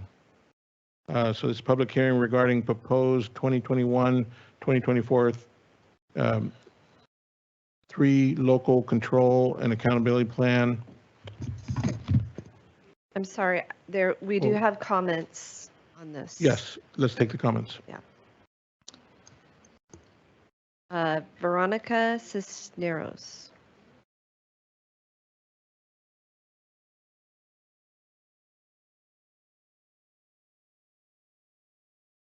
And then after that, it's Rosa Barrera. Sorry. Muy buenas noches a todos. Mi nombre es Verónica Cisneros y hoy yo he venido a decirles que yo amo mi escuela Esplanade y por esa razón yo vengo a decirles que nuestra escuela tiene una gran necesidad que ustedes pueden arreglar. He visto y tal vez más padres también se han dado cuenta, al menos yo por 29 años, he visto este importante problema. No entiendo cómo no se han dado cuenta o tal vez ni sepan o ni les interese el bienestar de nuestros hijos. Ellos cada que cambia el clima y es lluvioso y frío, sufren. No sé si ustedes han ido o han visto en nuestra escuela, en el área donde comen nuestros hijos. Solo tienen bancas y arriba un techo. Más bien parece un patio. Y alrededor esa área no hay nada. Cuando llueve, los niños se mojan y lamentablemente también su comida. Y la tienen que tirar. Y se van a sus salones sin comer. Yo pregunto, ¿un niño que no come tendrá el mismo enfoque en sus estudios? Por supuesto que no. Y no solo eso, llegan a nuestros hogares quitándose los zapatos porque se les han mojado sus pies. Y muchas de las veces se enferman y faltan a la escuela. Lo mejor para nuestra escuela y nuestros hijos es que hagan una cafetería donde puedan comer sus alimentos dignamente y no estén expuestos al mal clima. Lo digo yo porque yo estuve sentada en esas bancas con el clima mojándome y con frío. Imagínense a nuestros hijos. No es justo que nuestros hijos pasen por esto. Las demás escuelas tienen una cafetería. ¿Por qué las primarias no tienen? Yo les pido que solucionen esto y tomen en cuenta a nuestra escuela Esplanade en su presupuesto de LCAP. Queremos una cafetería. Y otro punto muy importante, tienen que comprarles aparatos nuevos a las personas que nos traducen para que se escuche mejor su traducción y no batallen tanto. Esos aparatos que tienen son muy antiguos. Cómprenles aparatos sofisticados donde ellas pueden hablar bien y no se agiten.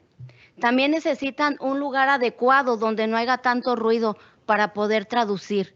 Muchísimas gracias y que tengan buena noche.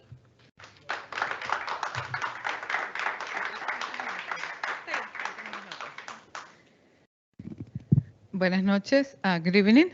My name is Veronica Cisneros. I'm a parent from Esplanade. I love Esplanade. That's my school. And I want to talk to you about a need for my school. In our school, we don't have an area where our students can eat their lunch, but they do have a little patio area with some benches. But when the weather is not good and it rains, the students get wet, and so does the food, and they need to throw away the food. And I know that this has been a problem for a long time in Esplanade. And I was there myself, and I experienced this. And the students get home with their shoes wet, and then they get ill, and then they get absent to their schools. We need a school cafeteria at Esplanade Elementary. If a student cannot eat their lunch because it gets wet and it gets thrown away, can they possibly focus at school and study? Also, it gets really cold and it's not fair for our students. Why all other schools have cafeterias, but the elementary schools do not have proper places where our students can have their meals? So my request is that when you're considering how to spend the funds, LCAP, that you consider giving our elementary schools a proper place for the students to eat their lunches. We need cafeterias, and Esplanade needs a cafeteria too. Also, I want to talk about the interpreters here. You need to get them newer equipment, and you need to get them proper place where they can be interpreting without interference from the public. That's all I have to say. Thank you.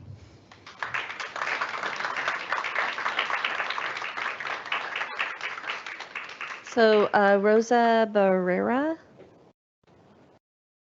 No? Okay. Dylan Lozano? So Johnny Lozano. Okay. Kathy Moffett.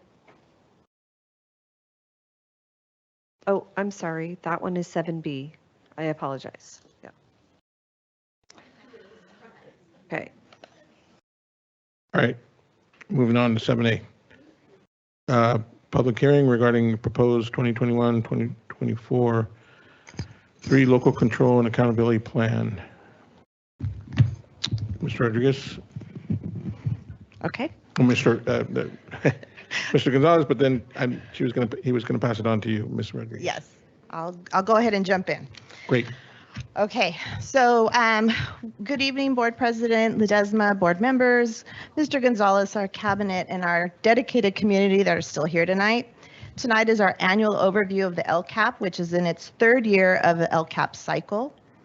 For those of you that are not familiar with the LCAP, it is our district tool that I can't advance.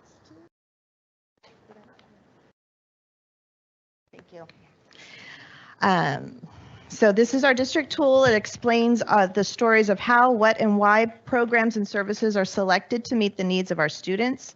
This process is a huge undertaking with collaboration among all our departments to bring this document to life. In the interest of time, I'm sort of going to go quickly through it because I know we have other staff members with other presentations. This is 125 pages.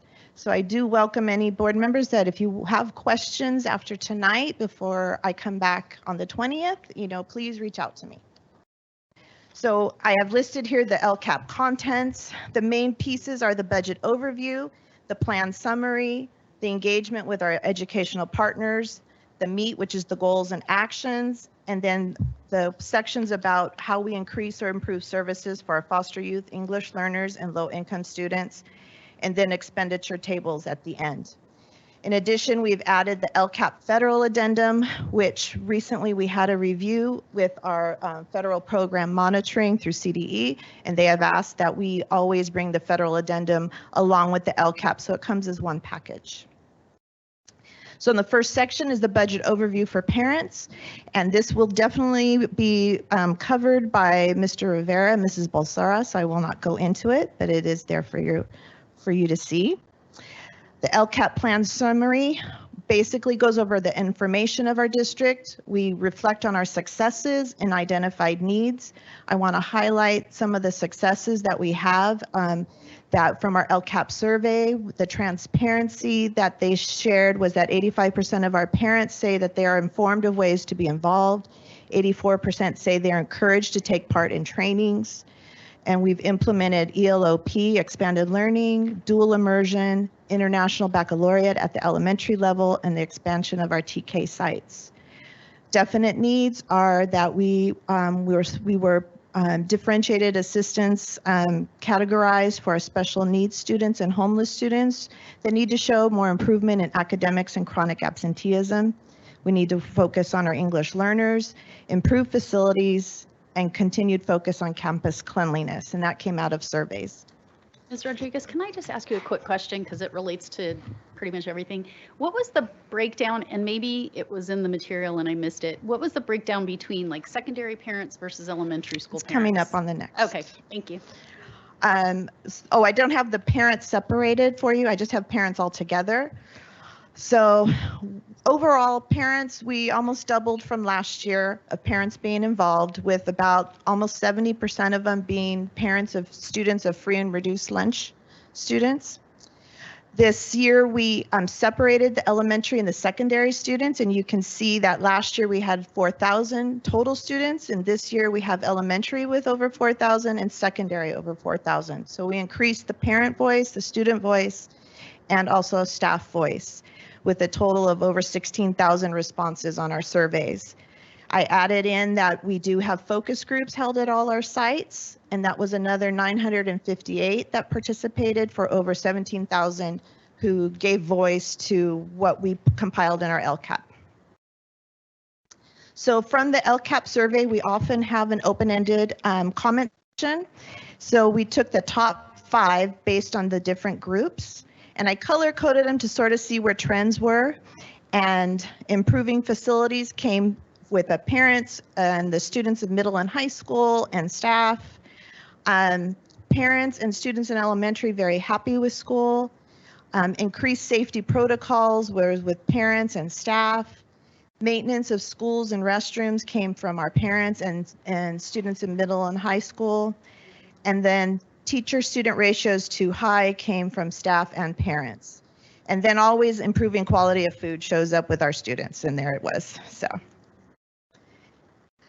focus group trends. So this year, when we held our focus groups, we had them focus on 5 different programs and services that we have, because these were funded through COVID funds, and we wanted to see which things really are making a difference, and what we can continue or maybe start to taper off.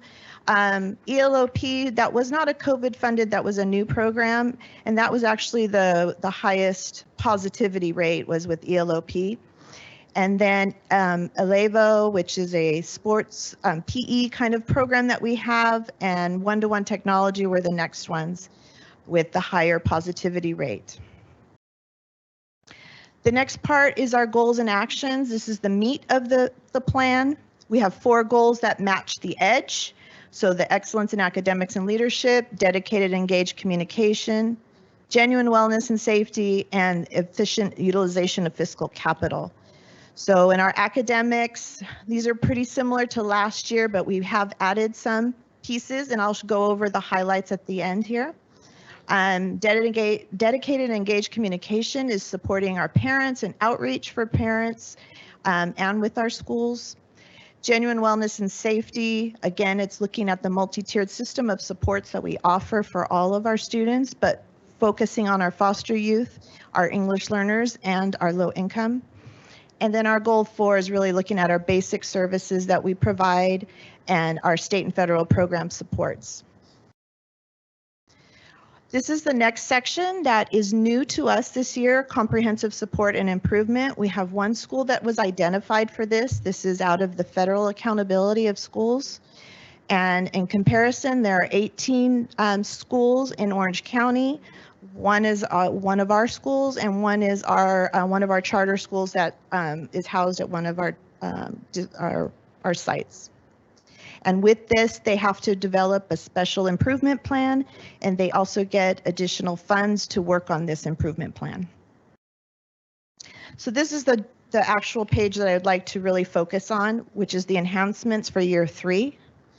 So I have listed by action number. So with 1.13, early learning and elementary support, we brought into the LCAP what we want to focus on. So if there were items that were paid for out of COVID, and we want to continue, we're trying to pull them into the LCAP and fit it into all the funding that we're receiving. With 1.13, we're going to be adding some extra teachers to reduce combos, which is something that I heard earlier, and continue with our instructional aid support. With 1.14, foster youth supports, we're providing hotspots. That was, again, funded through COVID, and we need to continue to support them. In the next one, for additional math supports, this is additional personnel and training to focus on our math. Best first instruction for our English learners. This is an area where we're going to be hyper focused on what is the instruction like at all of our sites. 2.7 and 2.8 is outreach and family caregiver engagement. So this is making sure that we're getting the resources to the right families that need it. 3.5 is to shift the focus of our district-wide safety plan so that we do increase engagement of our students. We want to make sure that our schools are safe and they're happy to be at school. 3.6 and 3.7 are additional support to have our counselors and psychologists, which were being funded out of other funds, to be in the LCAP to make sure that we have continuity of services that we are already experiencing and not lose them because the COVID funds are expiring. Then 3.13 is ensure funding for supports and programs by our student community services. Again, they had programs offered and they are also COVID funded, and we want to maintain that. For 4.1, we're providing sites with additional funding so that they have more money to use at their sites to meet the needs of their students. And then finally, we added a new metric that we have to focus on our homeless and students with disabilities in the area of English language arts, which is a mandatory metric for us.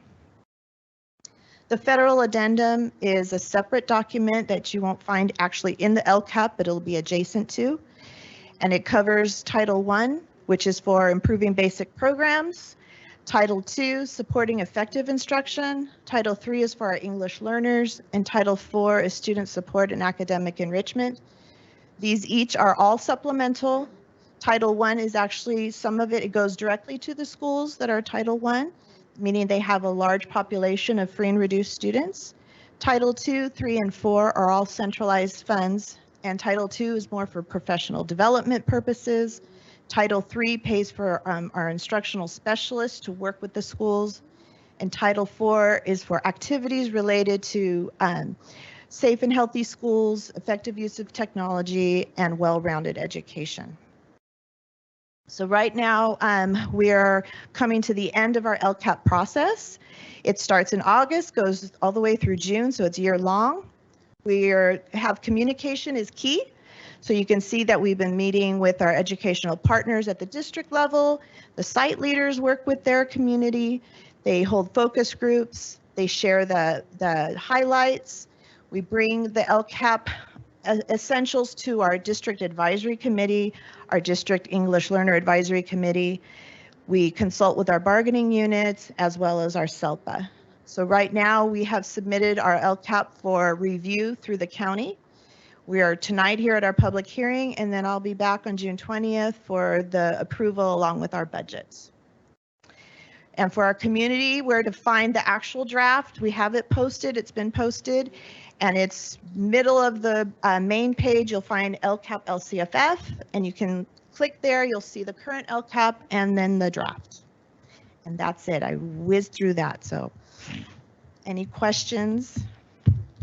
And like I said, you can always contact me and I can go over things in more detail. Okay, thank you, That's it. Mrs. Rodriguez. Okay, this is a public hearing. And so I will close the regular meeting and open the public hearing at 11:29.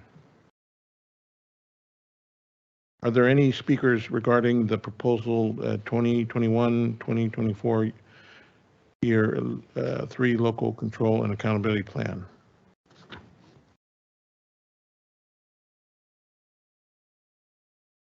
Please. I just wanted to say really quickly, I appreciate what the district is doing to continue some of the wonderful programs and things we were able to do during COVID. And I appreciate the long-term planning in rolling that into future funding. Thank you. Anyone else? Okay, I will now close the public hearing and open and reopen the regular board meeting at call it 11:30. Okay, we move on now to another public hearing, I believe. Public hearing 2022-23 estimated actuals and 2023-24 proposed budget. Mr. Gonzalez and Mr. Rivera. Mr. Rivera will We present do on have this a item. comment. Okay. Kathy Moffett.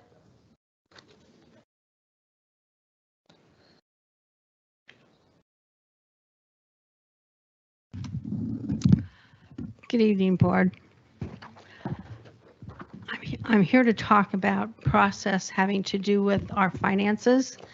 But before I begin, I just have to say it makes my heart hurt that the basic plan for what we do in Orange Unified School District is that LCAP. And she was made to condense her report into just a few minutes. That's the most important report that you will get all year round if you care about educating our kids. It makes my heart hurt that you give it such short shrift.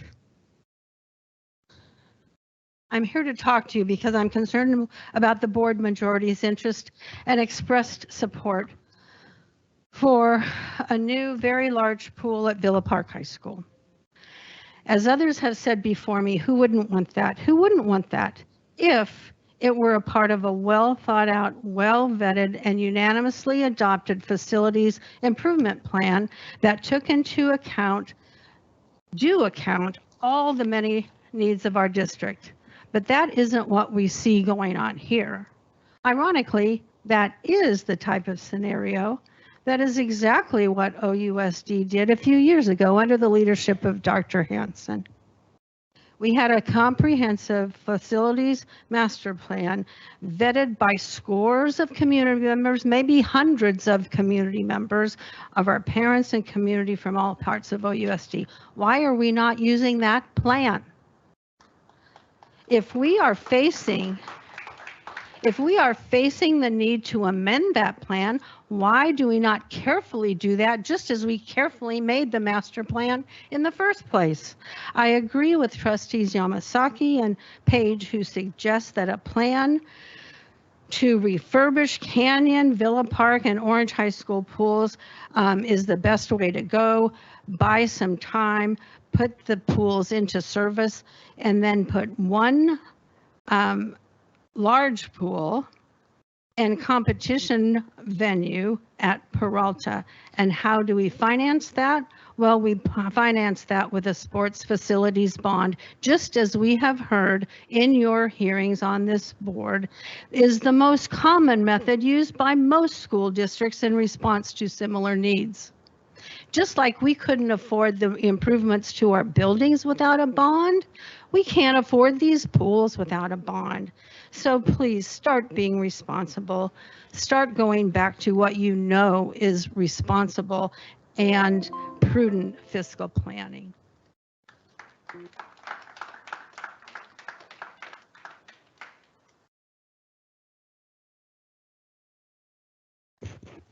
Mr. Rivera, thank you.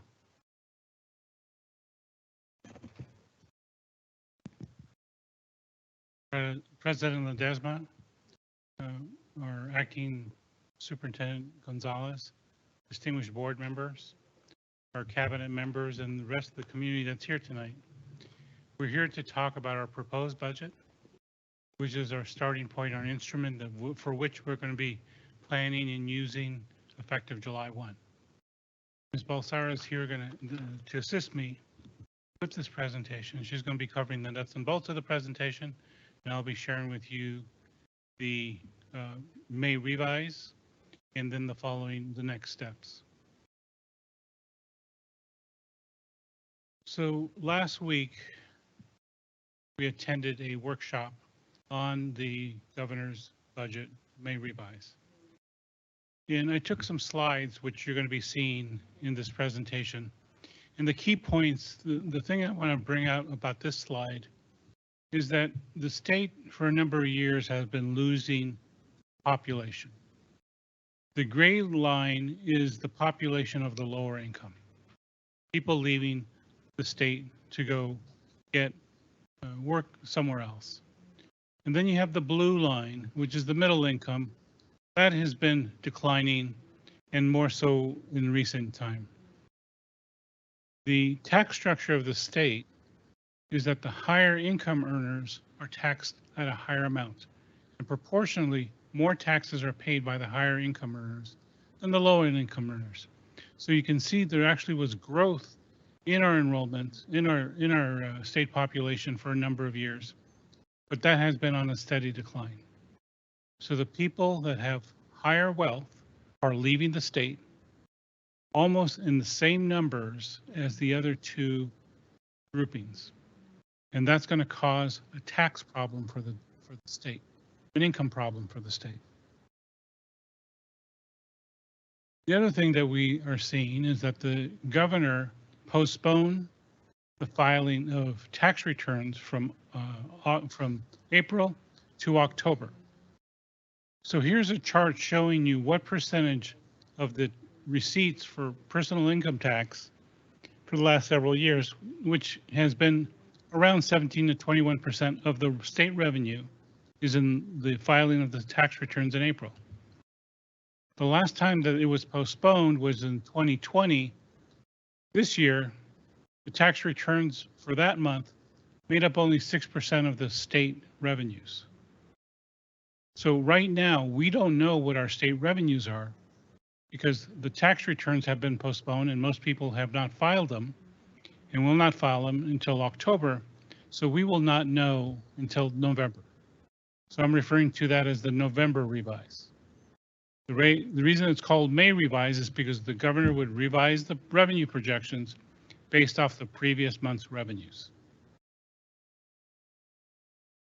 So in the commercial market, you can see how vacancies have increased, but I'm just going to focus on one number.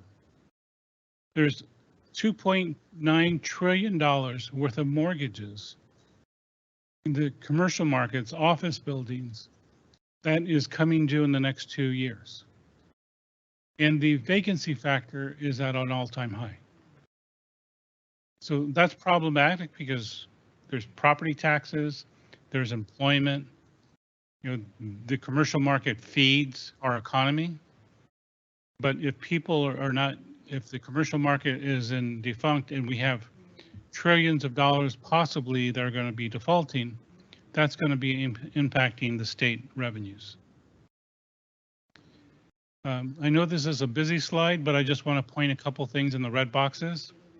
The state is now announcing a $31.5 billion deficit, up from 22.5.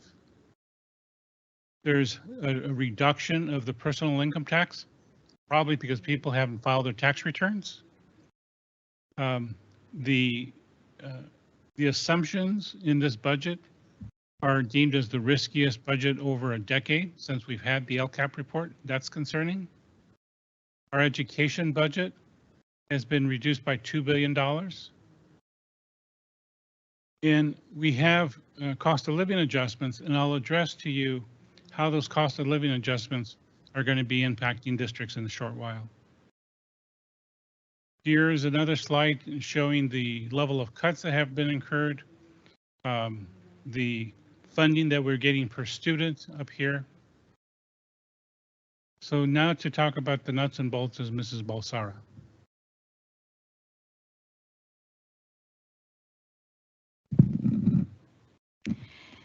Good evening. Good evening, board members, community members, and cabinet members and colleagues who are present here and watching online. I'm here going to present nuts and bolts, as Mr. Rivera said, the details of how we develop the budget. So this chart is showing the steep declining enrollment, and you have heard Chris mentioning about enrollment, that we are the second lowest declining enrollment in the county, and that is because of the attract and retain program that we have. And we are typically projecting to decline 361 students every year. But the next 2 years, you'll notice that we are declining 301 students. That is because of the Running Springs program expansions that we are going to have. Originally, funding was based on higher of current or previous year ADA, but that's been changed. Last year, state adopted the budget, and that is based on the average of the 3 most recent years ADA. And in the last line, you can see the benefits from the revised formula, and that is benefiting our district. But as you can see over the years, that is also going to be declining, and that is a big problem for us. So revenue projections, obviously, there are a lot of numbers on it, but I'm going to address some good news and some bad news. So we have good news for unduplicated pupil percentages that you see on it is a 59, almost 60% this year, and we are projecting that going forward. And comparing to 21-22 year, it was only 46.61%. What that means for our district is that for the first time, Orange Unified School District will qualify to receive concentration funds starting 23-24 year. And that is all because of the collaborations between IT and nutrition services to capture the participation rates from our families. And then now is turn for the bad news. And we have attendance rate. As you can see, it's 93%. Usually we had our attendance rate in 96% range, and that's been declining because of COVID and higher absenteeism. But is that the problem only our district is facing?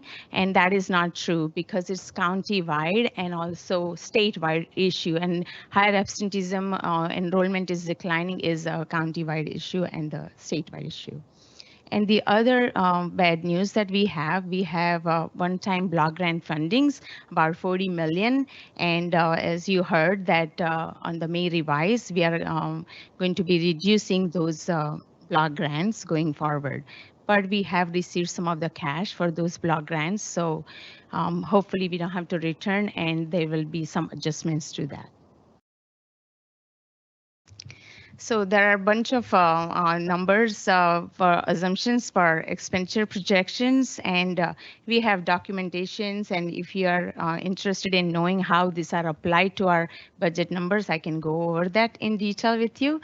But our real focus and our commitment is to educate our students, and we are providing textbook budget in all the years set aside, and also classroom supplies for our classrooms. And so our goal is to provide education to our students and meet their needs.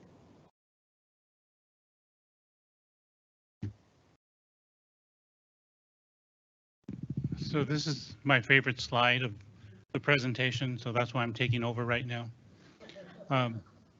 So earlier we talked about concentration grant and how that's affecting us. So on the left side, so with the change to the local control funding formula, which would happen 10 years ago, we now receive 3 pots of funds. In the old days, there was a base revenue limit, so much per kid, varying amounts by district, and then we got to decide how we spent it. Now this is universal. Every district is receiving the same allocation. Now it's just contingent on how many kids they have in the categories. So on the left side is the base. That is how we operate our district, hire teachers, hire principals, custodians, secretaries, so forth. So what you notice in these numbers, and this is in millions, that this number has gone up a little bit. In 22-23, we received an augmentation. For 23-24, we have a COLA of 8.13, which we based our calculations off of. We're actually increasing our funding by 5.33. So we're getting a third of the COLA reduced because of enrollment decline. Let's go one more year. Here, the COLA is 3.54. We're going to net 0.44. About a 12th of the funds we get to keep. The following year, we get to keep 1% of 3% COLA. We get to keep a third of it. Where's the rest going? Enrollment decline. So as you saw our numbers increasing because of the formulas, we're going to receive a small amount of funding. What do we need on an annual basis? Around 3 to 4%. So the concern that I have is looking at these projections in the out years, even though the COLAs are 3.5, we're not going to even come close to that non-annual funding. So what about the program side, supplemental concentration grant? Because of the work of our IT, working in collaboration with student services, nutrition services, you can see that we are continuing to get an increase in funding in supplemental. And for the first time, concentration grant. So in 21-22, we had 21 million. Now in 25-26, assuming all these numbers continue and we're fully funded, we're going to be close to 40 million. Those are monies that have to be spent directly in the classroom.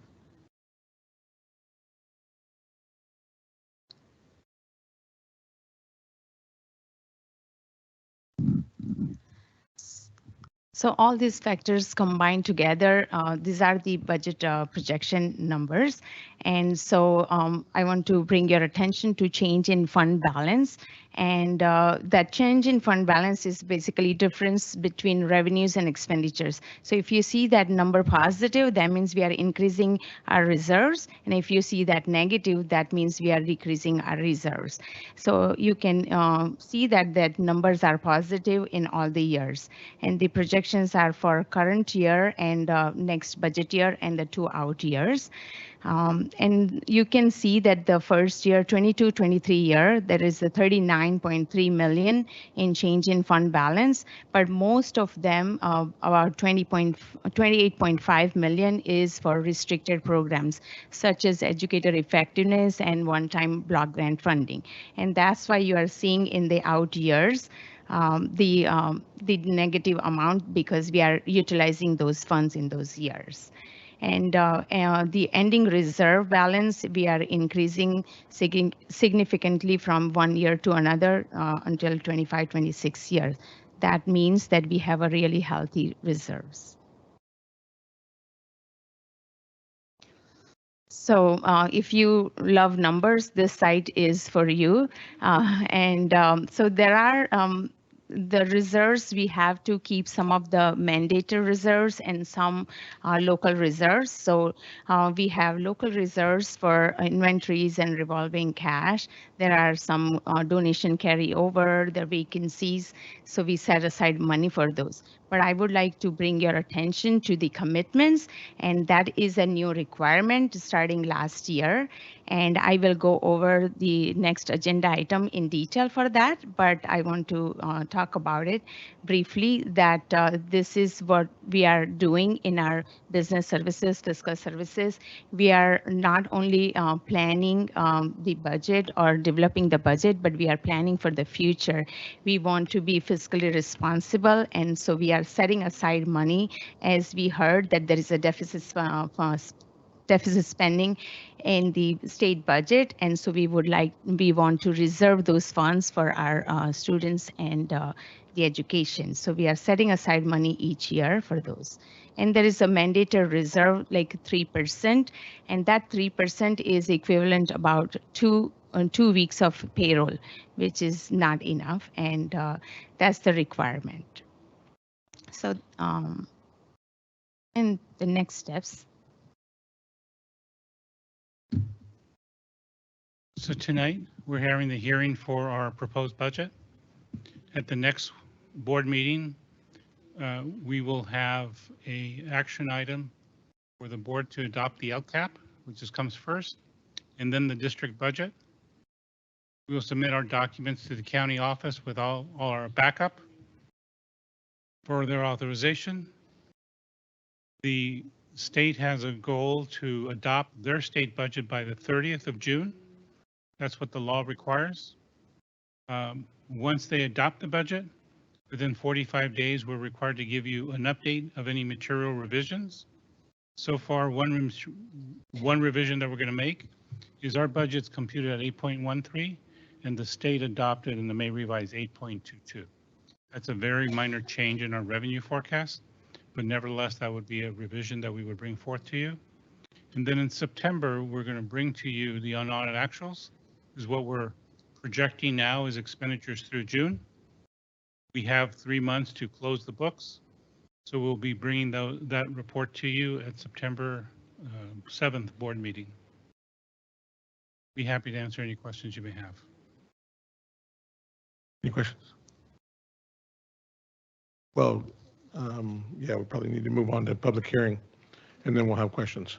Okay. So I will close the regular board meeting and open the public hearing at, let's see, what is that? 11:50. Are there any speakers regarding the adoption of 2022-23 estimated actuals and proposed 2023-24 budget?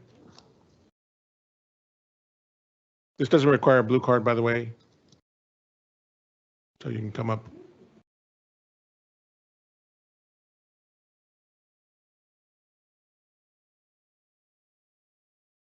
If it doesn't require a blue card, I do have a question. If we're adopting this budget, I thought we had to adopt the LCAP and the budget at the same meeting.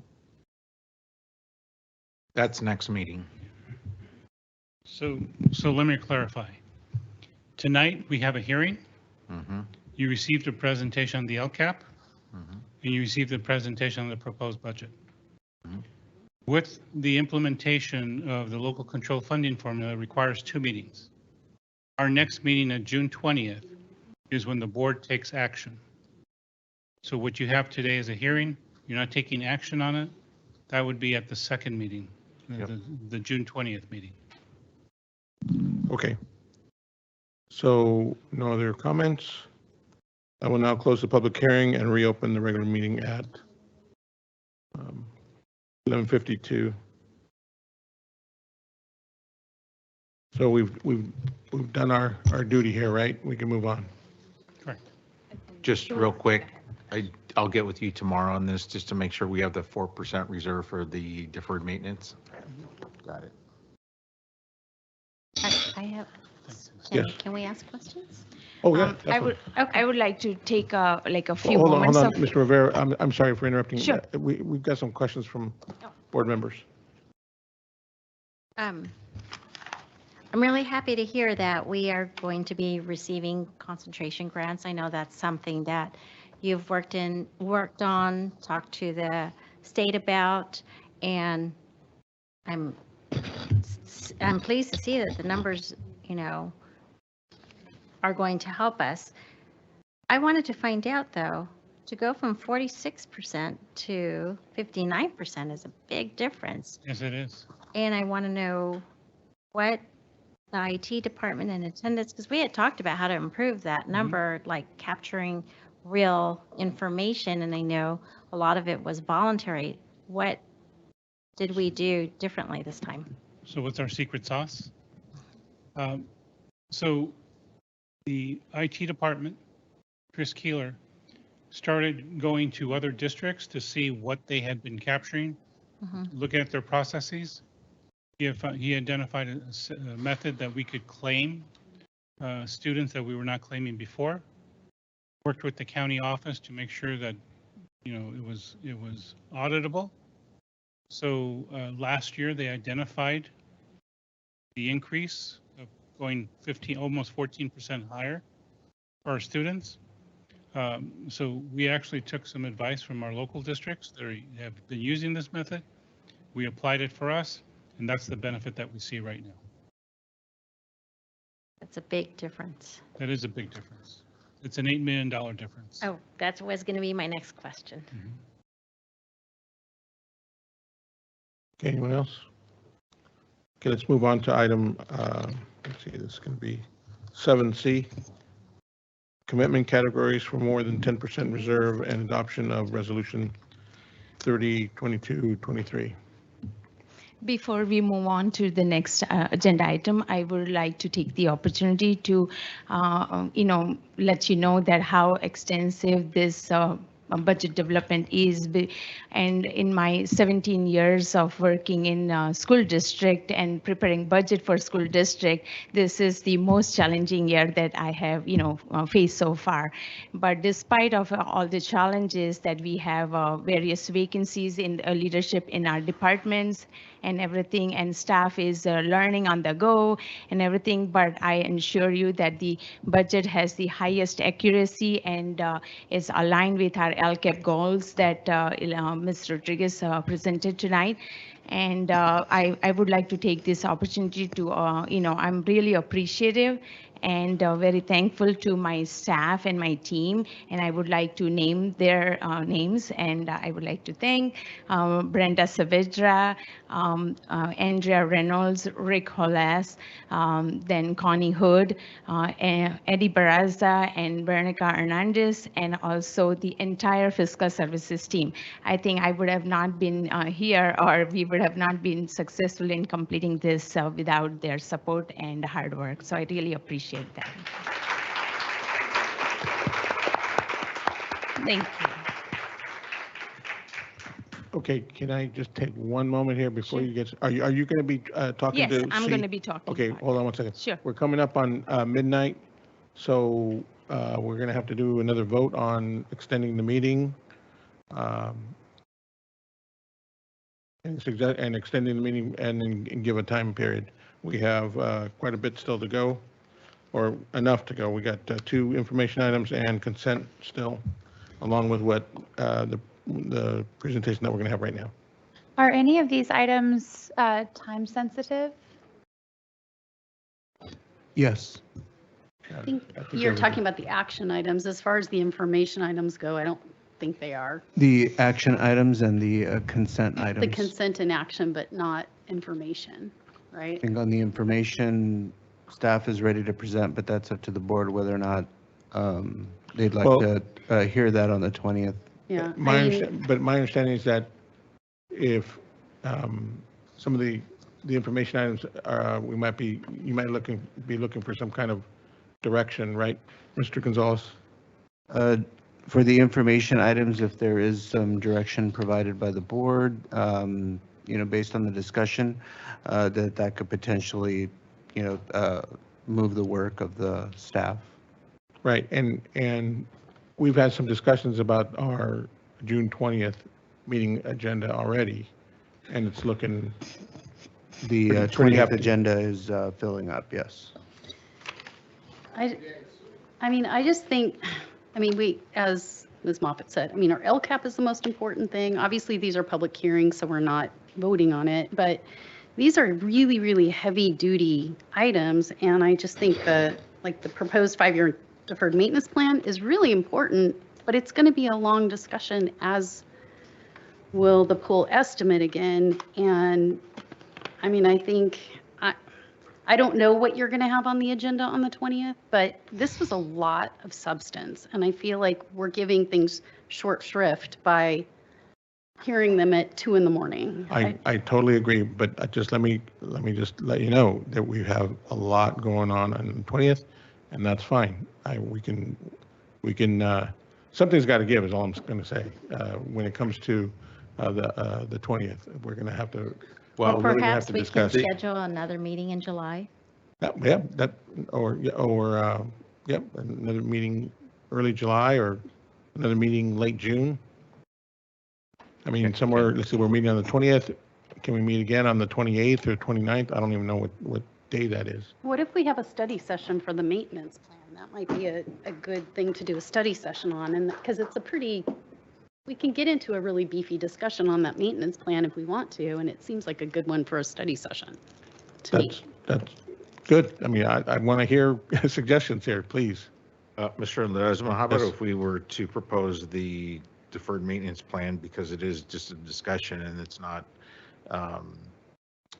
to approve priorities at this point, because we've already approved our deferred maintenance for the summer program to do bathrooms, carpet, painting, what have you. So why don't we just push that till like July or even August?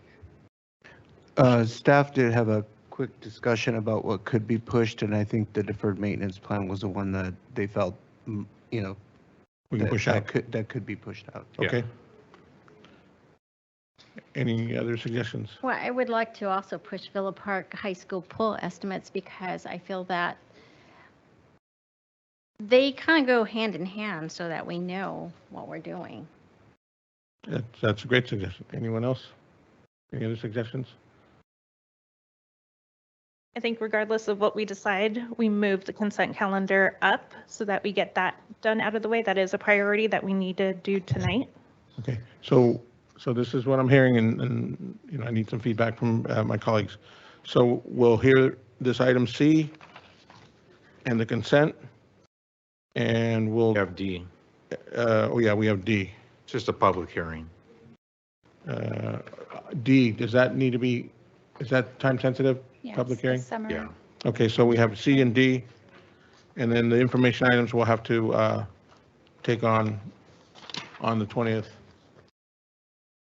What's that? Unless we want to set Well, a study session early July, which we could do. we should already be prepared for that conversation, and it shouldn't be long. We already had this discussion for the Villa Park pool last board meeting. This is supposed to be an update, so it should be fairly quick, I would think, because you're supposed to come back with potential new numbers and with the potential in the presentation for another option. So to me, that should be quick and fast. Okay. Presentation. So we need to extend the meeting. Well, can we do the consent first, since that's the important business and those are time sensitive, and then we can see where we're at? Oh, hold on. Well, we have to extend the meeting. So I think that what we need to do is make a motion to extend the meeting to 12:45.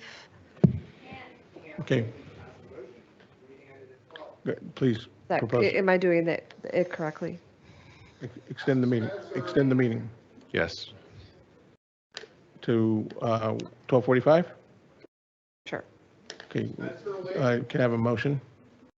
I do want to make sure that it is okay to extend it at this point in time. And I don't necessarily think if we're going to do just consent and C and D that we need to extend it to 12:45. I think we can do it until 12:15 probably. Okay, but the proposal is to C and D, and Mr. Ortega suggested we do consent, but also the pool. Oh, I thought he was saying that for the 20th.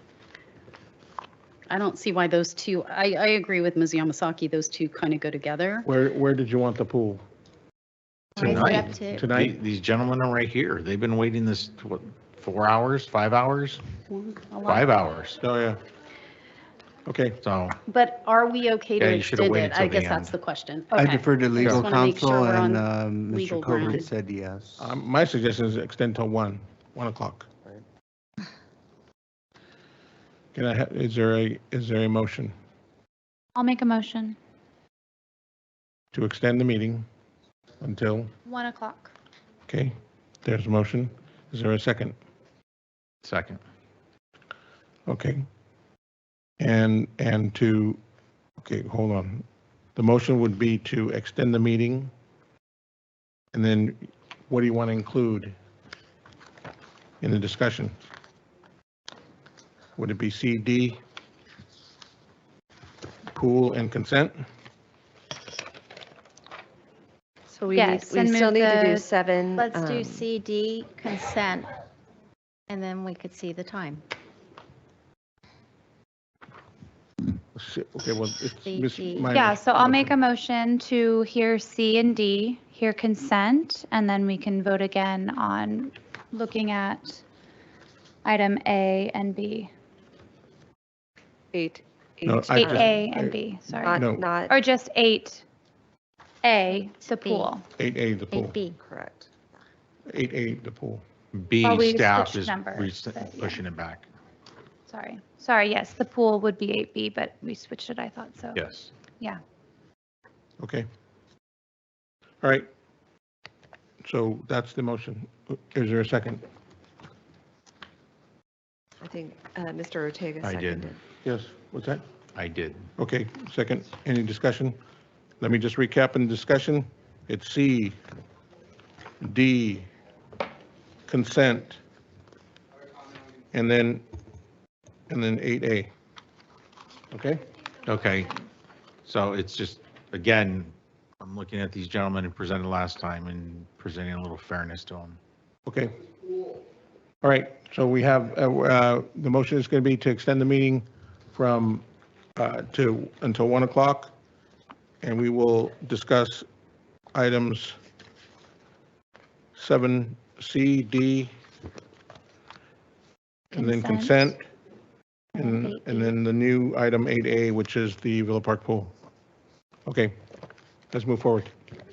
You gonna vote? Oh, we need to We have vote. to Oh, vote. I'm sorry. All those in favor? Aye. Aye. All those opposed? No. No. Okay. Ms. Page?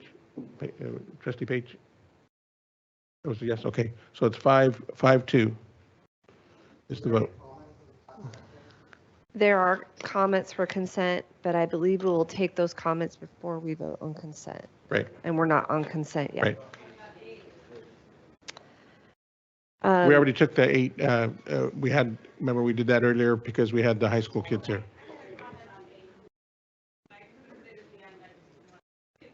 So there's 8A deferred maintenance, but that has been Pushed to another board pushed. meeting. Well, we're still in Maybe- 7. Maybe we could do it at 17. Okay, Well, it's, okay, we're wasting, it's, okay, let's move on, please. Okay. Okay, so this is the local reserves for committed funds. And in 2014, state adopted the budget and there is, so based on the rainy day, if state has the rainy day funds and that exceeds the 3%, then that applies the district reserve. They cannot have more than 10% of the reserve on district. So that's the, what is 10%, you would ask? That 10% is equivalent to just about 6 weeks of payroll. And if you ask any business owner to have liquidity of like 6 weeks of payroll worth liquidity, they are not going to be able to run the business and they will not move forward. But that's the law and that's what we have to do. So what we are doing is that we are going to be committing the funds for the purpose that we can utilize them. later. And so because we are looking at the uncertainties in the funding level, the higher student absenteeism, the ADA decline, and also that we have seen the deficit spending budget. So all those factors taking into considerations, we came up with the several purposes and the estimated amount. And you'll see the total commitment amounts is over and above the 10% reserve that we have it on our general fund. And that is 89.9 million, and which is one of the highest reserve level that we have in the county. And we are also making sure that textbook adoption, we are setting money aside for that, so that we have funding for our textbooks and for our educating our students. And then there are various facilities and pension obligations that we have. So tonight we are asking board to adopt these resolutions, and if you wish to change any of the purpose or the amounts, we can always bring this again forward later in the year, and we can always revise those. So these are not set in stone. We can always revise them during the year, but it is board adoption, sorry. It is a budget adoption process that we have to do it every year around this time. And we can always revise during the year. And we are going to be filing with the Orange County Department of Education this resolution. It will be on the record. And I'll be happy to answer if you have any questions. I'll move it. I have a question. So that was the question I had. You said that we can change that category at any time, because I guess I have somewhat of an issue. I understand we want to have healthy reserves. Right.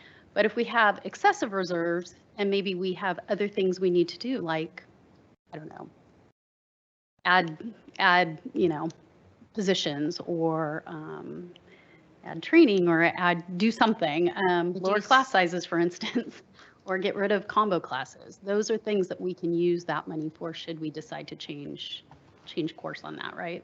Right. So these are the commitments, and so we are setting aside money for those commitments, and the commitment can be changed. So right now the guidance is to set aside either you spend that all, or you set aside in the reserve as commitments, and we can always change the categories how we choose to. But these are what we at business services we figured out that these are the preliminary areas that we have to focus on district's priorities, and that's how we came up with these categories. Mrs. Erickson, you're completely right. Can you scroll back to the slide that has the numbers? So the board has the authorization to provide us direction to set aside monies for a board priority. So these are the priorities that we've calculated based off of our finances and some of the concerns that we see from the state level. If you want us to set aside reserves, and change some of the numbers for those priorities, that's certainly the board's prerogative to do that. And we would just need to do a resolution to make that change. So we can adopt the adopted budget the way it is. And then if you like to make changes, we can make those changes the next board meeting, the following board meeting. So that's not a problem. Or anytime we are bringing budget report again, we can do that resolution again. Trustee Yamasaki.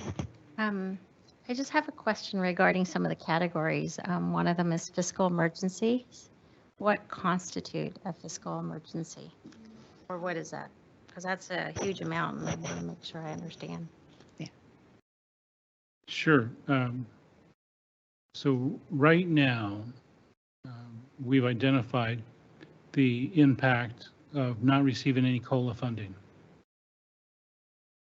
And we're uncertain as to how that's going to look at the state level, because we've never had a deficited local control funding formula. So what we've done, we have identified some major categories. We make up 0.4% of the ADA at the state. What percentage? I'm sorry. 0.4%. Okay. So if the state was to apply the deficit of of $31 billion. That gets to about $120 million for the district. We don't know how they're going to apply it. There's other considerations because we receive a very small amount of concentration grant monies. Other districts receive large amounts. So we don't know exactly how they're going to apply it. So what we identified is for this coming year, that if the worst case scenario happened, we would at least need about $38 million to be set aside because we don't know if the money is going to materialize or not. Okay. And as we look at the out years, we've taken a conservative approach of, well, what happens if we still need to adopt textbooks? What happens if we have a further decline in our ADA or extra enrollment decline? So that's why you see some of these numbers on there. Because as we've done our calculations and we figured out as to how sensitive these budget implications are to our numbers, that's how we've identified and calculated some of these amounts. But we're certain we can bring back more information for the board, or if you'd like to identify some of the funds for other purposes, we'll be happy to do that. Okay, thank you. This is really a living document. Yeah. Okay, I'll move it. do I have a second? I'll second. Okay, just real discussion. Let me just read it is recommended the Board of Education approve Resolution 30-22-23, designating certain general funds as committed fund balances. All those in favor? Aye. Aye. Aye. All those opposed? Motion passes 7-0. Okay, Thank you. thank you. Thank you. On to item D, public hearing on resolution number 29-22-23 to dedicate an easement to the city of Anaheim for electrical work. Mr. Harvey. Good evening, President Ledesma, board members, community members. I'll be very quick here. It's just a recap of what we shared last time. The city of Anaheim has requested that the district dedicate an easement to the city upon a portion of the district's property at 400 South Imperial Highway and 200 South Imperial Highway, which is basically Imperial Elementary and Canyon Hills. And we went over that and I showed you the diagrams and whatnot. So the purpose of this easement is to allow the city to install underground conversion of overhead power lines. So that's basically in those two places. So that's the review, and up to you for the resolution to be passed, and then we will share that with the city. Okay, so I will now close the regular meeting and open the public hearing at 12:16.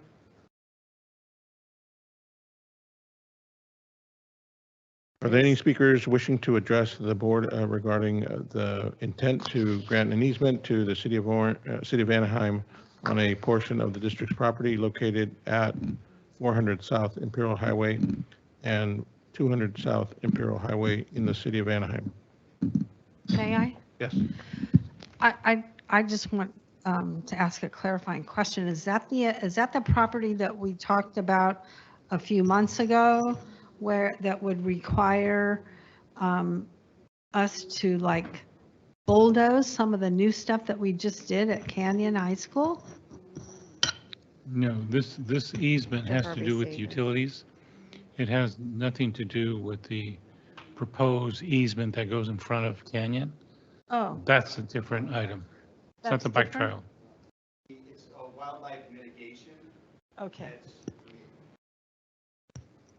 Well, that was my question, because I know that other So- idea was very problematic. Just to answer that for the board and for you, Mrs. Moffett, it's a wildlife mitigation grant. So the city is trying to do that in several locations across the city. Just happens to be near the same spot that they're talking about, the Knoll Canyon Trail, which we have not brought to the board yet because there's lots of questions that we have for the city that were raised by the board. So we're not bringing that forward at this time. Just a wildlife mitigation situation. Thank you. Wildfire, I said wildlife, but I meant wildfire. It's 1 a.m.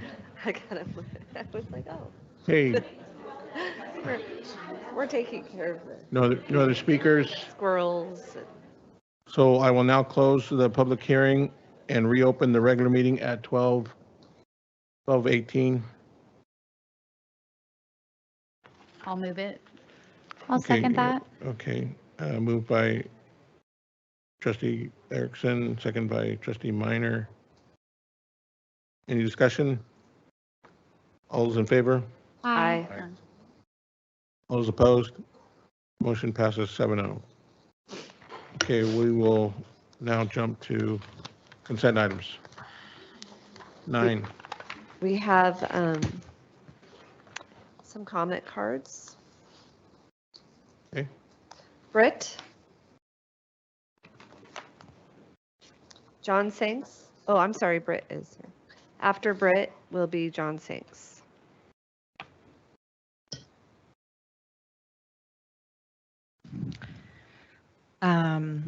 So this can be any of the consent items right now? Okay. What did you put on So, your card?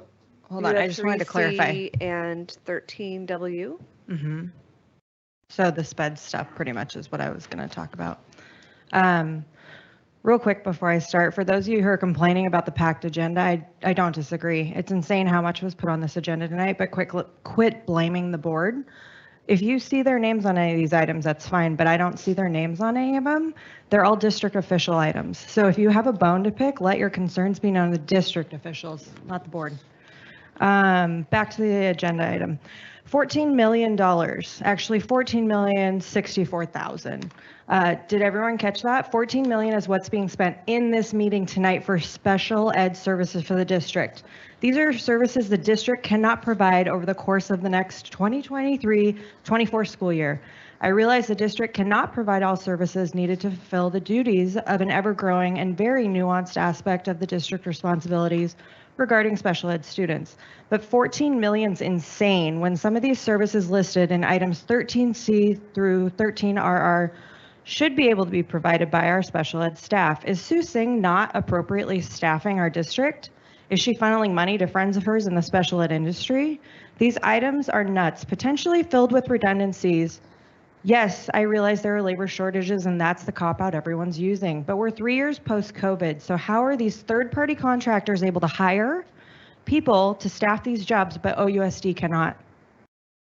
Why should parents have to make deals, sign non-disclosure agreements in exchange for services their children are entitled to per the law?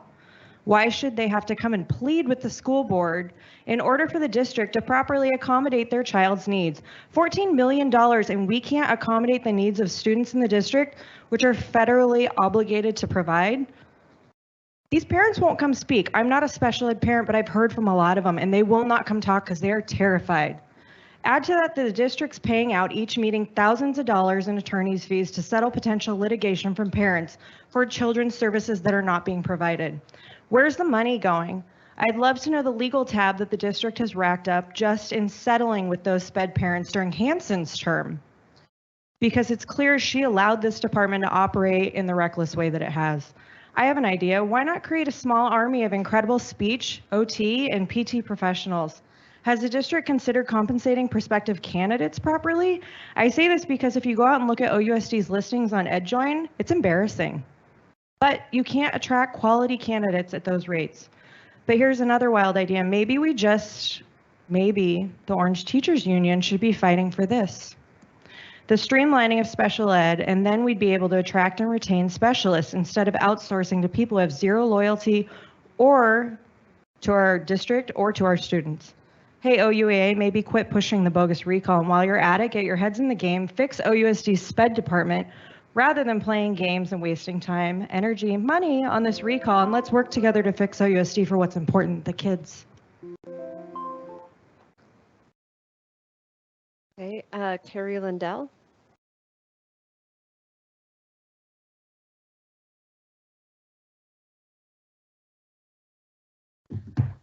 Good evening. I am speaking tonight as a concerned parent with students at Orange High and at Yorba Middle, and as a CTE teacher at Yorba Middle School. Last meeting, Mr. Ortega pulled 2 consent items that directly impact students at all high schools and 2 middle schools, Yorba and Portola. One was the Career Technical Education Incentive Grant Service Agreement, and the other was the Verizon Innovative Learning Grant MOU.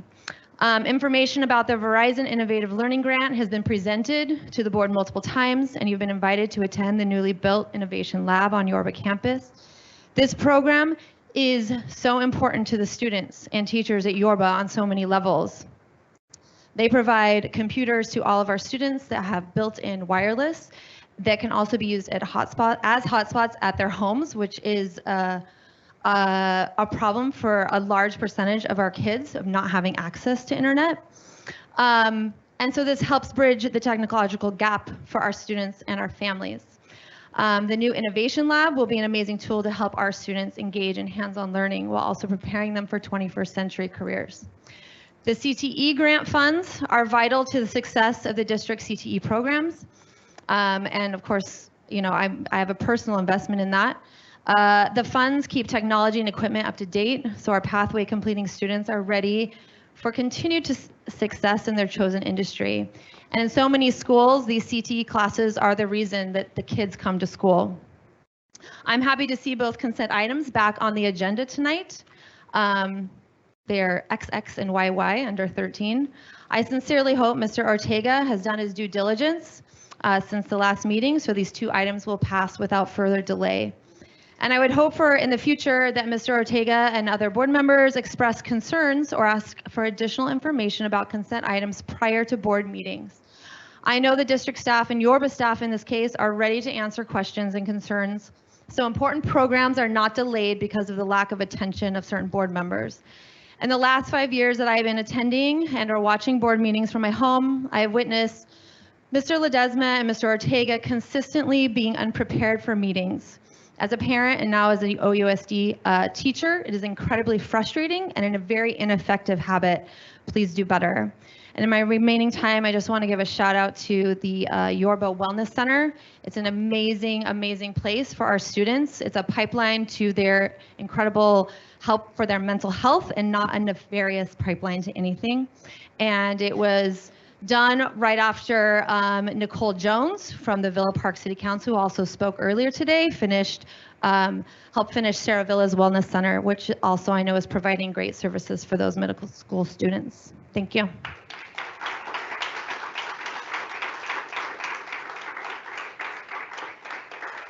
Linda. Either Mannion or Marion. Mannion. Okay. That was all. Okay, no more cards? No more cards for. Oh. Oh, 11, yeah, we have 11. Yeah, 11 is consent. So you got a card for 11? What was the name? So that card, Yeah, she's looked through all the cards.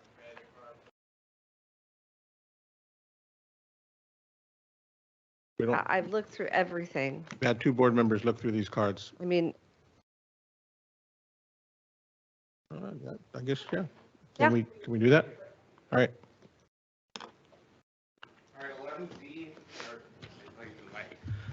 Good evening, board. Good evening, Mr. Ledesma. 11Z, this is for Parker and Covert. It wasn't clear if last month only general items, general legal counsel services for $350,000 were approved.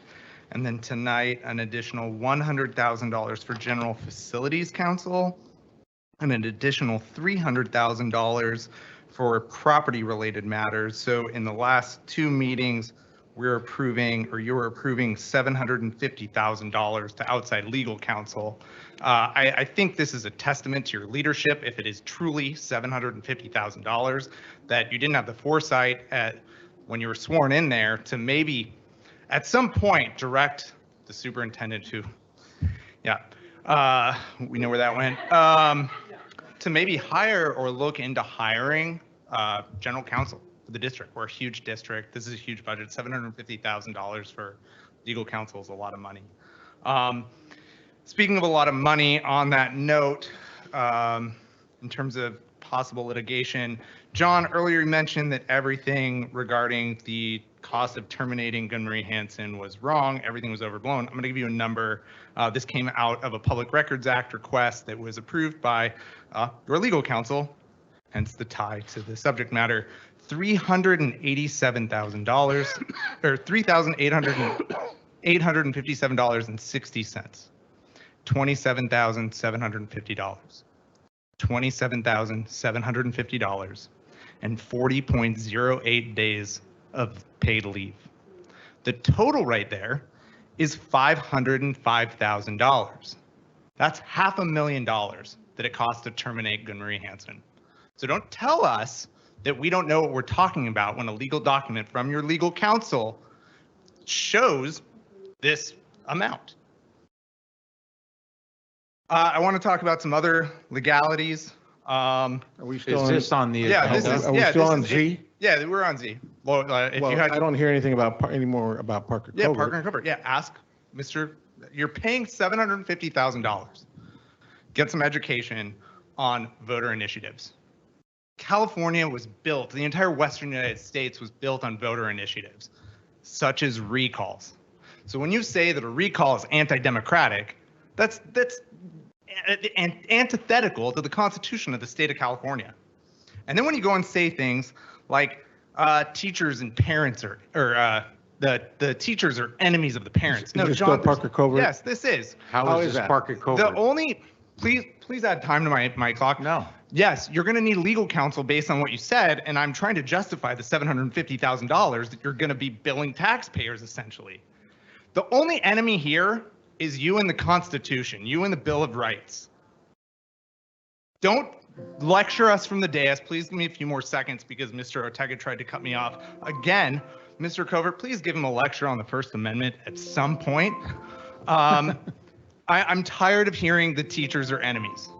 If you worked collaboratively with the teachers, you probably wouldn't need $750,000 in legal counsel because you'd be able to negotiate more fairly. I'm sick of hearing that. Catherine Sutherland. Okay. Let's move on to consent items. So consent items are acted upon by one motion. However, any such item can be considered separately at board members' request and will be acted upon following approval of the consent items. So can we take all consent items out? I'd like to pull. Okay, yes, what would you like to pull? I'd like to pull 11V, 11Z,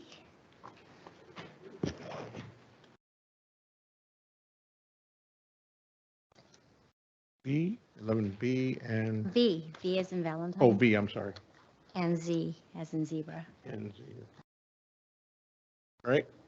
So do you want to make a motion to, Does anyone else need to pull anything? I'll make a motion for the rest of the items. okay, I'd like to make a motion to pull a couple too, please. okay, It's under 13. 13, UU, Victor, Victor, Wednesday, Wednesday, YY, ZZ, Triple K, and Triple L.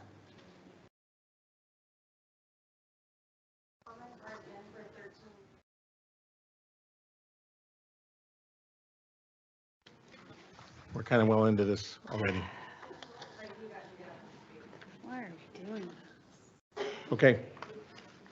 So YY, UU, VV, WW, ZZ, Triple K, and Triple L. Okay. That's 13. Okay, do you want to change up your motion there, Trustee Erickson? Not really, but Yeah. yeah, I guess I'll withdraw that motion. I'll make a new motion for all the rest of the items, excluding 11V as in Victor, 11Z as in zebra, 13UU, 13VV, 13WW, 13YY, 13ZZ, 13KKK, 13LLL. Okay, is there a second? Second. Second, okay. Motion by Trustee Erickson, second by Trustee Ortega. Any discussion? All those in favor? Aye. Aye. All those opposed? Motion passes 7-0. Let's move on to 11V. Trustee Yamasaki? Yes, I pulled the item, Keenan and Associates. I noticed that on Trustee Ortega's business website, he has partnerships with Keenan, and so I wanted to find out what the partnership entails and whether there is a conflict of interest that exists. No, there's not. Well, can you explain what your partnership is about? There is none. It's on your website. There is none. It's on your website. It says partner, Keenan, along with CALSA and AXA and other groups. Again, I'm telling you, there is none. So then are you saying that your website is not accurate? I'm just telling you, there is none. There is no conflict. But why is it on your website? All I'm saying is there's no conflict, there's no partnership. But it says There's no partnership right on your financial, website. there's nothing. Well, then I just want some clarification. I'm just what your verifying for partnership- you right now. But you're not I saying just what your told you. partnership is. I Just just, giving her a conclusion, and she's actually asking you for the substance, like what is your relationship? I think that's what her question and was. I just told you, there's none. I think he answered the question. Any further than that, you just vote no. Okay, that's your option here. Well, I want to determine whether I should ask him to recuse himself from a vote that has something that he may have an interest in. There's no financial gain, there's no partnership, there's nothing. Okay. Okay. Okay, that's, you want to, can I have a motion for 11V? I'll move it. Moved by trustee Erickson, I'll second. second by trustee Minor. Any discussion? All those in favor? Aye. Aye. All those opposed? Motion passes 7-0. Okay. 11Z. Okay, I pulled Parker Covert because I am confused. I thought we approved some amounts last month, and now we have more months, so I want some clarifications as to the total amount that we're spending and what categories they are. And we reduced the amount last time, and is it that same amount that we reduced it by popping up here now? So I don't know if someone can give me some information on that. Ms. Yamasaki, I can provide some clarity. Okay. We have an abundance of work. We have an asset management plan, district asset management plan that we're trying to establish. So the contracts that you see here is attributed to the asset management plan. Some of these are not legal fees, but they're cost of consultants that are hired through our attorney to assist us with our asset management plan. In the past, we've used one attorney for that. This year, we have separated and have used a second attorney, which is Parker Covert, to assist us with this work. Okay. So how many attorneys do we have from Parker and Covert working for us? Well, the attorney I'm working with is Doug Yeoman. Okay. And then Mr. Covert, who's here tonight. And there may be some associates. Mr. Covert to be here per hour, no matter what time, until the meeting ends? Is he getting paid per hour for being here if the meeting ends till at 2 in the morning?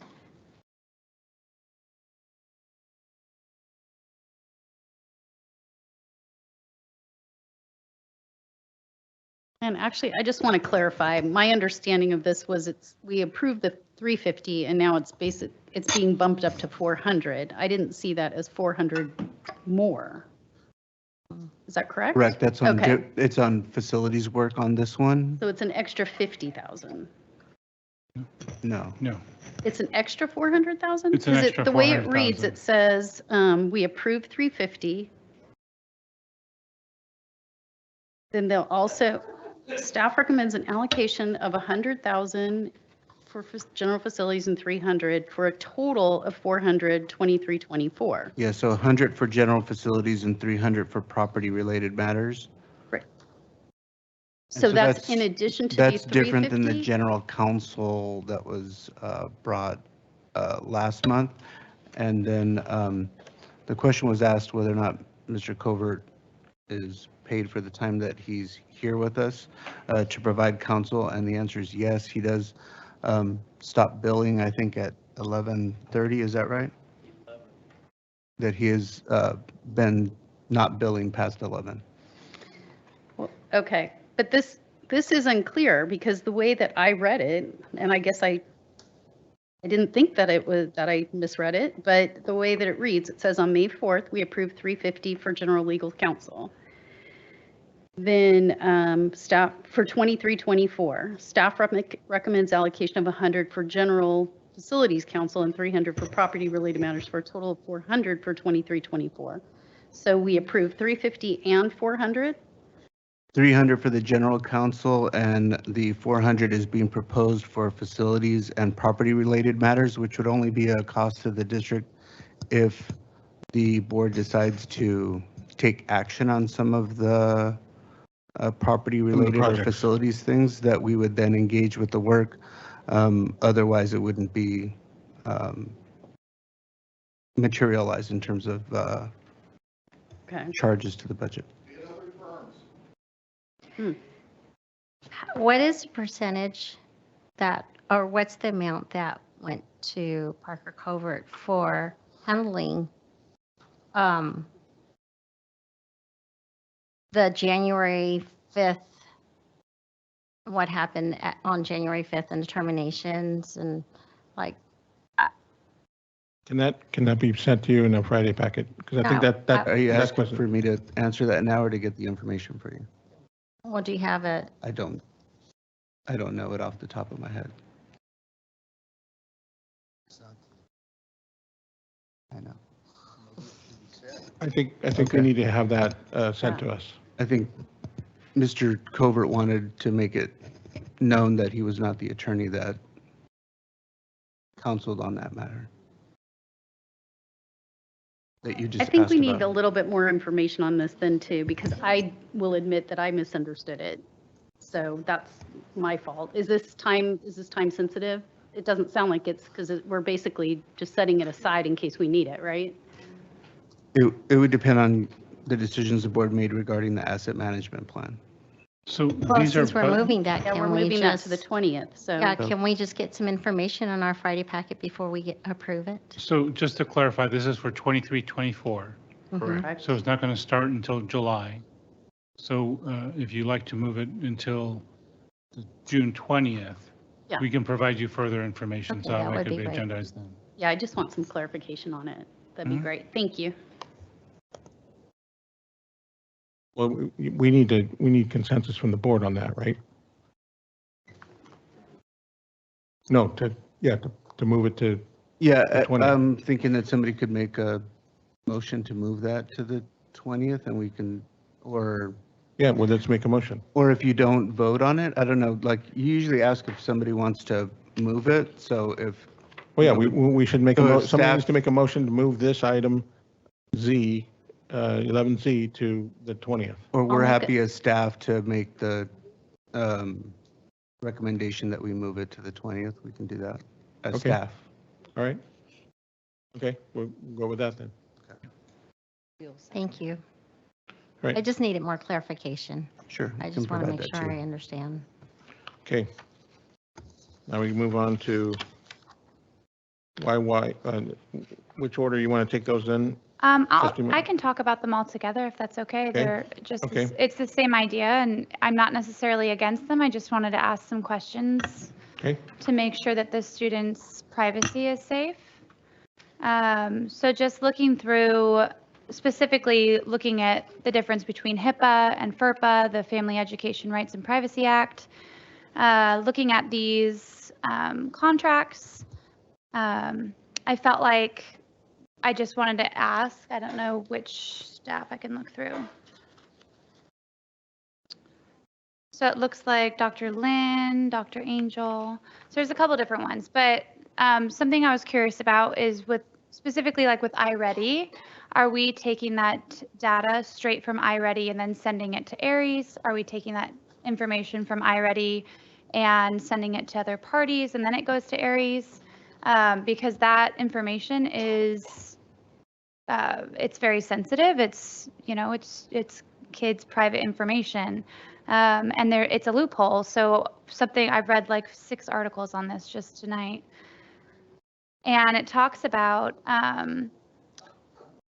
how an educational agency or institution may disclose personally identifiable information from an education of a student without the consent required if the disclosure is to other school officials. However, a contractor consultant, a software company is considered an outside contractor, and they are considered an educational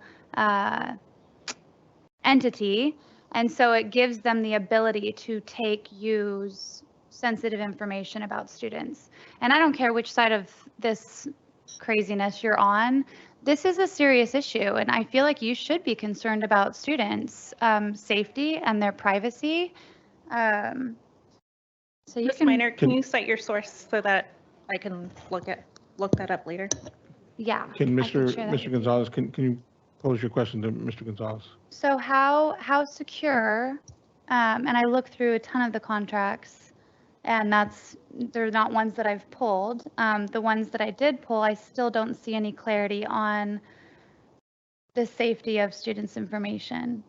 So I heard one specific, and then I heard a general comment about just sharing of personal identifiable information Right. regarding students on several of the items. So one specific to that item, another one just in regards to what kind of safeguards the district has in regards to sharing of data on students. Right. And so I think the appropriate staff member for that, at this time is Hi, Dr. Lynn. Dr. Lynn. So we're going to ask her So to while come you're walking to up, this is what I comment on read about FERPA. It was that directory information with third parties is included for for-profit companies, and that information can include and is not limited to a child's name, address, phone number, date and place of birth, awards, extracurricular activities, height, weight, sexual orientation, student ID number, email, all that information, including school photos, if your parents didn't sign off on that through the school district. So those are my questions. Yeah, not a problem. And then I brought you some sample of the verbiage in the contract. I mean, 'cause your concern is also our concern as well. So it's very important that any contractor that has a data sharing, agreement with us, and I also brought enough copy for everyone, some sample. Pretty much the picture, the detail is they cannot resell and they don't own our data. And then even though they cannot, there's a violation and then there's a clause right there, and I can share with you that, it's against the state law. And then so those verbiage is actually aligned with the California student data, privacy agreement. And then we had different samples, so you might want to take a look at it if I can share with you. And then if you look at it, you feel like we need to go into more details with the requirement, we're more than happy to readjust it and then ask them to sign it. So I'll put you the one that I have. As Trustee Page said, can you give us the source of where you're getting? I would be concerned too. So absolutely. I don't have it on me. I didn't write down the sources. This is just my notes, but I can definitely send it to you. Well, you'll have to send it to. I'll send it to the superintendent. Yep.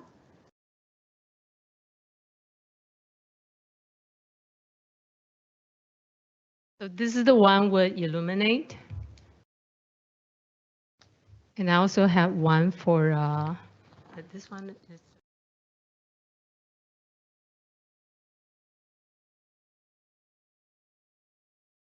These are more detailed ones, and you can also develop. Could we read this so that the public knows what we're reading? Yes, please. Oh, I don't know if you want to read it. It's pretty small.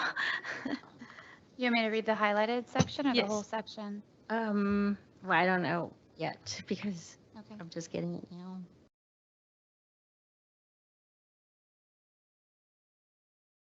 Yeah, I guess the highlighted, there's kind of two highlighted areas.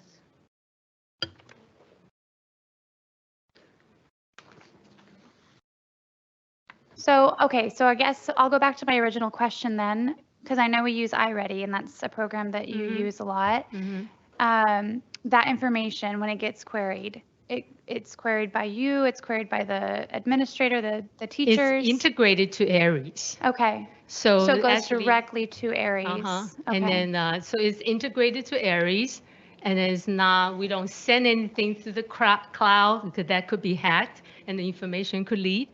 So it's integrated in the secure space, and then they put that data in, and then when we analyze the data, I mean, no student name will be released, and then usually there's a code there. I mean, it's just the identity of the student, and then unless we do it, our teachers looking at the data, that's a different concern. I mean, different function. Is iReady on the consent? Is it one of the It items? is. iReady is, yeah. Mm-hmm.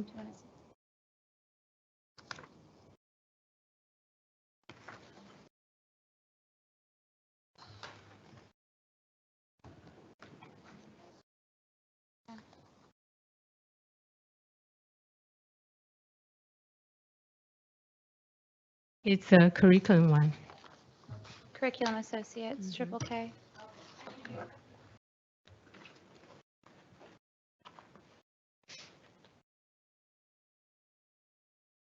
And then again, with the Renaissance Learning versus the Curriculum Associates, I see that both of them have a lot to do with similar subjects, similar testing mechanisms. The difference is the Renaissance is Illuminate. Illuminate is more like a task bank, and which allow our teacher to pull Common Core standardized alignment type of the test. Right now we have about 2,500 teacher-made tests on the Illuminate, and then which is SBAT alike. So the student will have opportunity to practice SBAT-like type of questions, and on top of that, our teacher can look into the data and actually inform the instruction. And the thing that we always share is, if you're just going to do assessment, you better have something that you want to do with it.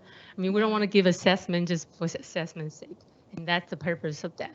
And iReady is a different functionality. iReady is pretty much help us identify, the gap, and then creating the personalized pathway, and also provide the teachers some kind of monitoring system, so knowing how to improve the students. And instead of just waiting for the 2 aspects result at the beginning and the end. And the teachers are using that steadily. They're pulling that information. I've heard from some teachers that really like iReady, and then some teachers that, they have their students do it, but they're never querying the results, so they're not really using the results to adjust their curriculum. Well, I believe they are, because as a district, we send the weekly report to all sites. And then, of course, that we work with the principal, to help them identify the need and also support the teachers. Yeah. So we do have the data of the usage, and our completion rate is pretty much like in the 90s. Okay. Sam.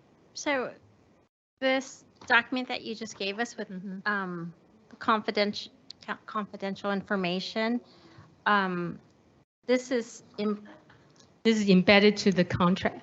So it's a sample of the contract that's showing you there's a section, talking about privacy.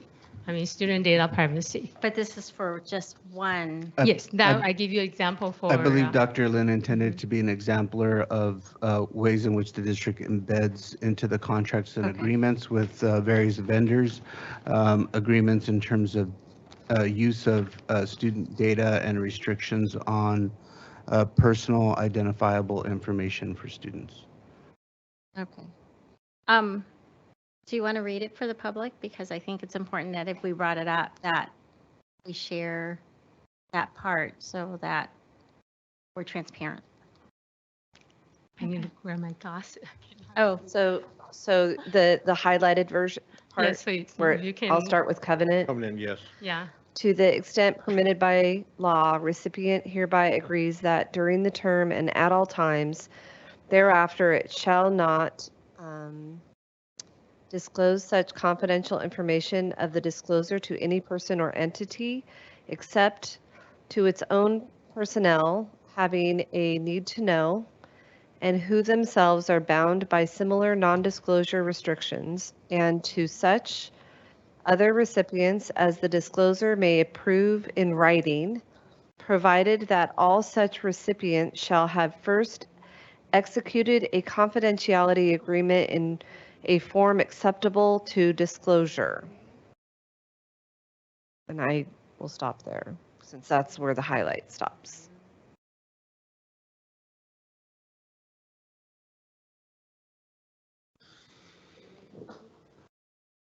So is there,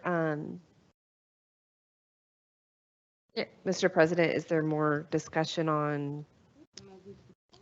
Minor, what is,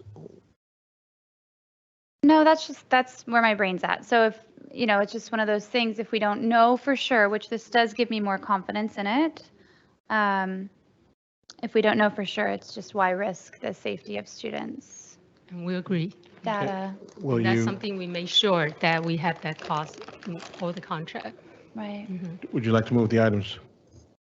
Yeah, I'll move the items that I named: VV, UU, VV, WW, YY, ZZ, triple K, and triple L. Okay, any second? I'll second. Second, trustee Erickson, moved by trustee Minor. Any discussion? I have one quick question. Sure.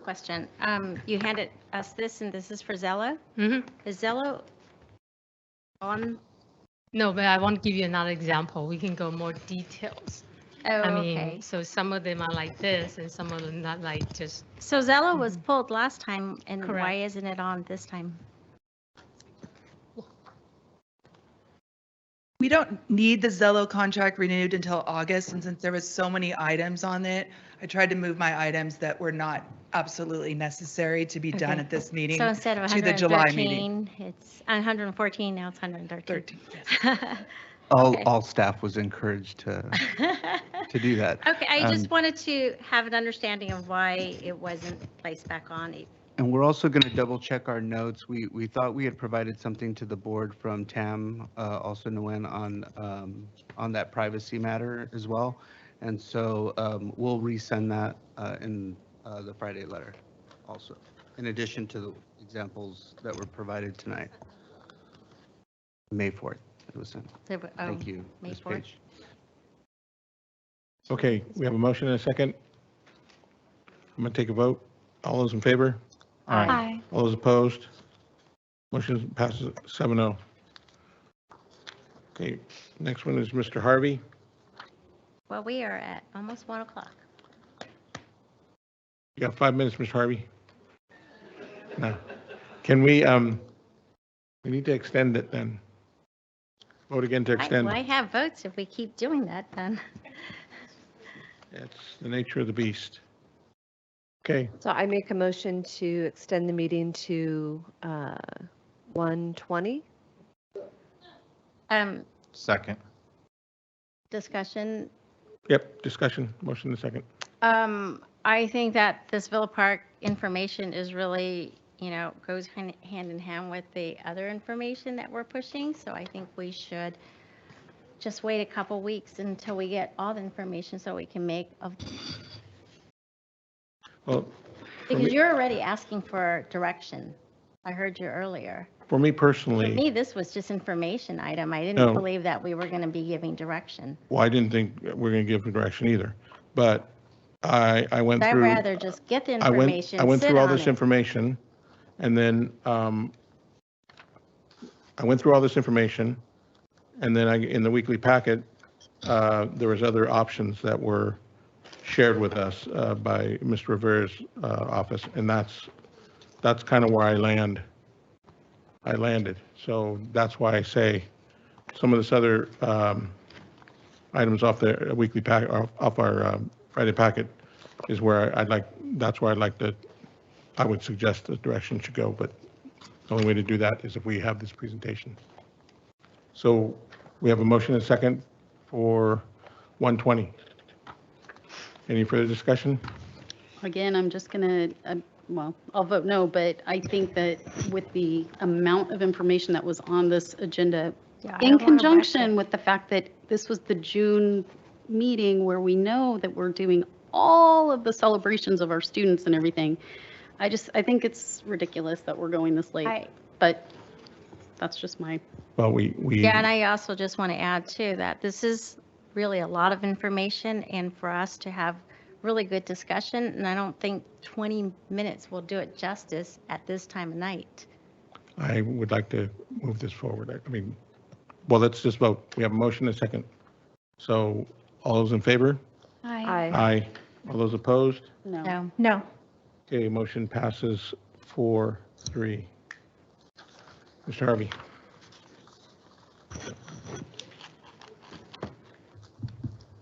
So we'll go as quickly as possible. We have. No, but I don't want you to go quickly. I want you to do a good job. Okay, we've got 20 minutes, and I think we could do it in that time. So, good evening, Board, President Ledesma, board members, members of the community, and our staff. We're going to go through a quick agenda here just to set the stage. When we came to the board in May, we gave you a range of estimates. There are several options for the pool size as well. We got some direction in that meeting, and that was the direction to go with a 50-meter pool next to the existing pool. So we concentrated our estimates on that option. So we'll review that with you today. We'll also talk about some other considerations, which we heard from your questions from the previous board meeting, and that was the talk of a community pool. When we talk about a community pool, there's some considerations there that go above and beyond what a normal pool on a high school campus would look like, and we'll talk a little bit about that. Then finalizing the pool location. So there is some direction we'd like to have so that when we come back on June 20th, we could actually have a proposal for you, and it will be more accurate to what they'll be designing. Because without some of these questions answered, it's hard to get a proposal and bring it to you for consideration. Once we get into the design proposal and have them start designing, we can make changes and considerations all the way up until the DSA submittal of the project. That's the submittal to the state. So we'll talk a little bit about that. So we can talk about a little bit of direction, but really to concentrate more on what we're talking about is finalizing the pool location and finalizing the size of the pool. And if it's a 50-meter in that location, then it's an easy decision for us to move forward with the proposal. We'll also talk about a MRTA pool, which is something that was brought up, which is a pre-designed pool. It's a steel sided pool, and we'll show you some images of that and what that looks like, and Mr. Berkshire will go over that. And then we'll talk a little bit about delivery method, and Mr. Rivera can come up and talk very briefly about that.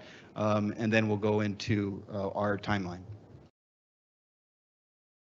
So here, you don't need to look at these guys. Can I ask something? This is not specifically with this, but this issue came up earlier about conflict of interest, and I just want to clarify. First of all, neither of you are from Orca, correct? We've never had anybody from Orca present. Yeah, thank you. You aren't from there. Mr. Ortega, people have asked you multiple times to withdraw from or declare conflict or not participate. You have refused, am I correct? You're saying you have no conflict and you will not recuse yourself from this. I do not have a conflict. Okay, so just to be clear. I've said that many times. Apparently, people don't listen. No, I listen. That's why I haven't said So- much more, but you've maintained that you will not Now you got to declare stand up to the conflict. crowd so you get it reinforced. I get No, it. it's Let's just that continue it with was this brought up. presentation. The question's been What answered. does this have to do with this? I'm asking you This if is you're going to Villa declare Park High conflict. School. Okay, you're That's not going it. to declare it, right? This is for Villa Park High School. I'm just asking. Please Pretty continue. simple. Question's been Okay, answered. Thank you. Please. Okay, so what you see on this slide are some recent projects, some of which are in construction, some of which are just a finished bidding and are going to be in construction. But Dennis Berkshire can elaborate on this if you have any questions. But these are just three estimates. And you could see the size. Some are not 50-meter, but 25-yard by 33-meter, two of them, and the price of those are around $20 million. And when we say $20 million, that's the total project cost. The buildings involved, the pool, any utility considerations, the soft costs, everything, that's the total project cost. And that's what we're going to show you tonight and explain a little bit about how those costs break down. So I'm going to turn it over to Mr. Zadi, who will share some of the estimates that we went over on May 4th and what has changed since that. And because you did ask us to sharpen the pencil, bring us a more tangible estimate based on the option of a 50-meter next to the existing pool. So he'll do that. Thank you very much. So this beginning part, I'll try to be as succinct as possible because you've seen a lot of this information, but it's really to kind of remind us and go through the process to make sure we all understand where we're headed with the rest of the information. So this was a study area. You're all familiar with this. It's a broader little area than the pool because there's some considerations that apply beyond the limits of the exact pool. And that's part of the discussion tonight. So we shared 6 examples with you last time. We focused on 2, which were the 50-meter pools, as Mr. Harvey indicated. There was 2 considerations related to location. So it was really essentially the same design. It placed it in slightly different location to evaluate the benefits and constraints. So not going into too much detail, but all of them really shared the same issues or the same implications related to the removal of some portables, the relocation of some portables, adjustments to the fire lane, and all the basic improvements, which is the focus would be the 25-yard by 50-meter pool and the support building and structures and deck. This places the facility directly on top of the existing facility. The second option that we focused on was the exact same program, just shifting it over to try to maintain the existing pool operational as long as possible. And to be very clear about that, there is not a possibility of keeping that operational the entire time this is being constructed because of the utilities that come in and because of various pinch points.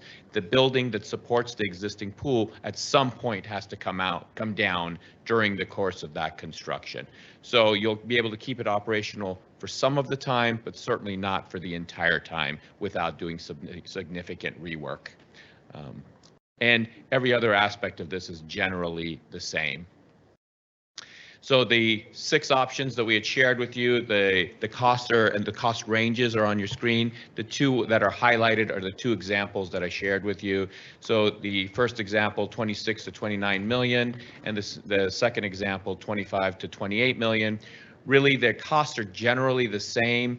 The reason that you saw a little bit of discrepancy had to do with what you did with the existing sites and what was included in terms of demolition or wasn't included. So we're going to clarify some of those.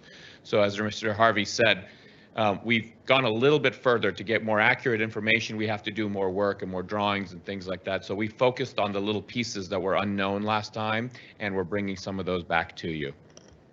So focusing in option 2C, that was the pool example that was adjacent to the existing facility. Again, trying to maintain that existing pool as long as possible. So this is the option that I just mentioned. You can see the existing pool and the facility adjacent to it. So some of those unknowns or some of those areas where we applied a little more diligence and tried to hone down those numbers a little bit more had to do with the removal of the existing portables. We're trying to give you a little bit more data and more categories in terms of the cost. That was part of the questions last time, was we need a little more depth, pardon the pool pun there. We need a little more depth in terms of some of those items. So we've broken those down: removal of the existing portables, the relocation of 5 of those portables, the ball walls that will be removed, some of the demolition of the existing site work, which is really the largest chunk of that, and then removing the existing pool equipment building, understanding that has to be phased in this scenario. So roughly about $630,000. I'm going to share a little bit of info related to the direct cost and what we refer to as fully burdened numbers, meaning all the other things that go with it before you get to the soft cost, the general contractors, mobilization charges, their general conditions, escalation, some of those kinds of things. Wait, so, sorry, you're going a little too fast and I can't write it down. Okay, I'll try to go up a little slower. Sorry about that. I talk fast normally, so apologies. So about $630,000 as a direct construction cost, again, for these elements. And they're not exclusive. We broke these out very specifically because these were some of the items that were a little vague in the last scenario. So what we thought we would do is really almost build the estimate the way we built it in front of you. So looking at the categories and how we go about doing this. There were 3 pictures that we skipped over because you didn't need to necessarily see us again.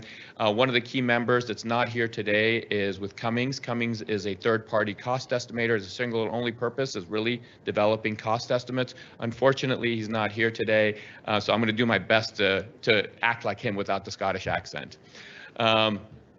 So looking at how we built this, so some of those items that we shared with you just a moment ago, this is directly taken a page out of that estimate. And it shows all of those elements. The one piece that previously we hadn't provided was the demolition of the existing pool, and we'll share a little bit of info on that as we move forward. So all of these costs, really looking at the demolition and removal of things, you're looking at about $638,000 as a direct construction cost. I'll pause for a second to catch up. Not including the demolition of the existing pool. Correct. We'll talk about that in a minute. Okay. Yes.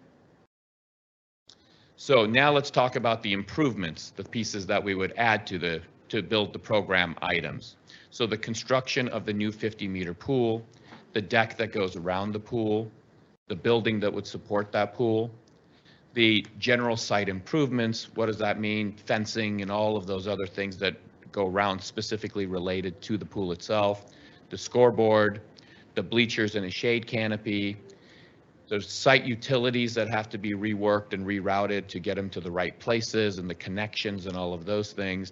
And earthwork, meaning the dirt you're moving around, basically. You got to dig that big hole and do something with that dirt. So that's part of that. I do have a question about the big dirt. Sure. I worry again about the soil there, because we've had so many problems with soil there. And so how might that, I know you don't have a crystal ball, but how might that impact? The best impact to gauge an impact like that is to not gauge it at all. Replace the soil completely. Okay. Bring in infill. So this estimate includes the infill of soil that we would need for the project, including the building, the pool, all that per Allen from coming. Getting rid of the old, Correct. putting new. Okay. Just exactly what we're doing for the second project we're doing at Villa Park right now. Perfect. Thank you. So we've used the criteria of the knowns that we have on campus, and we've applied it to this project. And as we move forward, we'll do new borings and validate all of those things. We're on the heavy end of that, if you want to call it. So all of those improvements, again, the direct construction cost is about $11 million, a little over $11 million. Okay, these are direct construction costs. So now this is where I was talking about the burdened numbers, right? When we refer to a number as fully burdened, it means you have the cost of the actual improvements and all those other things that the contractor is going to charge you for, essentially, right? So you have the demolition number, that's $638,000 that we saw. We've got all the improvements that we had just talked about at about $11 million. So the subtotal of that, and then looking at the general conditions and the general requirements, GC staffing, site setup, all of those things that the contractor would charge as part of their efforts. That's typically applied as a percentage, at least at this stage.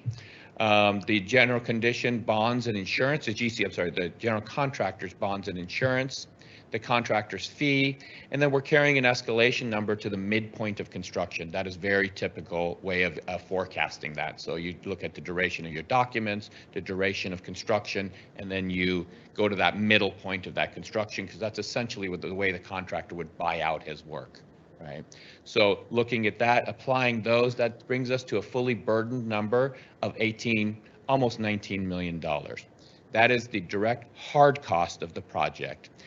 So we use a rule of thumb at this stage of the game of between 25 to 35% of a project cost is soft costs. About 65 to 75% is the hard cost. So typical is to use 70-30 split on that. So if we applied 70% hard construction cost, added the 30% soft cost, that takes your $18 million, $19 million number to about 24.7. So that's the way we built the estimate. There's even more detail beyond that in terms of the unit costs and things like that. Keeping in mind, we're at the 10,000 foot level, and at each milestone, we get a little bit closer to ground and get more detail and more information as part of that. So this number is the full project cost that you're seeing, essentially what the project would cost you as a whole.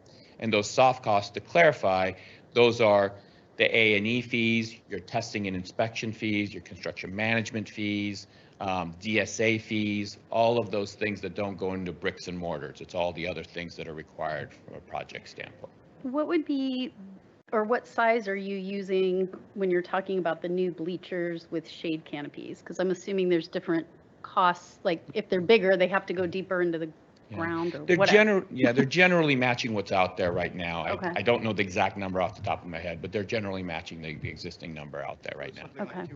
Yeah. Okay. They're not 1,000-seat bleacher systems. They're technically those very smaller bleacher systems. Well, since you're talking about bleachers, I want to know how big are the bleachers? Because I know one of the complaints about El Medina is that there's not enough deck space in bleachers. And so I kind of feel like we are wedging in a pool in an existing spot, so we don't have a lot of flexibility. Is this going to be sufficient to accommodate So we've swim meets? I mean, I go to Irvine and it's huge. So a couple ways to do this is we've designed pools where we literally shoehorned them in, and then we've done ones where you've got just plenty of room. My assessment of this is it's neither. We have adequate pool space on deck space on this. Deck space is a little bit like storage in a building. You can be done with it. You could provide 1 million square feet of storage, and you probably still haven't provided enough storage, right? But you have a fairly decent amount of storage. But we did specifically talk to the coaches, and this is based on the discussions and programming. So you mean storage of pool, like of what?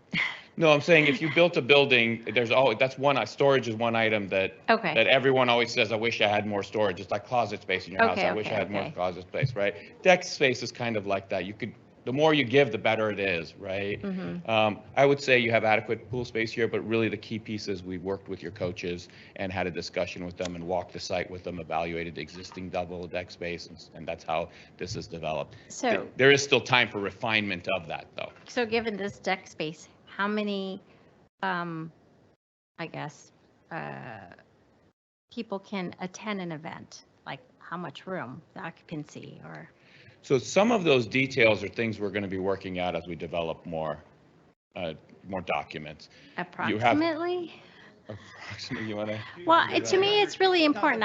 If we're going to do something, I want to make sure that we are doing it so that we don't look back and go, oh, look, we don't have enough space for people to attend.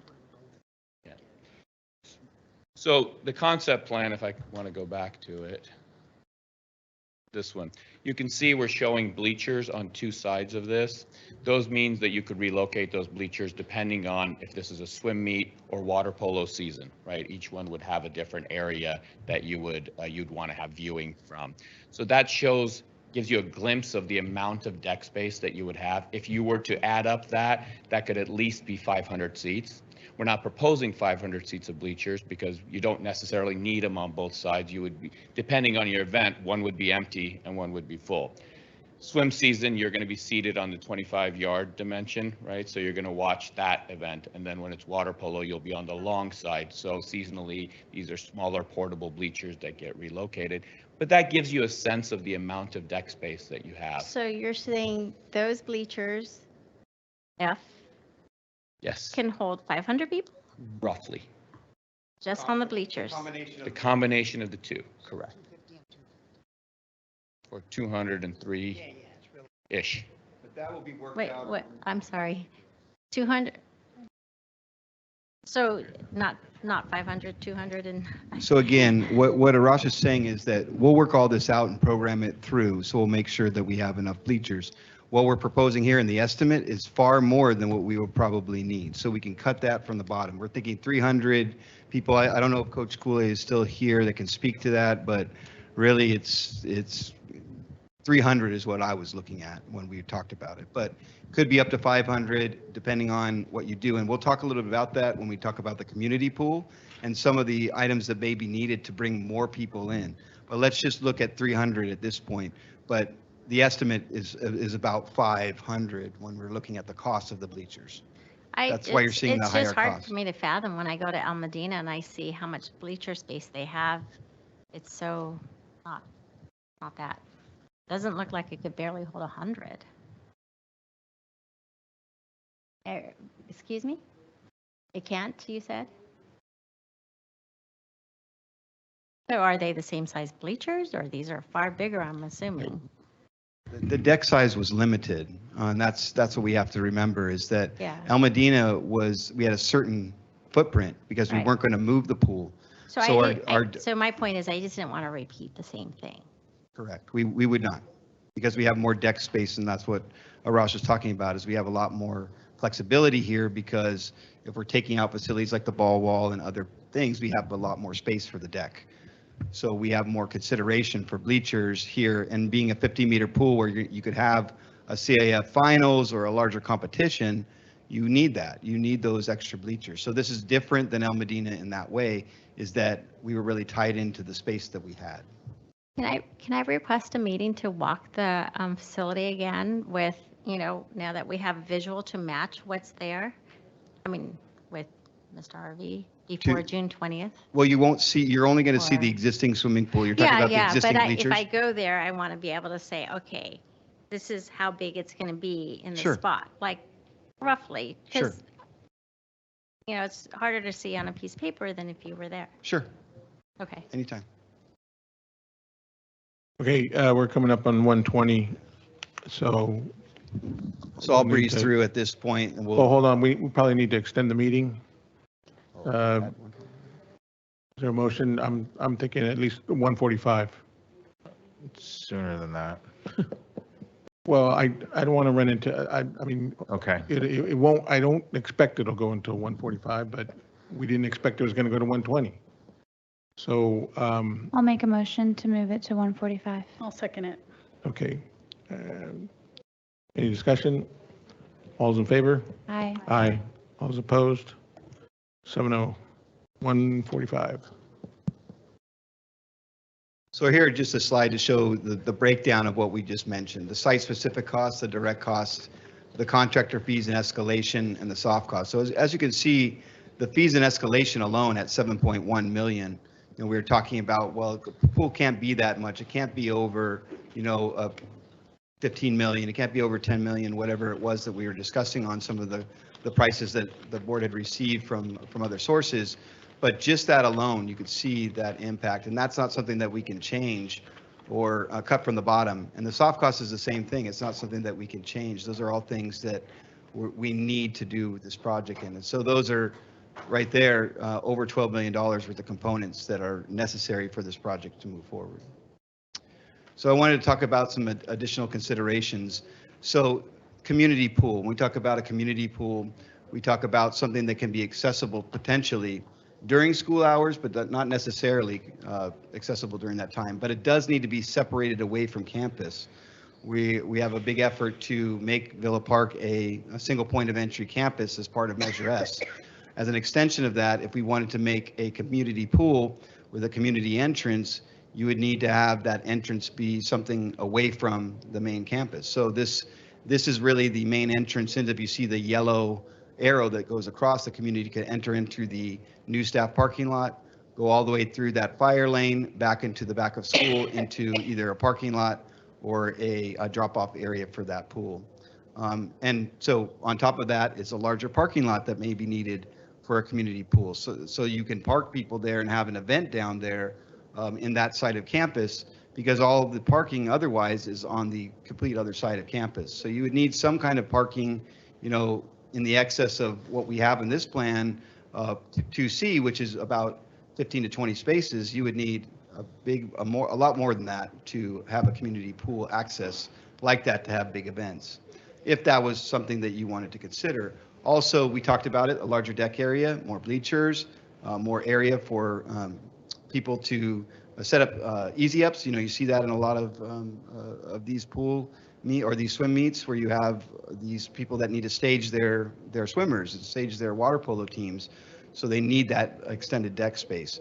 All those costs are not determined at this point. These are just things that we heard from the board that may be an interest to make this a community pool, quote unquote. And so we would look into those costs and bring those back to you. It wouldn't necessarily be something that would delay us getting a proposal to you, but they would need to be somewhat developed over time. So we need to know the direction of the board. The other cost considerations, which Arash touched on, was the demo of the existing pool and deck. Because we don't know what's going to go there, we know that we need to take down the equipment room. which will make that pool obsolete. It will need to be filled and at some point redeveloped into something. So we'll fill that pool with dirt, or, demo it, fill it with dirt, and then asphalt over it. That would be the basic, vanilla way to treat this project. And then you could determine what you wanted to do with the space later. But if the board wanted to determine that beforehand, then we would design that in. But this is what it could be parking. You'd have to somehow route around the pool, which you really don't have enough room because the softball field is there. I have a question. So, because number 2 is larger parking lot, and that's where the originally proposed portable buildings are going to go? So let's look at the 2C layout here. So we can see the fire lane, and we can see the entrance in where that dotted red line is. So if you came in through there, you could see the pinch point between the existing softball field and the building. To have a 20-foot fire lane going through there is not possible. And you would need at least a 20-foot area for access to a parking lot that would be on the other side of the pool, where you said the existing pool would be covered with asphalt. And could you park there? You'd have to move that softball field. So that's another consideration of cost. The portables, we need to keep 5 at least there. It may be more than that, depending on the programming. So we're still working through that. So if more portables, that would pinch down the space that you have. When I said 15 to 20 spaces, it would be below the fire lane between the existing softball field and those portables. But that's also a place where you have softball parents watching games. So then again, you'd have to move that softball down potentially a little bit more in order to put a larger parking lot there. With option 1C, where you put the pool in its existing location, you would have more flexibility to add a larger parking lot. And I'll show you what that looks like. So if you see this on this list where that space is right up against the building, you have the pool, you have the building going west to east, and then you have that big area there of paving. That could be a parking lot. And below the portables as well, since you're maintaining a more fluid fire lane that doesn't have to go around the portables, you can use that space for parking as well. So Sorry. I was just going to ask, could the portables not be moved to where the existing pool was post-demo? We'd have to look at that possibility. But there's a lot of infrastructure that's already there for those portables, meaning the electrical and other infrastructure that we would have to then relocate to the other side where the pool is now. So that would be a cost consideration. And the fire lane issue is a bigger one, is trying to get the fire lane through now. Again, then you're moving the softball field. You're potentially losing some field space at the south end there of this layout in order to get over to those portables. But it's something that we can look into because there is a sand lot there as well, beach volleyball that's kind of obsolete, and they could be relocated there, but it'd be a whole new set of utilities and whatnot. So the costs would be higher. There's room for a parking lot there. There's room for portables there, but getting the legal fire access and everything to those is very challenged without moving other infrastructure. Or completely redoing the other side of campus to allow a lane into that area. So a lot of consideration, a lot more construction, a lot more cost to do that. So that's why we wanted to talk about this again in terms of the community pool. Is that something that's a big focus of the board? And if that's the case, then we'll start looking at these items to build those numbers to be more accurate. But if it's not something, if you want to keep this for the Villa Park High School usage, and then obviously for competitions for other high schools to come in, then we would keep this plan as the 2C plan without those considerations. I don't think it's realistic to have a community pool. I mean, I think, again, like I said last time, if we're going to have a community pool, we need to have the community pay into it. And Villa Park doesn't even have a Parks and Rec. I could see Anaheim wanting to do something like this, but then that would be at Canyon High School as opposed to Villa Park. But Anaheim actually has money to do this kind of stuff. So, I mean, that's just my opinion. It's just our response to the questions or, the statements that we heard, and we listened to the board meeting several times just to make sure that we were clear on what we were presenting, because tight numbers is what you want. You don't want to go into a bid situation where you really don't know what's going on. Now, if we say, oh, no, we wanted a community pool, we wanted the community to access it separately. The only way we could do a community pool is if we had some sort of agreement or partnership with a city, because we're not going to run and take the liability of a community pool. We're not going to host, the public there ourselves. So that's something that the city would probably do. The focus, I think, is to get a pool there, and then as far as community is concerned, that can evolve. Okay. Yeah, but I mean- he's trying to plan for the infrastructure know. of a community pool if it understand that. happens, so I that understand we that. can make sure that the pool is secure, because we wouldn't want the public to be walking in the middle of the campuses, right? Is that something that could be looked at later on, though, is It making can. it So community? these are just considerations that if it was a Right. strong, something that we wanted to do up front, that we would do that. But remember, as we change, as we go through, we make significant changes, like let's move the softball field. It's going to be a considerable difference in cost. So we need to have those big ticket items figured out up front. And if those are things that we don't want to consider and wait to do, that's fine. We will just continue on with the 2C plan that we have, but just know that those considerations exist. And then as far as the new asphalt in place, is there any direction as to whether you'd want something else in that location, or is it more just a direction of let's put the asphalt in place where the old pool was, and then we'll figure out as we have available funds what we're going to do in the future? I would prefer that. We're attaching a lot of things to this project that we just need to focus on the pool. We're just trying to get all the considerations. No, up I front so we understand get that. I understand that. I estimate appreciate tight. that. But it's all things that can evolve. Great. Yeah, but that was always an issue in the past, like they would give us a cost of something, and then it was just that. And then all of a sudden we get a bill, or, the cost doubles because we had to do all these other things. And so I think it's important for us to know what potentially are going to be the costs. So I guess for the you to question say is, that, to focus only Sorry. on the pool is not really accurate. so I guess the question is, do we want to bring back numbers for these items? We have obviously the numbers here, and I want to explain why there's the strikeout here. That original that was sent didn't have in the 30%, the 70-30. So we wanted to fully make sure that we had the right number. So 448,600 is the number with all those considerations for soft costs and markup. And same as with the asphalt number, that number originally that we sent to you did have this markup. I just want you to, I'm interested in you continuing with your report, because at the last page is where you put project delivery methods, you put timeline, all that kind of thing. Yeah. Yeah, I'm curious about the Murtha pool and Sure. why Well, that's in here. I'm going to have Dennis talk about the Murtha pool. He's done a few in his day. So thank Can I you. ask a couple questions before we go on to the Sure. Martha pool? Okay, my question is, for the pool that is being built, simultaneously, well, we have an existing pool and then the one that's going to be built. You said that there's going to be operational time, but then eventually we won't be able to use this one pool while this one is being built. So I want to know, you never said the time frame.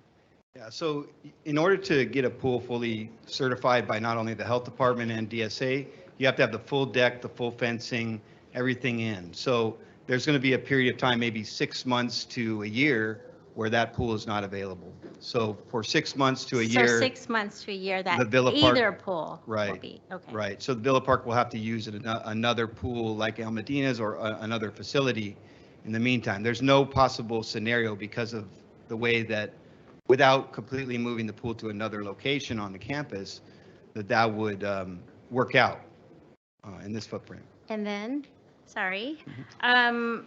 soil was already mentioned. Did we,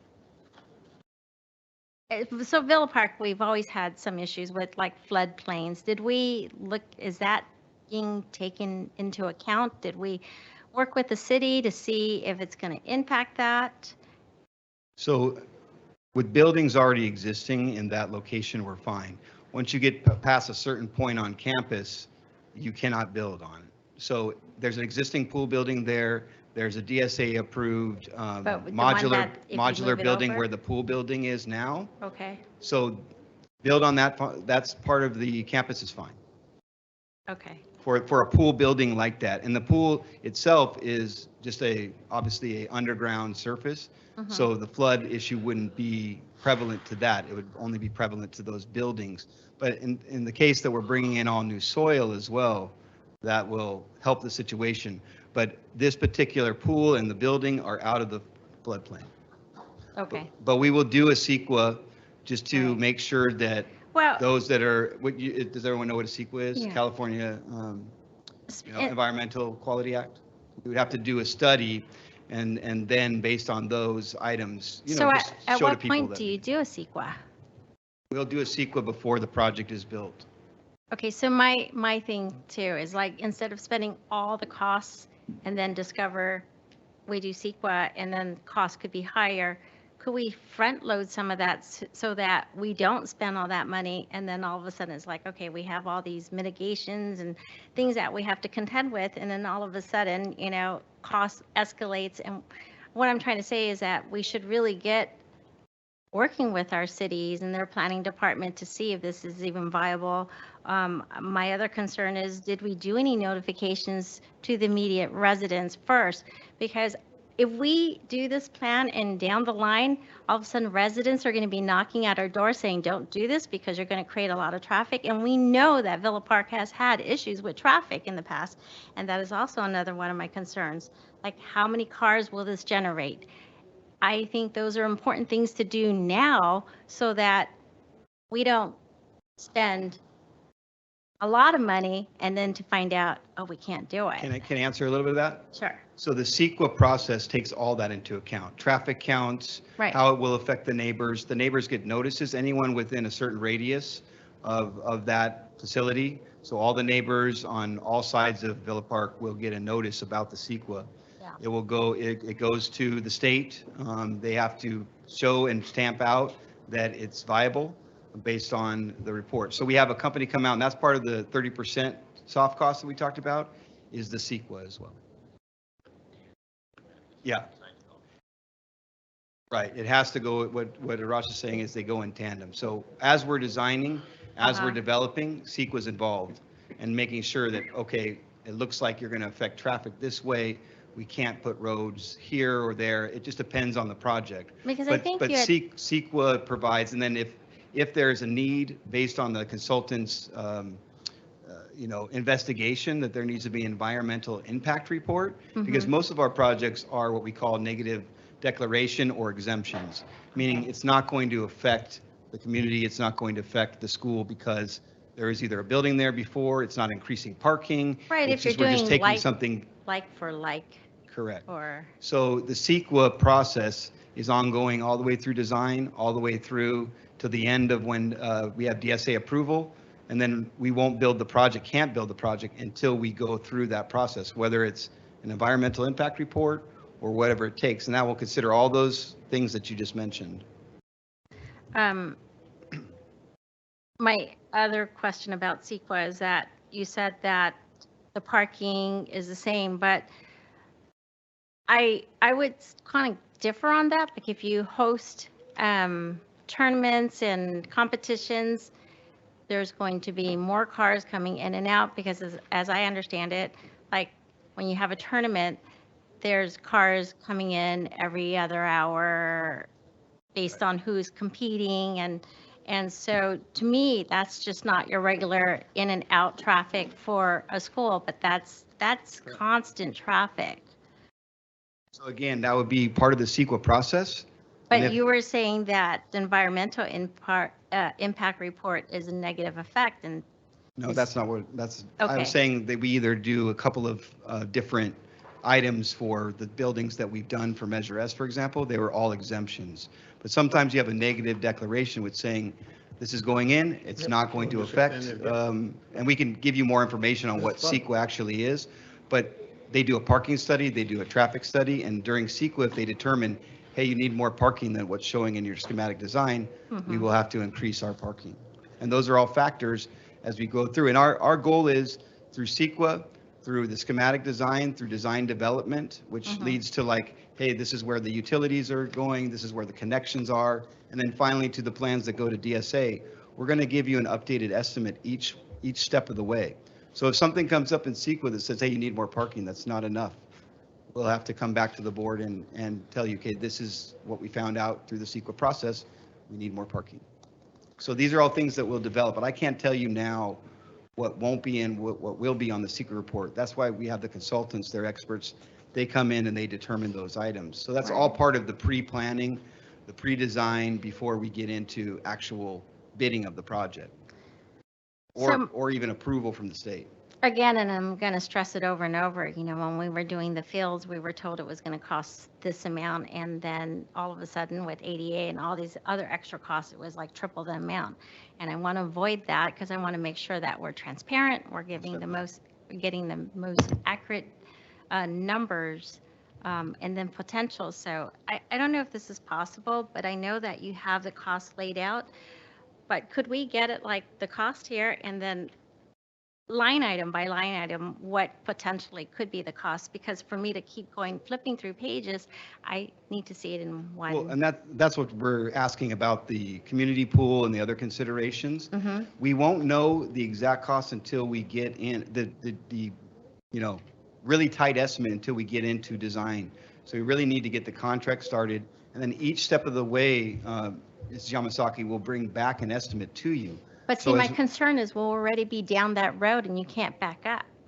We wouldn't have bid the project yet, or we wouldn't have gotten into potentially all the soft costs. We would have to spend some money for consultants, soils, right, CEQA, right, other things like that. So we will end have up to, spending what? How much? $500,000 or? But we have other options, right, than just design, bid, build, right?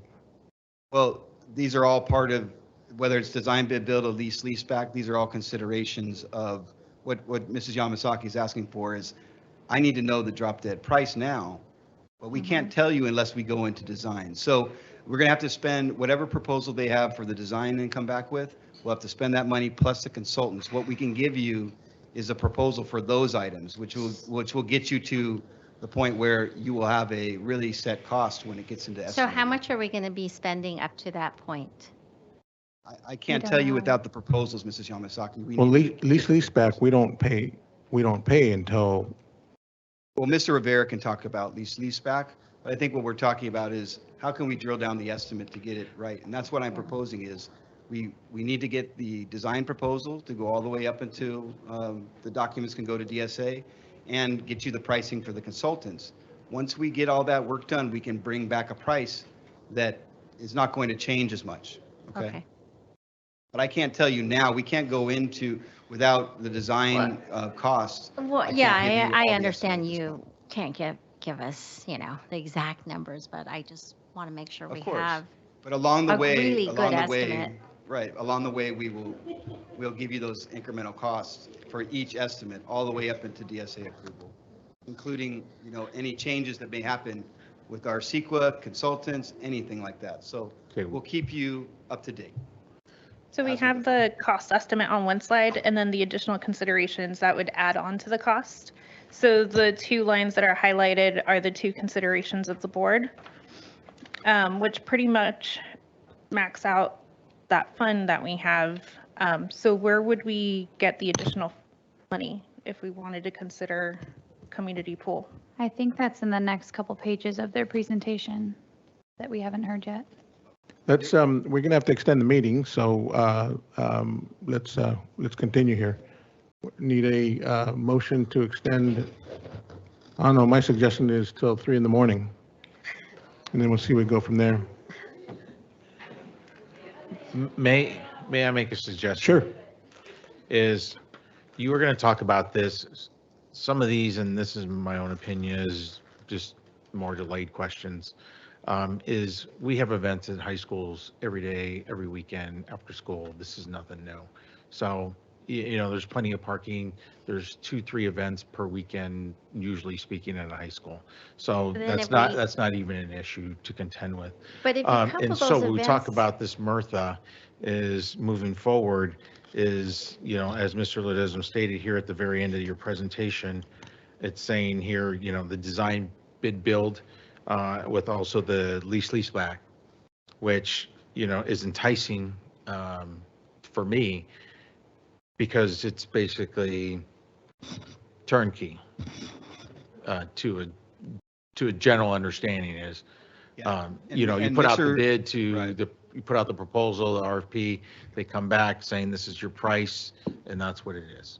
But I would like to see a presentation from Mirtha to see, coupled with a lease back, and how that will kind of coincide together, if that's something that's possible.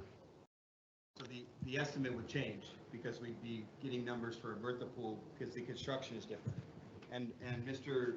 Kirkstar can go over that construction if you'd like to get some details on what's different between standard gunite pool and a steel constructed Mirtha. Well, The intent of having this on the slides is to give the board options. So in the lease back, what I would recommend, if you're interested in that delivery method, is for us to have our attorney Doug Yeoman come and do a presentation for the board, a brief presentation of what a lease back delivery method is. And also with the Mirtha pools, here's another option for you. You know, are you interested in receiving information? Well, can we have those options? I'm looking at Mr. Rivera, your memo to us Friday in our Friday packet. You spoke about the board that was interested in maybe a presentation from Mirtha. Mm-hmm. And the presentation from Mr. Yeoman. Yeah. I mean, these are two things that I'd be interested in having on the June 20th agenda.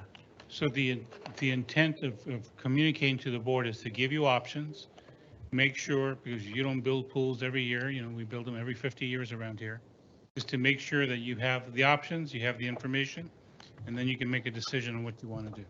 Right. That we'd have a presentation by Mirtha, we'd have the lease back, and we have this presentation tonight. So if that's the desire of the board, then we can start making calls tomorrow to ask the professionals to come here to talk about those two options for the board. And Perfect. And the way you posed this to us is potential cost containment measures, and you included lease back and Mirtha pools. Correct. And if in talking to our attorney, I asked him what percentage of his projects are lease backs. He said 90%. And that's been my experience. Most of our neighboring districts use that strategy and not the design bid build that we've been using for a number of years. But we can get the details and find out the benefits to the district. Well, I'd be interested in that. I don't know if others on the board. Yes. Okay, I think we made our. I have another question. Okay, I'm sorry. sure. Trustee Ortega, you make actually a good point about the parking. You said that we have a couple events on the weekends now, and so you said you don't see that there would be an issue. But however, if we are doing tournaments and swim meets, those would be new events to us. So they would actually, no, he's talking about. They already are having swim meets. They already do them. I hear them every the weekend. 51 meter, you said that we need the 51 meter to do these big swim meets, right? I said that, Well, that's the whole purpose of doing this, right? but that's what I said. I believe so, in the past. Well, I think that's Yeah. something that they were saying they'd come back to us with, Yeah. with the No, proposal. but my point is, it doesn't mean that the traffic is not impacted, or the parking, the traffic in the area, because we are talking about bringing in big tournaments. That's what you said you wanted But to do. that'll be figured out through CEQA. No. Am I correct? But I'm just saying, he made a good point, because it's not going to be just the only event. There's going to be other events going on in addition to this event, so that would impact the traffic. It's in the called area. scheduling, and that's how they schedule it, to see what's available. I mean, it's that simple. Okay. We don't need to make things difficult. Well, people. I do have a couple other questions. For transparency's sake, did either of you gentlemen have any conversations with any board members outside of the board meetings? Okay, I just want to make sure. And then the other one is, Trustee Ortega, did you have a family member that worked for ORCA? I want to determine whether you have a conflict of interest. I do not have a conflict. What is your say- guys' problem What? with an You organization saying in it- town? You saying That's it what I is don't not understand. It's already answered. It's already been No, answered. no, I asked We him need a to move specific, on. did We you, need to do move you on. have a family member that worked for Orca? Yes or no? Public comment? No more? Yes Any or public comment? no? Already answered. No, he didn't. He Let's- did not. public comment, Did any you have a public comment? family member that worked for Orca? How about you leave these organizations Hold on here. out of this? I'm gonna adjourn the meeting. did you- no, I am no. going to adjourn the meeting. You weren't cutting me off No, right now. no, I'm not Yes, cutting out. you He's are. answered it No, several he times did in not. several different ways. He said he did not have a conflict of interest, but he did not say Okay, whether he adjourn had the a family meeting member that at worked for Orca. 1:47. Answer my 1:47. question.